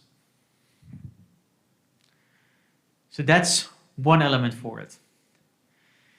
The other thing, of course, is that you can then think about what kind of like extra things you can offer to volunteers, right? So what kind of perks you can offer to them, what kind of trainings you can offer to them. There's probably loads to be said on different types of training you can offer. It depends a lot on what you want to get out of the volunteers. But I'm maybe interested here to hear what kind of experiences you guys have in trying to keep the volunteers engaged And maybe what difficulties have you encountered?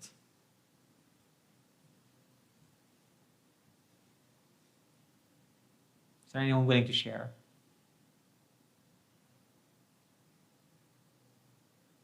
Yeah. I think one of the issues might be that when you get a volunteer working for you, and there is like some sessions that they have one, I don't know, more criteria and figure above them, then they tend to like dump all their responsibilities on them. So they will get overwhelmed, overworked, have to do all the bad things that the others don't want to do, and obviously no one actually has the desire to do stuff. Okay, yeah, fantastic. So what do we do if one volunteer ends up like taking other people's slack? So maybe there's a twofold question. Like, are there ways in which we can prevent this from happening? And even if it does occur, how could we solve it? Does anyone know?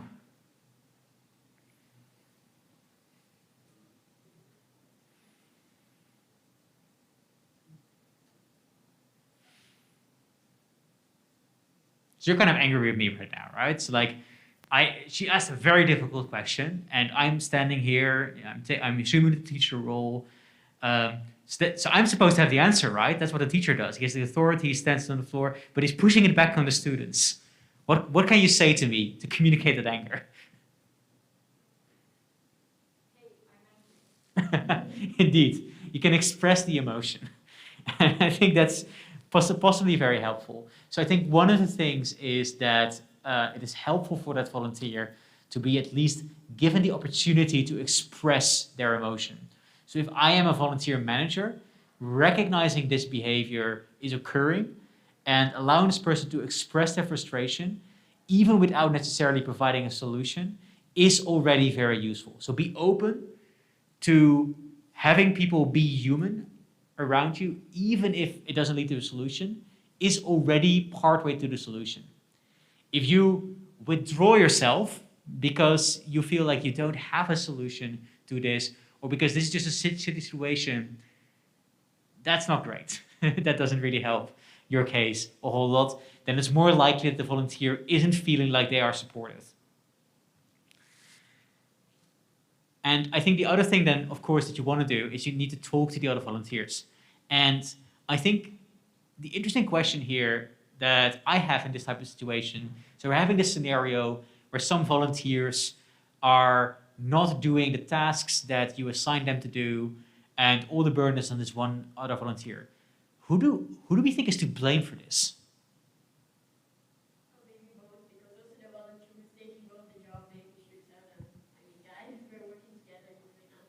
Yeah, might be possibly that, yeah.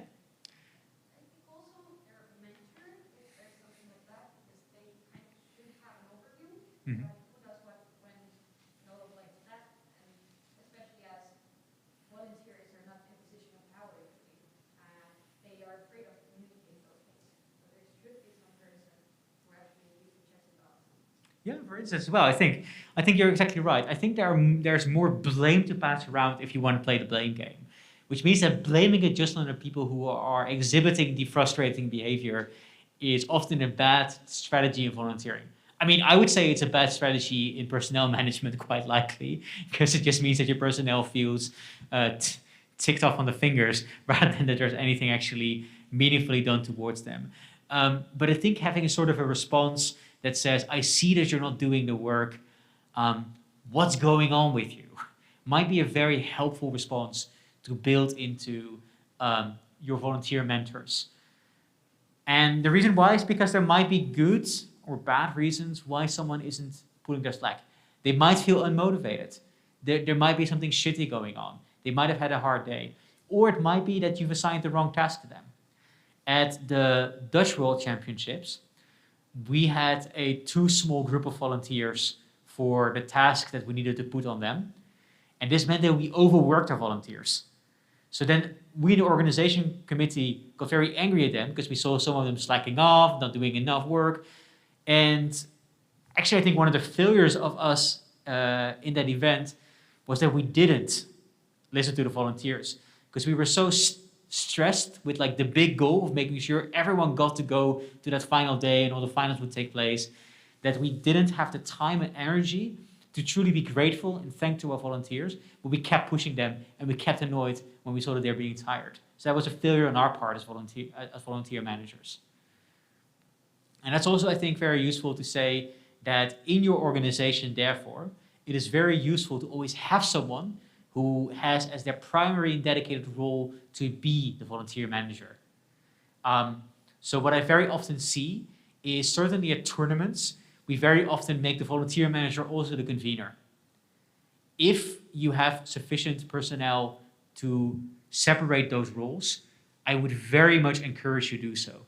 Because there's basically, this is in volunteer management, it's in all kinds of things, there is a principal-agent problem. There's basically a problem where the convener, being the principal, has a different role, a different goal than the volunteer. And that might change differing behaviors and might lead to a large amount of frustration. Because the convener is basically serving to make sure that the ship doesn't strand, that everything gets on time, that if you say that the final needs to have been finished by 6 p.m., the final is finished by 6 p.m. And that goal then becomes subservient to the needs of the volunteer. So consider the volunteer manager as sort of the liaison between the goal of the volunteer and the goal of the convener. And when there is a difference between those goals, it is the role of the volunteer manager to serve as mediator, to think of the volunteer's need first and try and realign what the volunteer wants with the goals of the overall organization. And that works better if you're able to explain to the volunteer why we're doing the things that we're doing, maybe reminding them of why they signed up for what they did, or to make them recognize the consequences of a behavior that doesn't act in that same way. But it isn't if you yourself are invested in personally needing to get that goal, because then you're far more likely to end up coming across as incredibly frustrated. So try to always make sure that the volunteer manager is the volunteer manager, and not also the convener, the equity officer, the treasurer. You could do the treasurer perhaps, but try to make sure that they don't have that conflict of interest. Okay, what else? We talked beforehand about the situation where we have two different roles that are conflicting. You have the social volunteer, the one that cares a lot about like doing some good and being in a community, and you're sort of the ego booster, the status seeker. Then you get a conflict between those two types of volunteers. What do you do? What do you do when the group of volunteers come to you and they say, I feel really annoyed by the fact that these two volunteers are just having the greatest time of their life, judging all the fantastic rooms, whilst we're picking up the trash. How are you going to make sure that that doesn't happen, or that we solve it when it does?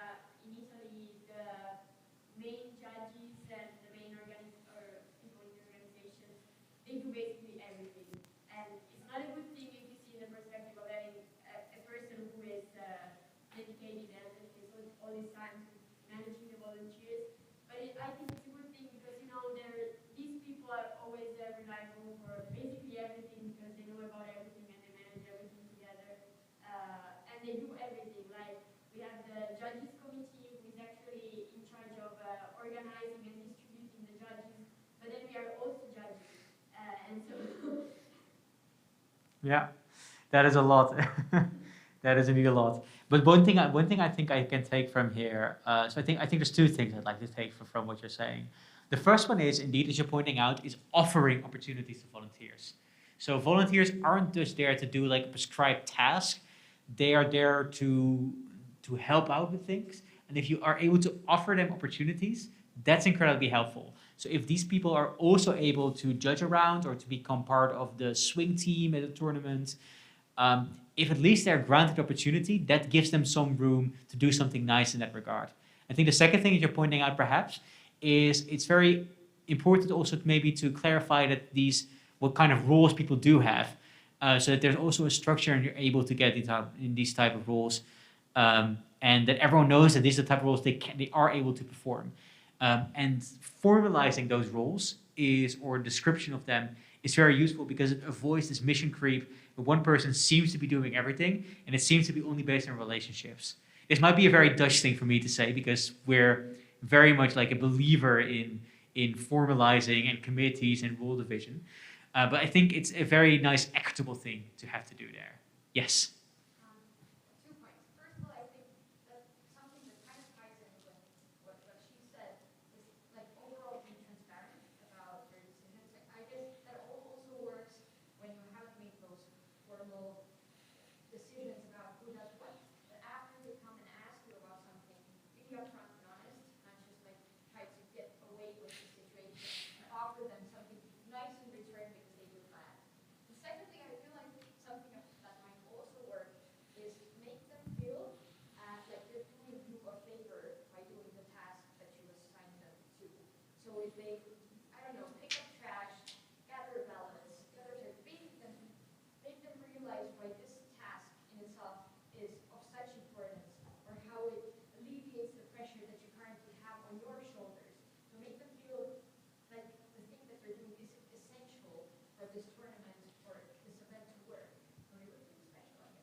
Yeah, very good, very good. And that leads me nicely into the last point I had under this header, which is showing appreciation.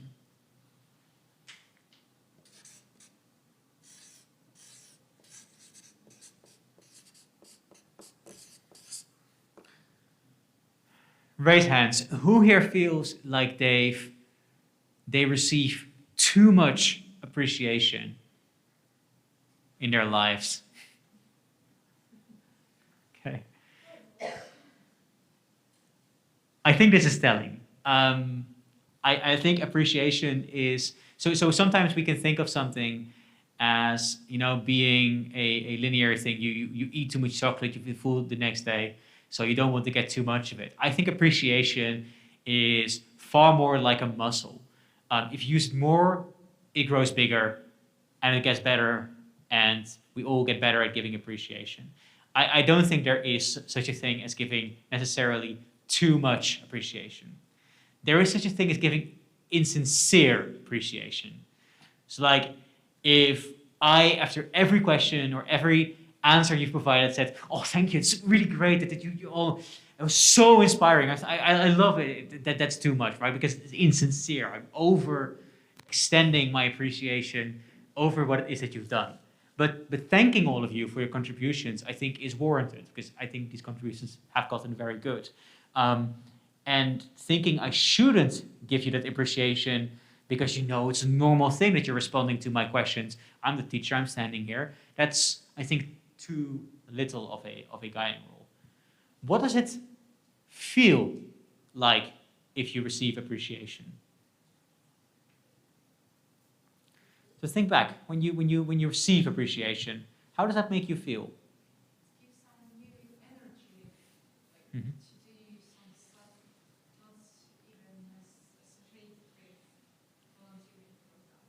Yeah. Exactly. You give you energy. Is there anything else some people feel? Yeah.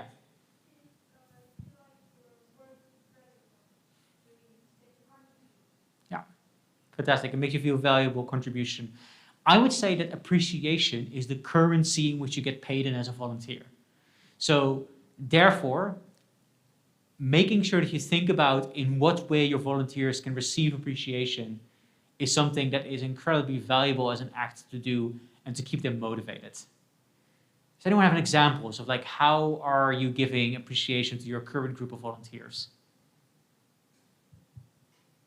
I wouldn't know, but I know that the appreciation that the Italian Debate Society gave us probably is keeping us volunteering for the last 5 years. So they So what have they given you, for instance? Just compliments and appreciation. And in the years, you know, they let you do more stuff and more important and relevant stuff as you go over, and telling you, yes, you're doing a good job, so we're letting you do this and this, and that's mostly that. Yeah, I like that. So you're saying compliments, of course, but also rewarding responsibility with more tasks that might be more responsibility, more rewarding, but sort of giving you this kind of like feeling that you get a leg up over things. Yeah, very good. Sometimes it's just like having a team event. Say like, oh, thank you for your contribution to this event or whatnot, and let's all go out and celebrate on behalf. Like we're gonna pay or whatever method you can use, but just go out and have fun and show that this is a way how we can appreciate you by hanging out. Yeah, so giving social reward, giving something fun to do, having a picnic after the tournament with the leftover food. Yeah, that's all great, yeah. Giving a small gifts or letters, writing letters if you want that. Maybe offering public recognition. What happens very often at the end of events, right, is you get like this big cheer and applause. If your volunteer is like the coach, very often you'll see that at the end of the year, the kids will offer appreciation, might even offer some small gifts towards their coaches. That's all wonderful type of appreciation if that happens.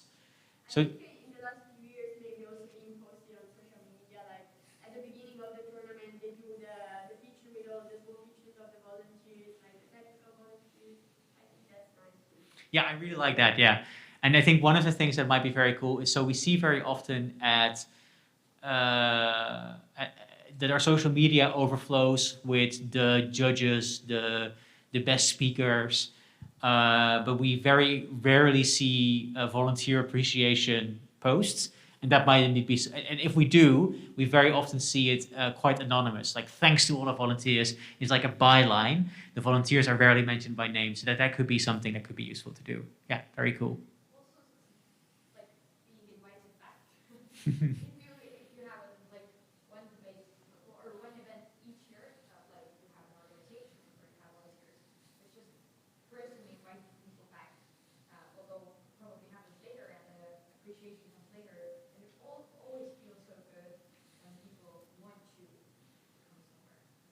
Yes, perfect. Yeah, I think that's again amazing. One final thing that I forgot to mention earlier. So I'm moving a little bit back, a little bit chaotic in my notes. Let's take the following example of something that might go wrong. You have your high school debate team is being coached by two seniors at a high school. One time during class, the kids are being a little bit raucous and they keep pushing each other. And one of them falls and ends up looking like he might have broken his finger. What should the volunteers do? Very good, yeah. This was sort of a gotcha question. But I think it's also important to recognize that there might be moments where volunteers need to handle with something that's like above their pay grade. And being made aware beforehand to the volunteers that there is something or someone that they could call or reach out to, if that is something that happens to them, I think is very valuable and useful. It's a concept, again, that we seem to understand in certain scenarios, like in the school setting, we understand it perfectly well. There's always like a higher form of authority that we can go towards. We don't always understand it in the sort of non-formal space, that even there we sometimes need professionals or that type of room into it, this kind of thing. I think a good example here is the discussion that takes place in the university scene regarding equity and what the role of equity officers are in tournaments. And we sometimes think they are there to solve quite challenging interpersonal problems between people. But that overstates the role that they actually have. And most equity officers, if you speak to them, will say that their role actually is maybe to offer some mediation, maybe to offer some comfort. But the moment they feel they're dealing with a problem outside of their pay grade, they escalate it. They say, this is something you need to go to an authority for, be that the police, be that psychological counseling, be that a hospital in some scenarios, because there's a recognition that there is a limit that you can do as any one individual but certainly volunteers who often have very little in the way of long-standing formal training to deal with things that are quite serious. And how to build it into your organization is probably helpful to just think about these things in advance, but also once you get to realize you're in that type of situation, is write that down in like sort of a living document where you learn more and more about what kind of like possible scenarios might occur, what kind of solutions might exist. So you can always grab back to something and say, this is probably something in which we want to do it better in that way. That's how a lot of organizations I've worked with seem to work. There's always a bit of trial and error. Some large organizations like Facebook base their entire policy on this type of trial and error. The question of what gets removed and what stays on Facebook is iterative. It's we see lots of nudity, so we ban the nipple. Oh, sometimes this nipple is of a woman who's breastfeeding. Okay, then we ban the nipple, but not if it is the case that there's clear elements of breastfeeding attached. This type of iterative norm and rule setting is a very natural, flawed, but understandable process in the way that you as an organization can increase your decision making. And again, what you mentioned earlier, be open and transparent if you've come across something you didn't know before. That leads me to my final bit, but are there any questions still, maybe perhaps on how to keep your volunteers happy and engaged? Are there concerns? Yeah. We started last year this big championship, as I was saying, and one thing that we had absolutely to add this year was a committee for this kind of emergency, let's say, kind of requests from coaches and teams. Last year we had a few critical situations, and it happened to be the biggest one, I think. We had a judge who made a massive mistake when giving feedbacks, because this is so embarrassing because I was in the judge committee and I was there judging, and this judge basically switched the team that won. Oh, so yeah. she came in and she said the pro team won, and it was a 2-1. So and she told us that the pro team won when we were in the judges room, and then during the feedback with all the students and all the coaches, she said, "Oh no, I was wrong. I made the defense team win," and so it was really, really embarrassing. I immediately called the head, let's say, the head of the committee of judges, even though we were on the same level, but I really didn't know what to do. And so this year we had to add a committee for this kind of emergency, so you have a number to call if this happens. And there will be a specific section during the training on what to do if this happens, because these situations can always happen. Yeah. Yeah, that's a very good comment to have. Anything else on keeping your volunteers happy and engaged? Yeah.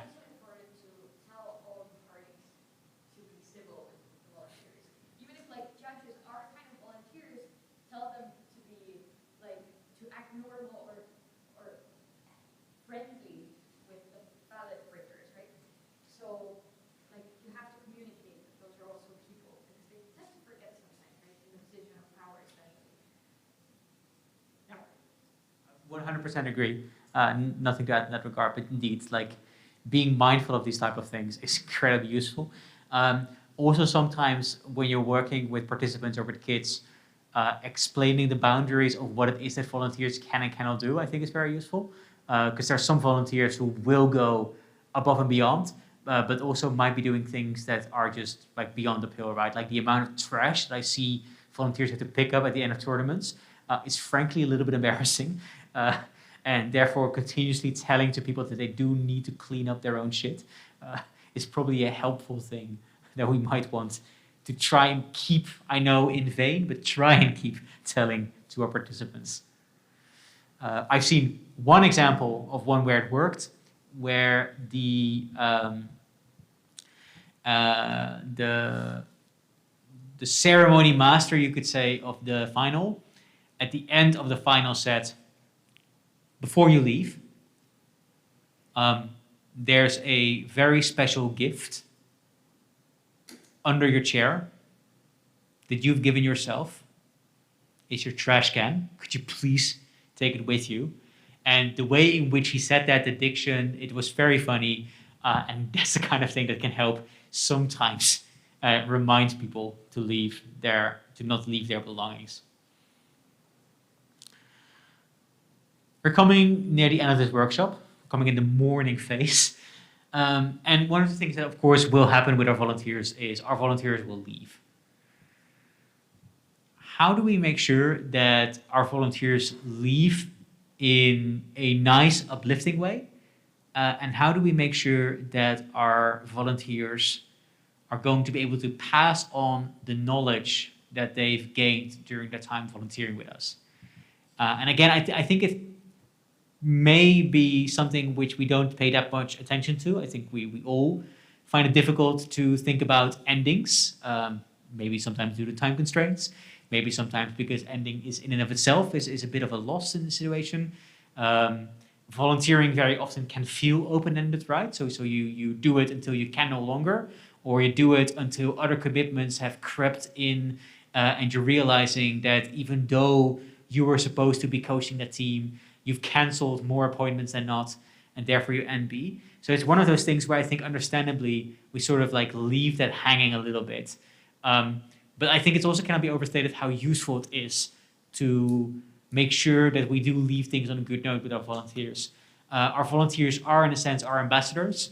They are the people that talk within their own community or talk to the next generation and explain what it is like to work within our organization, or to do the activity that we all like to do. They might become future donors if you want to talk about it in that sort of a self-interested way. So having a good ending procedure, I think, is very useful.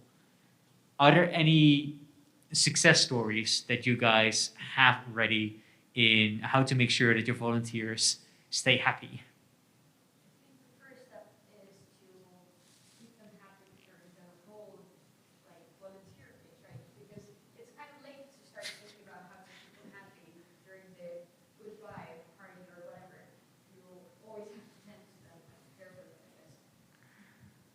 Agreed. Yes, agreed. Even so, what are ways in which we can end things nicely? Yes. I used to work in fashion, and there we used a lot of, sorry about my voice. We had a lot of volunteers for especially the shows, and once we were done, it was quite a chaotic process, like every season, right? Very divided. But we would always make sure that the head of, like, the designers especially took the time to actually like look people in the eyes and say, well, thank you for being here today. And then even more so, we would tell them that once we got home, they could expect us like personalized email with a little thank you note, and depending on the size of the show, a personalized recommendation where we highlight what it is that this volunteer did for us, and so that they have something that they can show when they go somewhere else. And especially like for people that volunteer in the same kind of industry, it's very helpful for them to show that they've done similar work in the past. I think that could also work with volunteers. Yeah. And basically what we're getting out here is similar to how we have an onboarding day, having, or an onboarding moment, you could say, having an offboarding moment is incredibly useful here. And just as with the onboarding moment, we had two goals, right? We wanted to inspire and we wanted to inform. And the offboarding moment is very much the same. We again want to, in a way, inspire them again. And now the information rule is sort of switched, where maybe we don't want to offer that much information to them, but we would really like to get their information back to us. So building a offboarding structure and thinking about how to do that is, again, incredibly useful. One of a few of the things that are important here to mention is, like, as you mentioned in the sort of the fashion example that you gave us, is offboarding is quite likely to be more of a chaotic structure than a formalized structure. The onboarding happens at the beginning of the tournament day or at the beginning of the debate season. Everyone is still fresh. Everyone is willing to make time. So it's easy to plan something that is like big or that everyone needs to be there or needs to spend some time on. Offboarding is much likelier to be frenetic. Some people might have are offboarding at different times, for instance. So in that process, it's in that you aren't able to build as grand of a structure, say. So having something that is indeed more flexible, like for instance having a thank you note that you can automatically send to volunteers, is very useful in that regard. The other thing you can do is you can use the personalized development plan and basically do a exit conversation, where what you can offer to all the volunteers is a quick conversation where we look back at what they wanted to get out and ask them, what did you get out in the end? Sort of like tie the learning process together and using the personal development plan, the thing that they filled in at the beginning, to tie it back at the end as well. It gives for them the opportunity to reflect on all that they've gotten out of the volunteering process, and it gives you the moment to understand what it is that they've learned. Are there other things specifically with regards to the appreciation, the appreciation part rather, that you are willing to share, that you think might work or that you have seen work?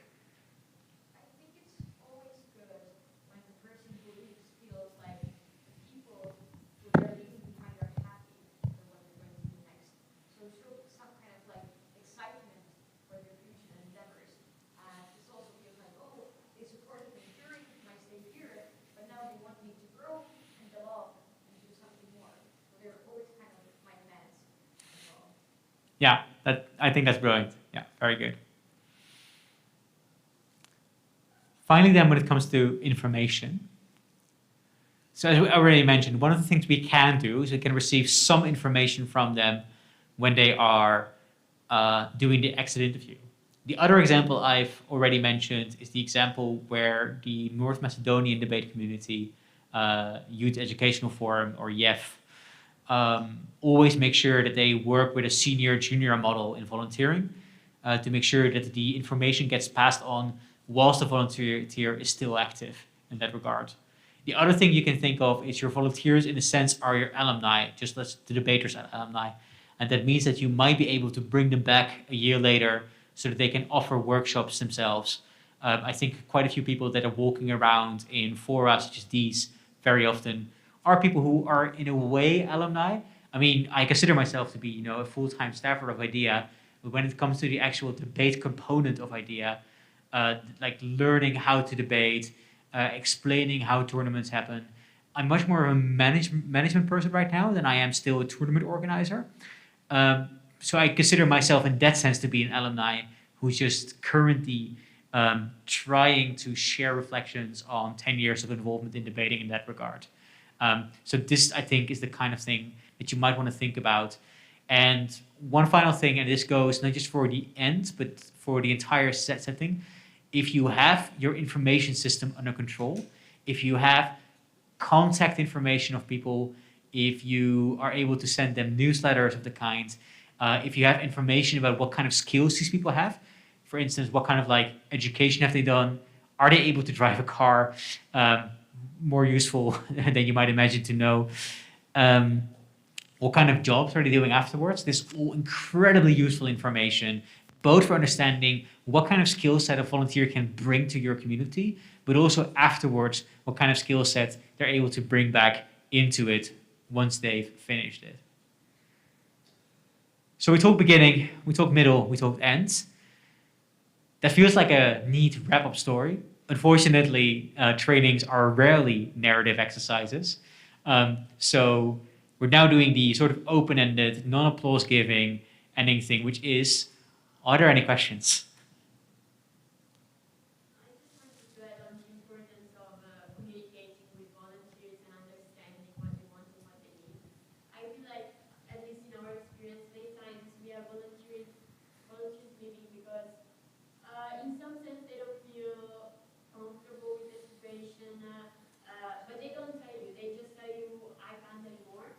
Understanding what's the real reason is, I think it's so important, because maybe you have people who just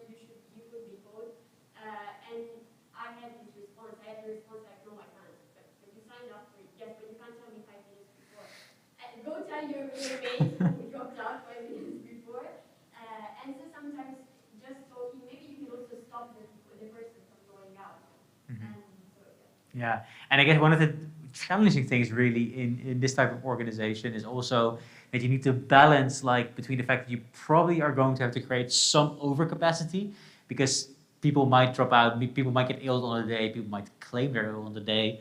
On the other hand, if you create overcapacity and you find out that like 40 judges are attending and you have only 10 rooms, are they really going to be excited about being like the third panelist in the lowest room when they were told that the situation was really, really urgent? It's you need a balance in that kind of thing. Yes. I like the idea about the active conversation that you can have with the volunteer protocol.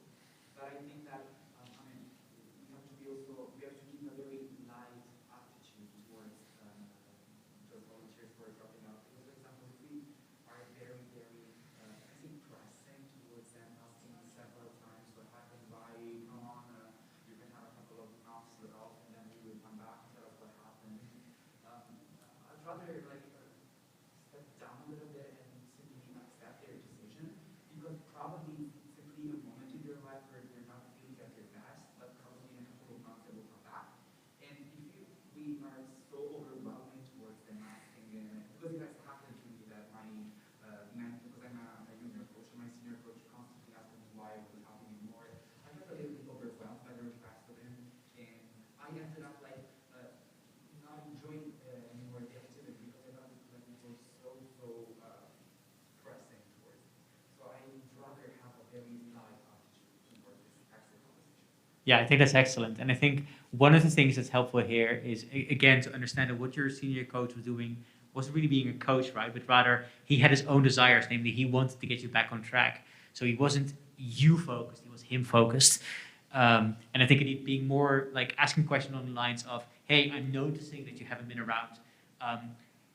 What will need to change in your life for you to be able to contribute again? Asking that type of question is far more you focused, gives you far more of a driving seat agency. And I think that's a very good thing to add.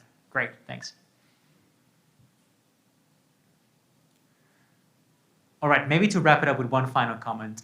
One of the things that we've done at IDEA in the before times is we organized